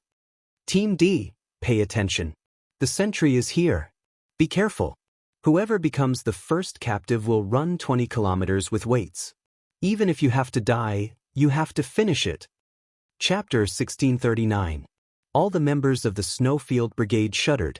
Q King could be so ruthless that he could peel off a layer of skin. 20 kilometers was nothing. What mattered was how much weight they had to carry to complete the 20 kilometers. "Pigeon, White Crane, you two go lure the enemy." Xia Jinyuan lowered his voice and arranged for the battle. The two of them were good at fighting in the snow. As long as they were in a place with snow, they would be no different from fish in water. Only they would be able to discover the enemy. By arranging the two of them to lure the enemy, Xia Jinyuan wanted to start the captive plan. After the two of them left, Xia Jinyuan spread the battle map on the snow and looked at it. He frowned slightly. The 5th combat zone covered a huge area. Why did he feel that the command center was going to do something else? Only 2 teams were allowed to complete the hunt. Wasn't this a little too easy? I'm afraid the command center will do something else. We can't spread our forces out for the time being. After Xia Jinyuan made his judgment, he immediately switched to the public channel and whispered to all the members of the Snowfield Brigade, "Stay in a triangular formation and keep our forces concentrated. Don't rush to the other side of the lake." Then he said, "The Major General won't act until he sees the hare. The commander of the Navy is the same. The 5th combat zone is so big that it's impossible for them to only arrange a simple hunt for both sides. Brothers, gather your forces together just in case." Just like the Storm Commandos, they also completed the hunt in groups of 2. No one stood still and waited for the enemy to come to them. Everyone was moving and completing the hunt in their own way. Li Jinyan was also spreading the battle map on the ground. His fingers wearing combat gloves moved across the entire 5th combat zone. Finally, he asked Yi Qian, "Do you feel that this hunt is too simple?" It was so simple that it didn't seem like the commander's style. Yi Qian didn't know how to answer this question. This was her first time participating in a competition like this. She shook her head and answered truthfully, "Sorry, this is my first time participating in a competition like this. I'm not too familiar with the combat styles of the 2 leaders of the command center, so I can't give you any advice. It's a little too simple. The commander's style is to be more aggressive towards the end. Now it's a bit like boiling a frog in warm water. After Li Jinyan finished speaking, he contacted the whole team. Gather the troops. Big Eel, stop luring the enemy. Fighting in the snow was the weakness of the Storm Commandos. They were much more cautious than the Snowfield Brigade. Looking at the red and green dots representing the two armies suddenly slowing down, the Marine commander sighed a few times. These two guys are really a bit difficult to deal with. It's done, old Dong. It's about time. Just tell them the battle requirements. Major General Lu saw the look of pity on his face and could not help but shake his head and laugh. A simple hunting operation is too simple. According to our training style in the past, they will definitely figure it out. Just as the members of the two teams were guessing that the command center might have further instructions, the latest instructions came from the command center. There was a final position in the 5th combat zone. Whoever could enter the final position first and finish off the two platoons would be considered the end of the competition. After receiving this order, the commanders of the two teams were not surprised at all. Instead, they let out a long sigh of relief. The final position was not in this area at all. There would be an intersection point when they were heading towards the final position. This intersection point was where the two teams would first exchange fire. Chapter 1640. Without further ado, the commanders of the two teams quickly adjusted their battle strategy. Xia Jinyuan immediately called back the white crane and pigeon while Li Jinyan immediately stopped the baiting tactic and led his team to the final location. The final location was surrounded by barbed wire, and the wire was connected with high-voltage electricity. Other than the members of the Storm Assault Team and the Snowfield Brigade, no one else could enter. There were a few wooden huts inside. These wooden huts were used by the forest police to rest at night when they were patrolling the mountains. Now, they had been taken over as a base that needed to be taken down by the Snowfield Brigade and the Storm Assault Team. There were 2 platoons of soldiers inside the base and 2 platoons outside. Each platoon had 30 soldiers, so there were 4 platoons inside and outside the base. A total of 120 targets needed to be taken care of. The two teams needed to take care of the soldiers guarding the base before they faced each other. At this time, both teams were tired and hungry. At the same time, their physical strength was severely depleted. The command center did not give them much time to rest in order to better understand each team's combat ability. The 5-day competition had to end by 6 p.m. the next day. If both teams failed to take down the base, both teams would lose. The temperature inside the wooden hut was slightly better than outside, but the north wind still came in through the gaps in the wooden hut. A sentry pushed open the wooden door and walked over. He patted the snow off his body and walked to his platoon leader. "Platoon leader, let's just keep watch for tonight." They had been on guard for 3 days, but they still had not seen the so-called special forces. Tonight is about right. Stay alert tonight. Don't let anyone sneak up behind you and slit your throat. The platoon leader had been keeping a close eye on his soldiers for the past few days. It was fine during the day, but he was afraid that someone would sneak up on them at night. This time, he brought his soldiers here to broaden their horizons and see how the special forces killed the other special forces. It was really lucky for their platoon to have such an opportunity. Outside the wooden hut, the snowy wind had not stopped blowing. The wind blew into the hut and made the raincoat flap noisily. The platoon leader could not help but stand up and look outside. With such a strong wind, the snow should stop at night. When the snowy wind blew on his face, it was like someone had slapped him. It was painful and itchy. In the end, even his nose was so stiff that he could no longer feel it. Other than Li Jinyan, who was slightly paler, the rest of the water ghosts were all dark. Even if their noses were frozen like carrots, it was not very obvious. Yi Qian was different. When she stood among the water ghosts, she was like a white swan mixed among black swans. Right now, her nose was the most obvious red. Li Jinyan couldn't help but want to laugh a few times when he talked to her, but he restrained himself very well. Yi Qian, who didn't feel cold even after walking for so long, couldn't help but cover his nose. His gloved fingers lightly touched the tip of his nose. He didn't know whether to laugh or cry. He seemed to have lost his senses. He was so cold that he felt like he was touching someone else's nose. "Don't touch it, don't rub it." Go back and take a scalded radish. It'll be fine. Li Jinyan couldn't help but remind him in a low voice. He reached out his hand. They were climbing up the mountain path. The snow was too thick, so they had to help each other. Yi Qian reached out and grabbed it tightly. He pulled his feet out of the snow and walked up with shallow and deep steps. The female soldier's hands were very small. They were obviously different from the hands of the male soldiers. Sometimes, Li Jinyan even wondered if he would break the bones in her hand if he used a little more strength. She was the only female soldier in the two teams. Facing such a harsh environment, she didn't complain at all. This was indeed admirable. Chapter 1641. After climbing up the slope, Li Jinyan immediately let go of his hand. Then, he gestured to Yi Qian to crawl while he pushed aside a shrub covered in snow and slowly crouched down. According to the analysis of the battle map, the first exchange of fire between the two teams was less than 300 meters away from them. Li Jinyan used the snow and shrubs as cover and carefully used his binoculars to observe the situation in front of them. The mountain was quiet, and everything was silent. Occasionally, snow would fall from the trees, making a dull thud. In the blink of an eye, everything would return to normal. Yi Qian, who had crouched down beside him, said softly, "Q King will not let go of the opportunity to kill our forces. If he arrived before us, he would have already set up an ambush and waited for us to fall into his trap." The binoculars only saw a white world. There was nothing out of the ordinary. However, the more there was nothing out of the ordinary, the more it meant that something was wrong. Li Jinyan lowered his head and slowly moved his body so that he was completely hidden behind the shrubs. He crawled side by side with Yi Qian. That's normal. If it were me, I would not let go of the opportunity to destroy the enemy's forces as soon as I occupy them. Turning on the communicator, Li Jinyan contacted the team members behind him. Move forward in a dragnet formation. Each team will maintain a distance of 10 meters from each other. Deshao, 5 of your teams will head to the final stronghold.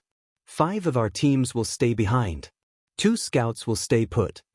Then, he said to Yi Qian, you go with the scouts. Stay 1 step behind Deshao and the others. At this time, Qing Niao was the focus of the entire team. How could Q King allow a Qing Niao, who was familiar with their team, to stay behind? Their first target was definitely Qing Niao. Yi Qian also knew why this was the arrangement, but she also had her own thoughts. Since they had already been targeted, avoiding them was not a solution. Moreover, she did not have the habit of avoiding them. On the battlefield, offense was always the best defense. Yi Qian sighed softly and expressed his opinion. Since it's a hunting operation, Demon King, I don't intend to avoid it. Let's face it directly.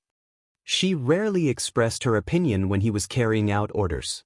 Now that she had spoken, it was enough to show that she had thought it through carefully. Li Jinyan pursed his thin lips slightly. After a few seconds of pause, he said, if you are not worried about being captured, you can continue to follow me. Previously, they had captured a member of the Snowfield Brigade. In this hunting operation, the other party would definitely want to get back at them. Qing Niao was undoubtedly their target. Yi Qian did not hesitate. He chose to take action. On the snow, a few sparrows were jumping around happily. Their light bodies became the only vivid scenery in the snow, leaving a string of small paw prints. Xia Jinyuan used a tree branch to pick out the snow stuck to the bottom of his boots so that it would be easier for him to take action later. Q King, there's a situation. Bai He's voice came through the earpiece. It was low and contained a hint of excitement. There's movement. We didn't wait for half an hour in vain. The Snowfield Brigade had arrived at the first crossfire half an hour ago and had set up an ambush. J5, I'll leave Qing Niao to you. Xia Jinyuan threw the tree branch lightly into the bushes. The military target swept through the bushes, and the snow fell quietly to cover up his tracks. A few camouflaged figures flitted through the pure white world. They were as light as birds flying in the snow and disappeared silently. Yi Qian, who was leaning against the tree trunk behind her, panted lightly. He turned on the communicator to contact his team members. It's about 5 minutes. It's about time to start. Bai He and Dove were scouts. Xia Jinyuan had told her that as long as they were in the snow, they would be like fish in water. It would not be easy for her to slip past under their noses. Chapter 1642. The Snowfield Brigade's target was her, and her goal was to finish off either White Crane or Pigeon. She did not have that much confidence in finishing off both of them at once. Li Jinyan was about 5 meters away from Yi Qian. He had already readied his combat dagger and was just waiting for the Snowfield Brigade members to arrive before he could make his move. The wind carried snow with it and blew against his goggles, blocking his vision. White Crane, who was wearing a white camouflage suit, moved carefully. His military boots did not make any sound when he stepped into the snow. He was mainly responsible for scouting and reporting everything he saw to his comrades so that they could carry out their mission. There are no abnormalities ahead. Brothers, be careful of traps. White Crane carefully passed through the crossfire and hid behind a tree. From afar, his figure seemed to blend into the white world. Push left and avoid the point of abnormalities. As a scout, White Crane had entered the range of the Storm Commandos. His main mission was to infiltrate the enemy's rear and scout their military movements.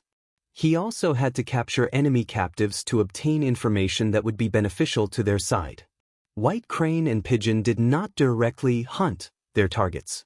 They only needed to provide useful information to their comrades and scout the enemy's movements. Therefore, they did not have any offensive missions. On the contrary, they had to avoid running into the Storm Commandos. Therefore, White Crane and Pigeon had to be more careful and cautious than any other member to avoid being discovered by the Storm Commandos. Li Jinyan agreed to let Yi Qian directly participate in the hunting operation. At the same time, he assigned Yi Qian the mission to kill or capture a scout from the Snowfield Brigade. After some observation, he realized that Yi Qian's anti-reconnaissance ability was quite good. Just like her shooting skills, they were on par. Xia Jinyuan predicted that Yi Qian would definitely participate in the hunting operation, but he could not have predicted how Li Jinyan would arrange for Yi Qian. He also did not expect that Yi Qian would have his eyes on the scout he sent out, White Crane. The mountain was very quiet, but the atmosphere was somber. The sparrows that flew into the snow from time to play seemed to have sensed something and flew away from the forest. Yi Qian narrowed her eyes and stared at a white figure. She gave her position to Li Jinyan and said in a voice so low that it was almost inaudible, "I found the target. He's about 3 meters away from me. Cooperate with me." "Got it." Li Jinyan and the other water ghosts who were closer to him answered through his earpiece. The three of them would set up an ambush while Li Jinyan would go deep to lure the enemy and fully cooperate with Yi Qian to complete the hunt. At this time, the sky had gradually darkened. It was about 4:30 in the afternoon, and the painful cold wind that blew against his face was even stronger than before. His body temperature seemed to have dropped slightly. Yi Qian, who had become one with the snow, was silently waiting for the right moment. She was completely buried in the snow. In the gradually darkening sky, as long as she remained motionless, no one would know that the slightly arched snow bump in the distance was actually Yi Qian in disguise. At least, White Crane did not discover it. However, he was very cautious. After entering the Storm Commando's range, he would lurk and observe every meter he walked. 10 meters, 9 meters, 8 meters, 4 meters, 3 meters, 2 meters, 1 meter. The target was getting closer. Yi Jianpain held her breath and listened to the army boots stepping on the snow softly. She heard the squeaking sound of the snow being crushed. White Crane passed by her, less than 50 centimeters away. Yi Qian did not move. For the time being, she could not confirm whether there was someone behind White Crane. She had to wait for Li Jinyan and the others to send news. Chapter 1643. Her target was the Snowfield Brigade scouts, while Li Jinyan's target was Xia Jinyuan. She thought that Xia Jinyuan's target would definitely be Li Jinyan as well. King against king, there would definitely be a decisive battle. Suddenly, the sound of fighting came from behind. Yi Qian felt a chill run down his spine. The Storm Commandos had been outflanked from behind. Even though Yi Qian knew that he was being outflanked from behind, he still maintained his current posture so that he, who was less than a meter away from him, did not notice him at all. She even held her breath as she heard Bai He say, 5 meters away from me. Target spotted at 7 o'clock. K7, surround him. T6, you'll be the vanguard. Bai He quickly pinpointed his position and informed his comrades behind him to move quickly. When Yi Qian heard this, he knew that the storm commandos had all entered the Snowfield Brigade's ambush range. Just as Li Jinyan had said, the Snowfield Brigade would definitely not miss an opportunity to strangle their targets. This was a frontline unit that was good at ambushing and assassinating. They would only attack and would never stay in their original positions. The figures of 2 Snowfield Brigade members entered the line of sight of Li Jinyan and the other 2 water demons. Following the order to move came from the communicator, Yi Qian leaped out from the snow like a hidden snow leopard, flashing his sharp claws at the prey he had locked onto. Right at this moment, Bai He received a cold order from Xia Jinyuan. Bai He, retreat. There was no time to explain, and Xia Jinyuan ordered Bai He to retreat immediately. But it was too late. Hearing his captain's order through his earpiece, Bai He felt a murderous aura coming from behind him, causing him to quickly leap forward and narrowly avoid the murderous aura coming from behind him. He turned around and saw clearly who the person who had ambushed him was. J5, where did you run off to? Qing Miao has her eyes on me. When Bai He saw that it was Yi Qian, he immediately felt that something bad was about to happen. He had never seen Qing Miao's strength before, but after working with her once, he felt that she was unfathomable. J5, who was about to stuff a ball of snow into his mouth to quench his thirst, choked violently. He contacted Xia Jinyuan, who was far away from him, and said, Qing Miao targeted Bai He. She's really ruthless. She directly gouged out our eyes. Let's take a gamble and see if Bai He kills Qing Miao or if Qing Miao kills Bai He. Seeing that his comrade was still in the mood to take a gamble, Xia Jinyuan raised his thin lips and said with a faint smile, as an instructor, if you get captured a second time, J5, you won't be able to escape a 20-page self-reflection. J5's body shook violently. Although he was an instructor, he was also afraid of writing reports. When he had applied for a transfer, one of the reasons was that he was not good at writing reports. If he was captured again, he would slap himself 50 times. Stall the devil for at least half an hour. Xia Jinyuan approached Bai He with his rifle. The devil had ordered Qing Miao to kill his scouts, which gave him the opportunity to capture Qing Miao. J5 did not stay any longer and immediately went to stall the devil.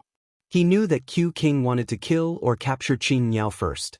How could Yi Qian be so stupid as to wait for the Snowfield Brigade to come to Bai He's aid and kill her while they were at it? After her first failed sneak attack, she pounced on Bai He again. She came with the wind and snow, carrying a murderous aura, and directly blocked Bai He's path. At this moment, Bai He finally understood why K7 and the others said that Yi Qian was a natural-born soldier. It was because the murderous aura around her was enough to frighten her enemies. Chapter 1644.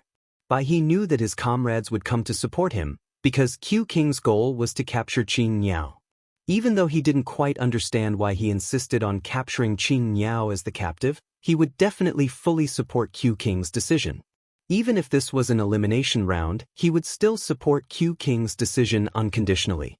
So Yi Qian wanted to end the battle quickly, while Bai He wanted to stall for time and wait for his comrades to arrive.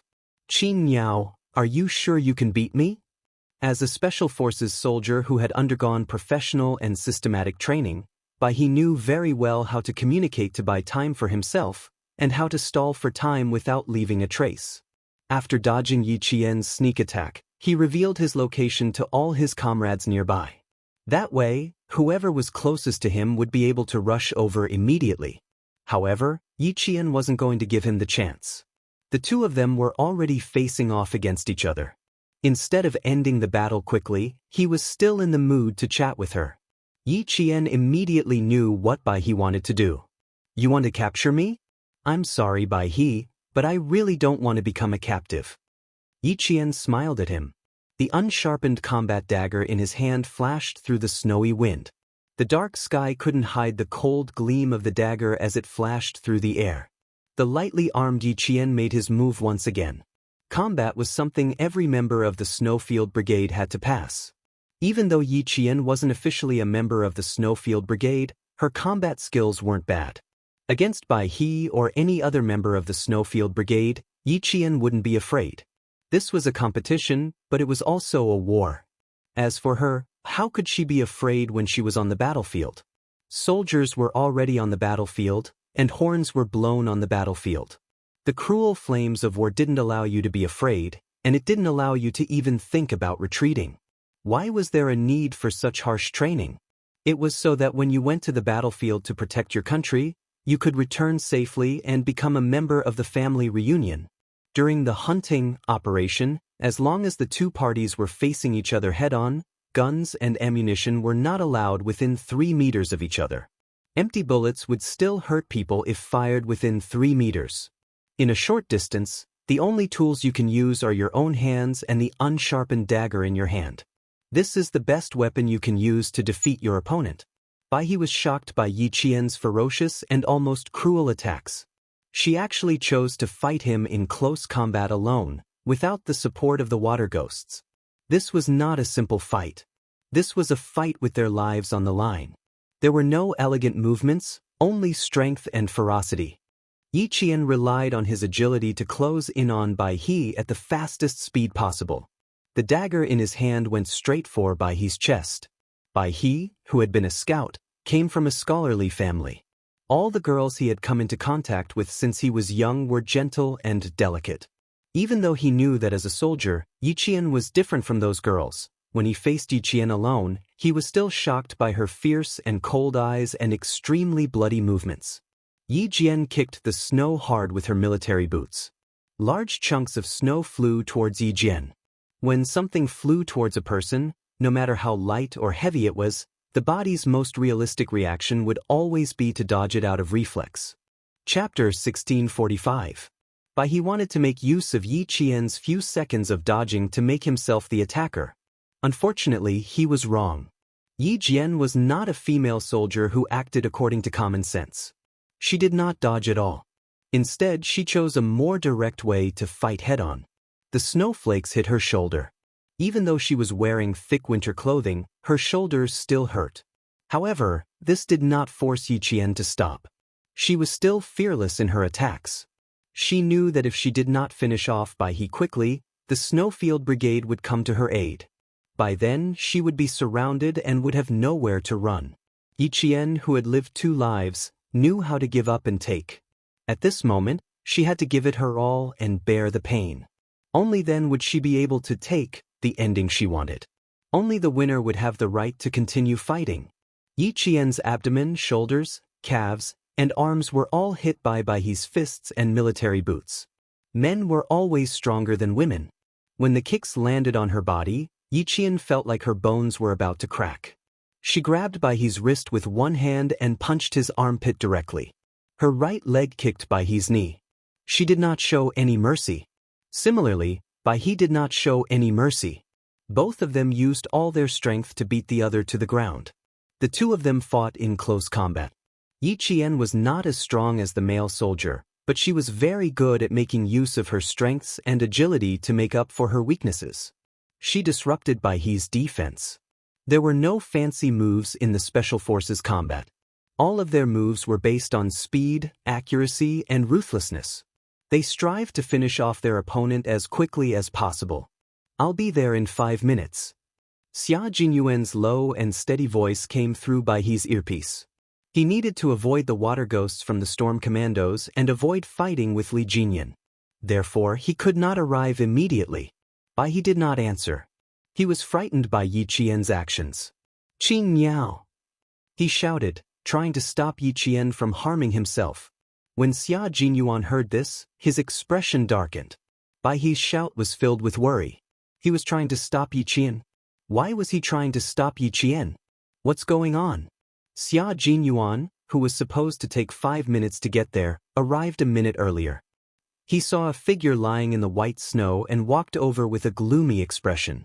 Bai He, who was lying in the snow, looked at his comrade who had appeared above him. The corner of his mouth was bleeding from Yi Qian's punch. He let out a long sigh and said, "You're a heroine. You're so cruel to yourself. Heh. Xia Jinyuan chuckled and looked at his comrade coldly. You've lost to Qing Yao twice. Bai He, you need to be sent back to the village to train. Bai He, who was originally lying down, suddenly had a drastic change in expression. He stood up like a carp. Q King was definitely not joking with him. Although he was a person who loved to joke, he would never make such a joke. That's right. Qing Yao is a heroine. She's so cruel to herself. That's because she knows when to be cruel to herself and her enemies. Xia Jinyuan's voice turned cold. And you, not only can you not be cruel to yourself, you can't even be cruel to our enemies. Bai He, since when did the Snowfield Brigade need a group of Special Forces soldiers who show off their benevolence on the battlefield? Chapter 1646. He was happy that Yi Qian had managed to escape, but he was also disappointed that his comrade had died in battle. If his comrade had tried his best and failed, he would have laughed and said, "Don't think that female soldiers are easy to deal with." However, it was obvious that his comrade was not good enough, but had committed a grave mistake. It was true that they were familiar with Qing Yao, but at this moment, Qing Yao belonged to the Storm Commandos. In this competition, she was standing opposite of them. Faced with the young captain's criticism, Bai He did not refute and accepted it humbly. After Xia Jinyuan finished criticizing him coldly, Bai He reflected on himself seriously. I will accept any punishment. I will always remember today's mistake. I will never make a similar mistake again. A mistake was a mistake, and there was no excuse for it. After the scolding, Xia Jinyuan looked at the row of footprints that disappeared into the depths of the forest. He couldn't help but smile and turned to ask his comrade calmly, "What did Qing Yao do just now?" I grabbed her shoulder, and when the dagger was about to touch her neck, she actually sent her own neck towards the dagger. Although the dagger wasn't sharpened, the force of her collision was quite strong. I was shocked and I shouted. Naturally, my hand movements slowed down. Bai He still had a lingering fear when he mentioned what had just happened. He sighed deeply and said, "She was too ruthless. She was so ruthless that it scared me." When Xia Jinyuan heard this, he was not frightened at all. Instead, he laughed. If she hadn't been ruthless, she might have been the one to die. Xia Jinyuan admired his girlfriend's dangerous behavior. His little fox was indeed smart to fight back from the brink of death. But she was too smart. Bai He seemed to want to say something, but Xia Jinyuan did not listen. It would be against the rules if he continued to talk about the same comrade who had died. After successfully escaping, Yi Qian hid well and sent his location to Li Jinyan. He adjusted his breathing while waiting for Li Jinyan to meet up with him. There would be no more hunting at the first crossfire because both sides knew that the other side was active in this area. In order to seize the last position, they would not waste any more time and would choose to move forward. For the time being, Li Jinyan didn't ask Yi Jian how she managed to get rid of the scouts from the Shuiyu Brigade. He entered the public channel and told all the members of the Storm Commandos the news. Instantly, the sound of fingers snapping could be heard from his earpiece as a sign of praise. Killing one of the enemy scouts in one move was really good news. When the J5 of the Shuiyu Brigade couldn't contact White Crane, he knew that something was going to happen. When Xia Jinyuan told them that White Crane was dead and the one who killed him was none other than Green Bird, they all held their breaths. Was killed by a bullet? If he was killed by a bullet, it wouldn't be a shame. G3 said. Everyone knew how fast Qing Yao could shoot. No one in the team could compare to her. It would be great if he was really killed by a bullet, but unfortunately he was not. He was killed by close combat. The cold reality was said by Xia Jinyuan calmly. His comrades all sucked in a breath of cold air. He smiled lightly and said, "The target of the capture plan has not changed. Last time, she killed Pigeon and Bai He with a sniper rifle. This time, she continued to kill Bai He. Brothers, you have to bring Qing Yao to me." K7 and G3 were together. Hearing this, the two of them quickly looked at each other. Q King really did not want to show mercy. Since that was the case, they could not show mercy either. They had to capture Qing Yao whenever they saw her. It did not matter if they knew her or not. Chapter 1647. K7 was a forensic doctor and had always been calm. He turned off the communicator and said to G3, Q King wants to use this competition to train Qing Niao's individual combat experience. It seems like he is determined to send Qing Niao to the Snowfield Brigade.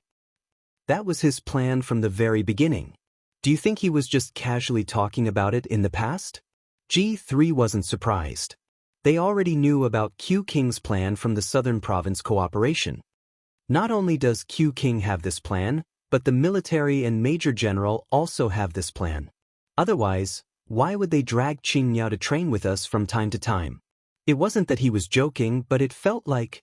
After a moment of silence, K7 said, their requirements for Qing Niao are too strict. It feels like they have more long-term plans. Do they? G3 thought about it and didn't feel anything strange. He said, Qing Niao will be our comrade in the future. It's good that she is being trained by us now. Q King probably feels that her ability has reached a bottleneck and needs to break through. If he really had to feel something, the only thing he felt was that Qing Niao's overall ability had reached a bottleneck. Only by breaking through this bottleneck could she reach Q King's requirements and the Major General's requirements. But then again, Qing Niao's individual combat ability was already strong enough. She had already reached the requirements to join the Snowfield Brigade. Q King did seem to have some long-term plans. No matter what they have planned, we will cooperate fully. G3 didn't think too much about it. He said calmly, Q King will communicate with the military at any time. The military and Major General will also tell Q King about their plans. We will know when the time comes. Right now, I should think about how to capture Qing Niao. If I fail the first time, I won't be able to do it a second time. The Demon King is not easy to deal with, and the Qing Niao is not easy to deal with. Once the two of them come together, it will be even more difficult. G3 directly analyzed the situation. At the same time, he turned on his communicator and said to Xia Jinyuan, killing a white crane is the Demon King's warning to us. We should return the favor to the Demon King. Xia Jinyuan liked to hear that. He smiled elegantly and dangerously. That's right. It's 5:27 in the evening now. Let's try to give the devil a big gift before 8 o'clock. Agreed. Agreed. I have no objections.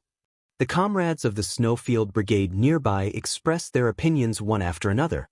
Xia Jinyuan, who was walking in the snow, put on a fake smile and said, remember, Qing Niao is now our opponent, not someone we know. Whoever tries to be merciful to me will have to go back and clean the toilets.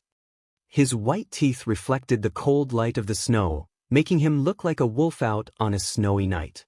He exuded a ferocious aura. T6 secretly clicked his tongue when he heard that. He said to Z7, you still want to be merciful to her? Q King won't be happy about that. Looks like when we see Qing Niao later, the two of us will have to come up with a plan to kill her. I like to see a captive. Brothers, don't be too barbaric. Go easy on her, especially that signal device of hers. T6, who was still thinking about how to eliminate Yi Qian in one go, froze when he heard that. He rubbed the tip of his frozen nose and felt that this mission was quite difficult. No one knew what kind of expression Xia Jinyuan had when he spoke. It could also be said that he was expressionless. The elegant man was as cold as ice, without a trace of human warmth. Even his dark eyes, which usually looked at Yi Qian gently like water, were frozen. Chapter 1648. Little Fox, you have to be prepared. If you want to join the Snowfield Brigade, I have to tell you that it's not an easy task. You won't be so lucky in a real war, and no one will show you mercy just because they know you. You won against Bai He this time purely because you used petty tricks, and it just so happens that on the battlefield, petty tricks can cost you your life at any time. If you want to complete the mission perfectly and come back alive, you have to rely on your accumulated combat experience. Xia Jinyuan was indeed happy that Yi Qian had escaped from the first hunt, but he wasn't just happy.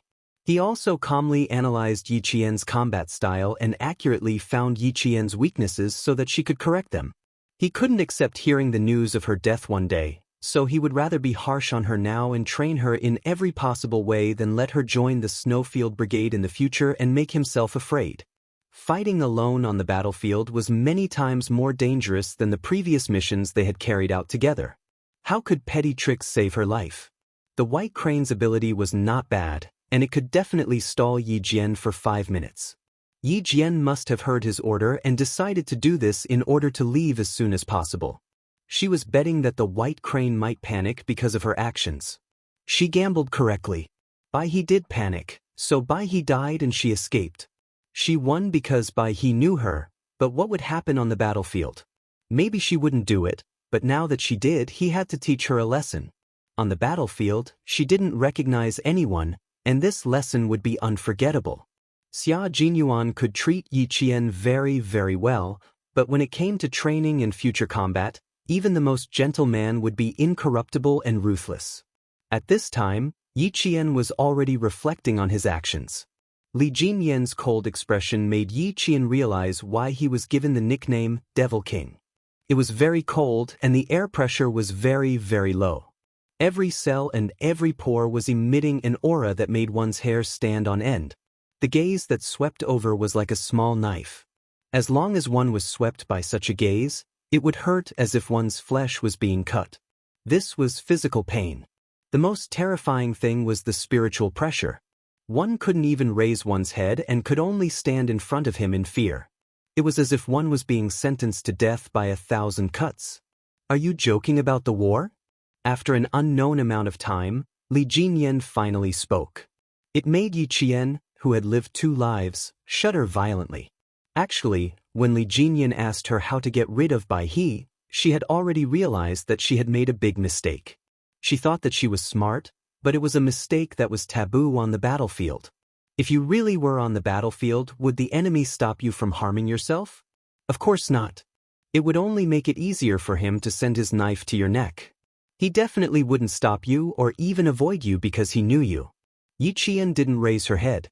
She was wrong, but there was no need to lower her head to admit her mistake.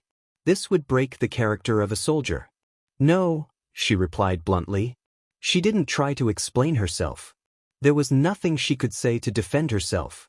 When she made a big mistake, she could only correct it. Li Jinyan didn't fly into a rage, nor did he mock and ridicule her. He only said calmly in a cold tone, "Qing Miao, you really aren't afraid of death by sending your neck to the enemy's knife." Chapter 1649. The more it was like this, the more Yi Qian felt that this was the calm before the storm. A soldier is not afraid of death and has the spirit of sacrifice. This is right. Unfortunately, you only thought about how to die, but not how to solve the problem. Qing Miao, is this your combat ability? Li Jinyan was not angry, but his expression was much colder than usual. Qing Miao was his soldier now. Her mistake was because he did not teach her well. She made a mistake, and as her captain, he was also at fault. Yi Qian pursed her lips and answered seriously, "I made a big mistake. I did not protect myself well, and instead put my life in the hands of others. I thought that they knew me and would not really hurt me. On a real battlefield, what I did just now was suicide. Not only was I rushing to my death, but I also implicated my comrades behind me." Snow drifted into Yi Qian's eyes, and the cold sensation stimulated her tense heartstrings. She could feel the evil aura coming from the Demon King, and she could not help but shiver. This was the Demon King that all the Storm Commandos feared and respected. It was as if a king had descended.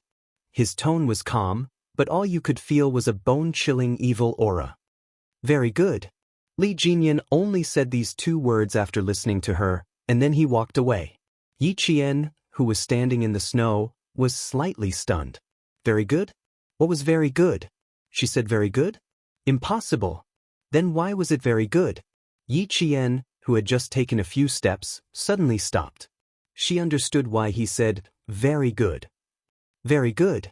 Committing a crime knowingly was an additional crime. That was what he meant when he said, "very good." Yi Qian, who had never made a big mistake in this life, knew that she had finally made a big mistake today. This time, she fell so hard that her nose was bruised and her face was swollen. Not only would she be taught a lesson by Demon King Li, but also Xia Jinyuan and the Navy commander, Major General of the Army, and maybe even the military. She would pay the price for her mistake. For a moment, even the usually calm Yi Qian felt gloomy. His expression was as cold as ice. She was terribly wrong, ridiculously wrong. However, there was no medicine for regret. The only thing he could do was to never make the same mistake again. At the same time, he had to use his true strength to defeat his opponent. By this time, the wind and snow in the mountains had stopped. Yi Qian, who had been following closely behind him, let out a low sigh that reached Li Jinyan's ears.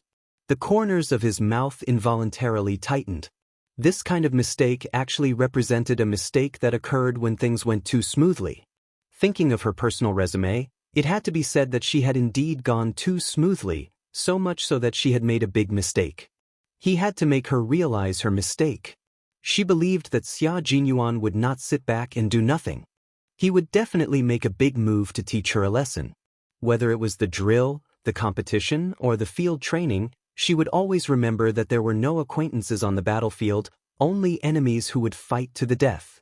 At 7 o'clock in the evening, the sky in the mountains had already dimmed. Only the light from the snow illuminated the contours of the mountains. At this time, the wind and snow had stopped. Walking in the mountains, the visibility was even better than during the day. At this time, the night vision goggles were still not working. Stepping on the soft snow, Yi Qian slowly squatted down. He made a hand gesture to Li Jinyan beside him, telling him to stay down. There was a situation. This place was very close to the final position. Chapter 1650. Following Yi Qian's hand signal, Li Jinyan quickly lowered his body. When he saw Yi Qian's hand signal, he immediately informed his comrades around him. There are 4 people in front. Everyone take cover. The members of the Storm Commandos, whose bodies reacted faster than their brains, were all very agile. They found a good spot to take cover. After a series of rustling sounds, there was complete silence. Li Jinyan, who was crouching, quietly lay beside Yi Qian.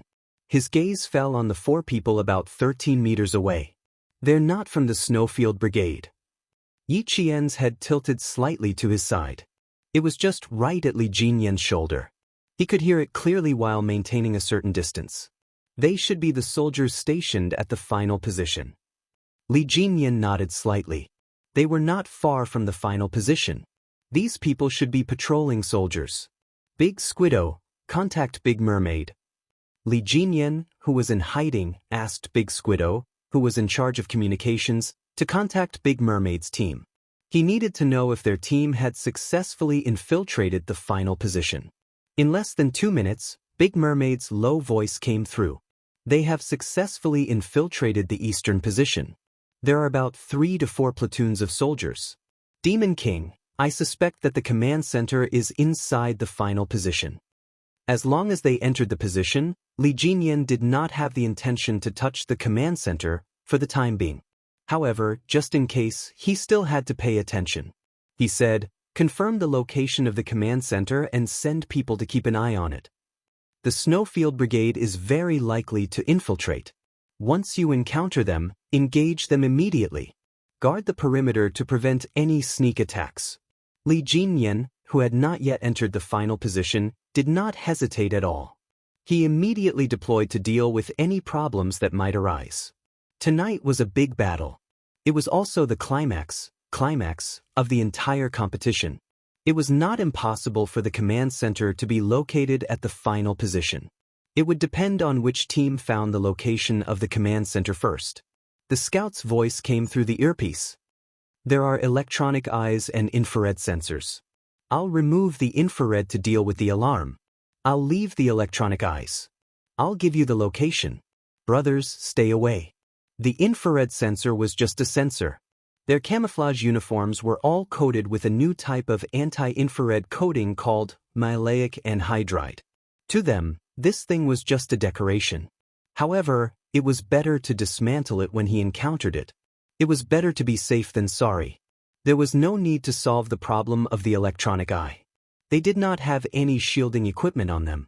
If the electronic eye malfunctioned, the soldiers guarding the electronic eye would be certain that it was sabotaged. Thus, the soldiers stationed at the final position, as well as the senior commanders in the command center, were shocked. After ending the call with De Xiao and the others, Li Jinyan said to Yi Qian, "Don't alert them. Let's go around them." His combat style was a little different from Xia Jinyuan's. Perhaps it was because he operated underwater, so he paid more attention to immersion warfare. Without alerting any sentinels, he would silently sneak into the interior and carry out destructive operations. At this time, Yi Qian would definitely listen to the commander's instructions. He nodded lightly and crawled in the snow with him, waiting for the 4 patrolling soldiers to leave. While waiting, Yi Qian could not help but think of Xia Jinyuan's side. He did not know what the situation was like over there. Right now, they must be on some mountain top, staring at the final position like wolves. They preferred to assassinate directly. Once they discovered the sentinels, they would immediately take care of them. They would not let a single one of them go. Moreover, they would clean them up without leaving a single trace. Chapter 1651. On the other hand, Demon King Li was different. He focused on the ultimate destructive battle. He didn't alert a single person at the start, and only caused a big explosion at the end. By the time the enemy reacted, it would already be too late. His side had already completed their operation and was preparing for the final clearing operation. However, they really needed to conserve their strength now. They had to use their best energy to hunt the members of the Snowfield Brigade and not waste their energy at the beginning. It couldn't be helped. The Storm Commandos focused on underwater training, and their main mission was also underwater missions. Faced with such a snowy climate, the Storm Commandos still couldn't fight in all weather and all areas without obstacles like the Snowfield Brigade. This match was enough for the members of the Storm Commandos and the Navy's commander to see the difference between them and the Snowfield Brigade. Although they weren't as good as them, to be able to complete a match with such a powerful Special Forces team that could fight across different branches of the military was definitely an accumulation of experience. It was also a sign of direction in the future. The north wind that had stopped started blowing again.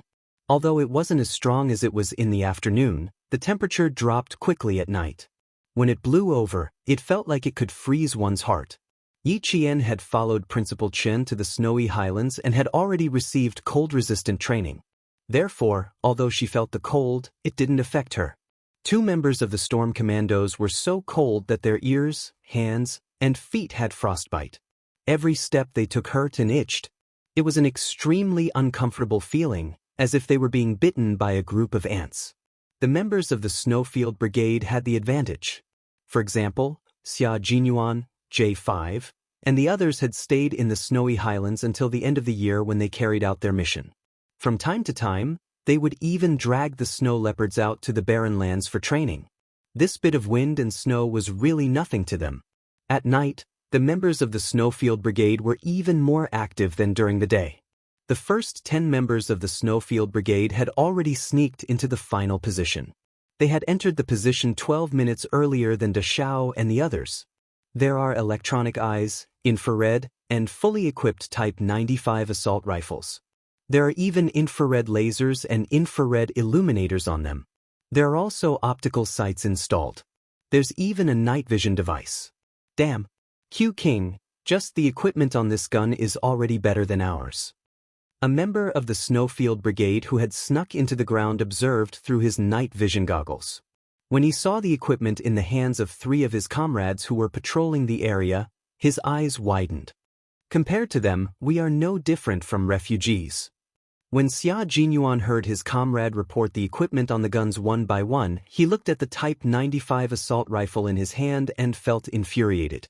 Other than a scope, the entire gun was empty. Speaking of which local army was fighting against them? Their equipment was a little too high-end, wasn't it?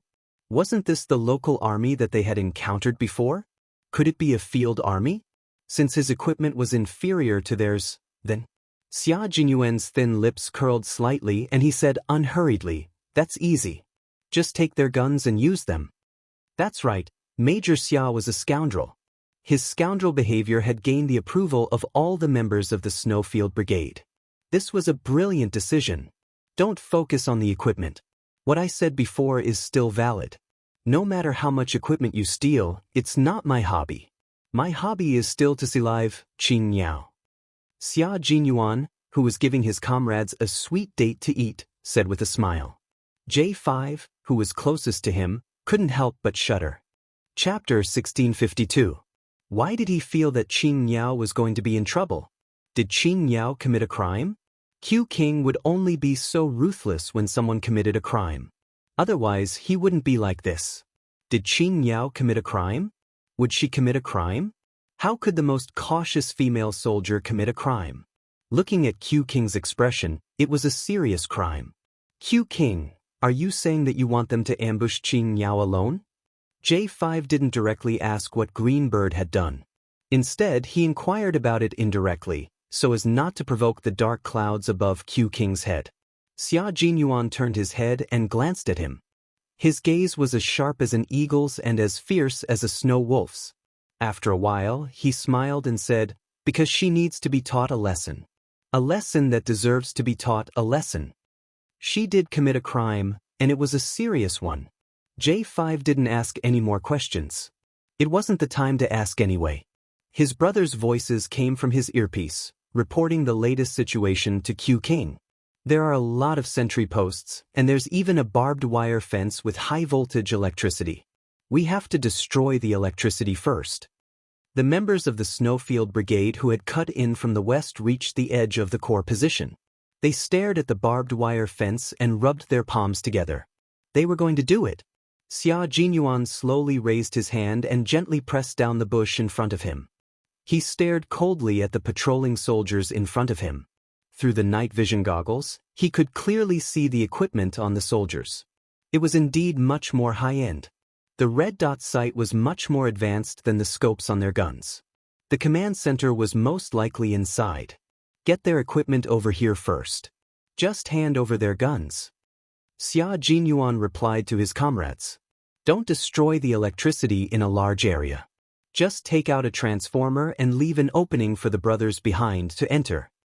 A few black shadows nestled next to the barbed wire fence received the order. Like ghosts, they crept to the edge of the barbed wire fence and began to destroy it with electricity. There were 4 patrolling soldiers and 2 sentry posts in front of Xia Jinyuan. He lay down again and motioned for the J5 to come closer. Then he drew on the snow with his finger, taking out 6 of their sentries at once. Q King, aren't we being a little too arrogant? J5 pretended to be surprised, but his expression changed in the blink of an eye. But that's the way to do it. All right, it's settled then. I'll cut in from here. There are 2 trees here for cover. I'll take care of the sentries here. You take care of the sentries here, and then we'll take care of the 4 patrolling soldiers together. He repeated Xia Jinyuan's deployment. The windy night was convenient for the members of the Snowfield Brigade, and it was also very convenient for Yi Qian. Looking at the equipment in the hands of the patrolling soldiers, the corners of Yi Qian's mouth couldn't help but curl up. A holographic diffraction, scope, and an infrared laser sight. If he could get his hands on these 2 things, it would greatly improve his night combat ability. He wouldn't let his target slip away so easily.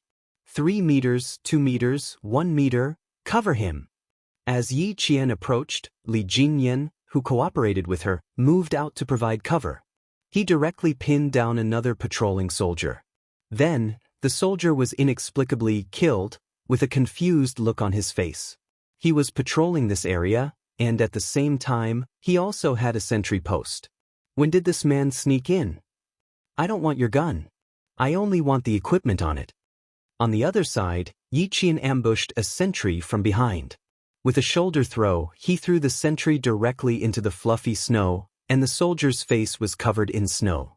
When he fished the soldier up, 2 tubes of snow even went into his nose. Chapter 1653. Yi Qian first picked up the assault rifle that had fallen into the snow, then smiled politely at the soldier. Thank you for your hard work. I need to take the equipment on your rifle. I'll return it after this is over. The soldier, who was still in a daze from the fall, did not stop Yi Qian from taking the equipment on his rifle. This equipment originally belonged to the Special Forces. Otherwise, how could a sentry like them be equipped with such high-end combat equipment? The soldier, who was wiping the snow off his nose, looked around as he patted the snow off his face. He had been standing guard here all this time. The patrolling soldiers had also walked back and forth in this direction, but they had not discovered an ambush. When did this female Special Forces soldier sneak in here? The infrared laser sight used the same principle as the HUD used in fighter jets. A holographic image of the laser was projected onto the sight. The shooter only needed to align the target with the red dot in the center of the image, then pull the trigger and the bullet would hit the target. There was another advantage to this. Usually, night vision equipment would narrow the field of vision and make it difficult to determine the distance, making it difficult to aim. However, the infrared laser sight could identify the bullet point and allow the shooter to open both eyes at the same time to aim and shoot, greatly increasing the hit rate. Yi Qian was very satisfied with the equipment he had received. After adjusting the various parameters of the equipment, Yi Qian saluted the soldier before meeting up with Li Jinyan. Li Jinyan had just installed the red dot sight onto his rifle. This was a piece of equipment that only needed to aim the laser spot at the target to complete the aiming action quickly. Its biggest feature was that as long as the bullet point of the gun and the laser spot on the sight were aligned, even if the viewpoint was slightly off, as long as the gun was pointed in the correct direction, the red laser spot would be able to hit the target. However, the disadvantage was also obvious. Because the laser spot's bullet point was visible, the shooter had to fire immediately in the dark, or else they would be discovered by the enemy. It's a bit surprising. Their individual combat equipment is too high-end. Yi Qian walked to Li Jinyan and said with some suspicion, "It feels a bit off. The local troops are not field troops. Even the sentries can't be equipped with such high-end equipment." Li Jinyan was adjusting the parameters. When he heard this, he said calmly, "If I'm not mistaken, the command center is inside. Our final position is to attack the command center and then meet with the generals." Yi Qian suddenly understood. The voice of the Great Mermaid came through the earpiece. They had successfully destroyed the power grid and entered the final battle zone. Li Jinyan and Yi Qian looked at each other and immediately headed toward the final battle zone. With the Big Mermaid and the others clearing the way ahead, the sentries and patrolling soldiers did not encounter a single one, which meant that the east side was completely cleared out. At the same time, they had all obtained accessories for guns. Some of the water ghosts had even changed their guns. Some had even obtained machine guns. Their firepower was already very strong. The electronic eye was still working diligently, and the technicians did not find any movement even after changing the image several times. However, the power grid in the east and west had indeed been partially damaged, which meant that the two teams of special forces had successfully entered the final battle zone. Reporting, KD-7 and TM-12 transformers have been destroyed. Our initial suspicion is that it was caused by two groups of soldiers entering the combat zone. Report. 11 soldiers from 4 sentry posts to the east have been killed. Report. 13 soldiers from 5 sentry posts to the west have been killed.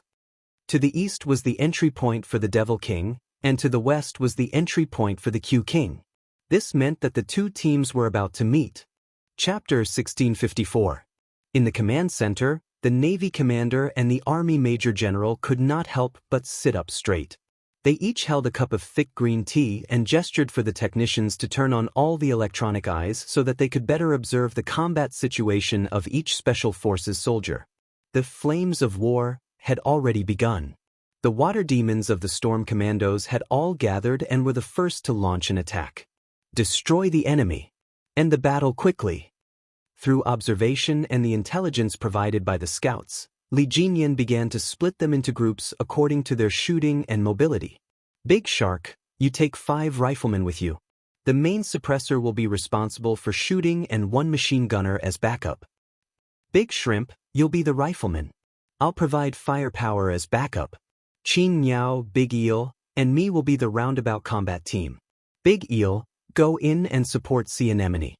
Sea Anemone was the scout of the water demons. At that moment, he was the closest to the enemy's stronghold. He was also the one who had pinpointed the location of the enemy's stronghold so that Li Jinyan and the others could quickly enter the combat range. With the detailed location and fighting point, Li Jinyan quickly divided the team members into 3 groups. Qin Niao, Big Eel, and himself would be the roundabout combat team. Big Shrimp and the others would be the suppressor team to cover the roundabout combat team as they entered the enemy's camp. At the same time, to protect the rifleman team, Li Jinyan arranged for a machine gunner to be used as backup. This was a reinforcement weapon to make up for the lack of firepower of the infantry. It was used to counterattack the enemy with more ferocious fire, seal off the enemy's movements, and support their comrades in the roundabout combat team. This arrangement was very reasonable. Rifles did not have a large capacity like machine guns. Continuous full-auto shooting would quickly deplete the bullets in the magazine. At that time, the rifleman team would have to change the magazine, which would cause them to be unable to complete their continuous suppressive fire. In this way, the machine gun came into play. The machine gun had the ability to prevent the barrel and magazine from overheating. It could also be continuously reloaded. The continuous firing time was also longer than that of a rifle. This greatly protected the rifleman team. Even if the riflemen changed the magazine or changed their hiding position, they would still be well protected. Big Shrimp belonged to the entire team, including the machine gunner as backup. His suppressive fire would not be too dense. Instead, he would coordinate with the rifleman team and machine gunner to provide support. It was impossible for everyone to run out of bullets at the end of the battle. There had to be a retreat point of firepower. It could be said that Prawn was the most dangerous. Once the rifle team, machine gunners, and the detour operation team failed, he would have to take the lead alone and use his own firepower to suppress his comrades so that they could quickly retreat. The bullets had already broken the tranquility in the depths of the mountain. The resting sparrows were so startled that they rushed into the sky one after another. The pheasants in their nests cried out in fright and scurried in the bushes. A few gray hares seemed to have lost their sense of direction, running here and there. The timid hares were so frightened by the sound of the bullets that they trembled all over. On the screen of the command center, when the sound of bullets pierced through the silence of the night, a line of fire suddenly appeared on the snowy mountain. That was the trajectory of a blank bullet. The soldiers at the enemy stronghold had actually been waiting for a long time. Every one of them was tense, ready to take action as soon as they heard something. Suddenly, the two sides exchanged fire head-on. Bang, bang, bang, bang. The sound of gunfire was so loud that it was deafening. There was a sense of collision that felt like a landslide, as if this place would be razed to the ground in the next second. Chapter 1655. The rifle team was responsible for suppressive fire, so they did not have to hit the enemy. They only had to force the enemy to be unable to move and achieve the effect of resisting the enemy. The entire range was 300 meters, and Dachau and the others were equipped with high-end equipment, so they could lock onto targets within a large range and shoot. Beep beep. Dai Zhansher's voice was heard. It was the sound of the laser marker. In 1999, the various military exercises did not complete the implementation of laser simulators. Although the Soviet Army had developed some light weapon laser simulators in the 1980s, the cost involved was very high, and China was still in the trial stage. This time, in order to use the laser mode confrontation control system, the military had been surveying and building in this mountainous area since May. This was so that the military and the top leaders who were paying close attention to this competition could immediately know the situation of the competition. At the same time, there was also an element of experimentation to see what areas still needed to be perfected and improved. This laser mode countermeasure control system used the transmission and reception of lasers to receive the satellite positioning data, ammunition storage, combat status, and other information from each laser simulator through the communication network. It was then transmitted to the military as quickly as possible so that the top leaders of the country who had been paying attention to this competition could know the progress of the competition immediately. It also allowed the top leaders to know the combat strength of the two teams immediately. Even though the Storm Commandos have only been established for a year, the captain who commanded the battle is very capable. He was able to make this underwater special forces team that started from scratch dare to go up against the Army Special Forces that have been around for more than 10 years. On the other hand, the Snowfield Brigade is brave and resourceful. The commander of the deployment is decisive and can complete a destructive battle without losing a single soldier to suppress the firepower of 2 platoons. His combat deployment is very experienced. At 7:30 p.m., the top leaders finished their day's work and arrived at the military headquarters to observe the final confrontation between the two teams. Seeing the confrontation between the two armies, the top leaders had a gratified smile on their face. He gave extremely high recognition to Li Jinyan and Xia Jinyuan's combat skills. Lieutenant General Xia knew that his son had some ability. Although he knew it in his heart, he would never say it out loud. Now that he had received recognition from the top leaders, the lieutenant general still said, as the leader, how he fights and how he deploys is directly related to the lives of every soldier. He has the lives of all his comrades in his hands, so he must have outstanding ability. You're right. He has to fulfill his duty. As a captain, if you're not outstanding, it's better to abdicate early and let the capable take over. Lieutenant General Xia's words made the highest leader nod in agreement. Both team captains are very outstanding. With them leading, I have great hopes for them in next year's competition. I hope they can continue to work hard and return victorious next year. This was the first time that the country had sent out special forces to participate in an international competition. It was equivalent to comparing notes with the best special forces of other countries. Don't talk about friendship first and competition second. As a soldier, there was no second place, only first place. I will definitely not disappoint the country. Lieutenant General Xia stood up and made a military pledge to the highest leader. What the leader of the country wanted was also what he and the thousands of soldiers behind him wanted. Looking at the big screen, the highest leader was observing the entire situation with a dignified gaze. Seeing that the few platoons that had been deployed in advance had been wiped out, the highest leader's mouth tightened.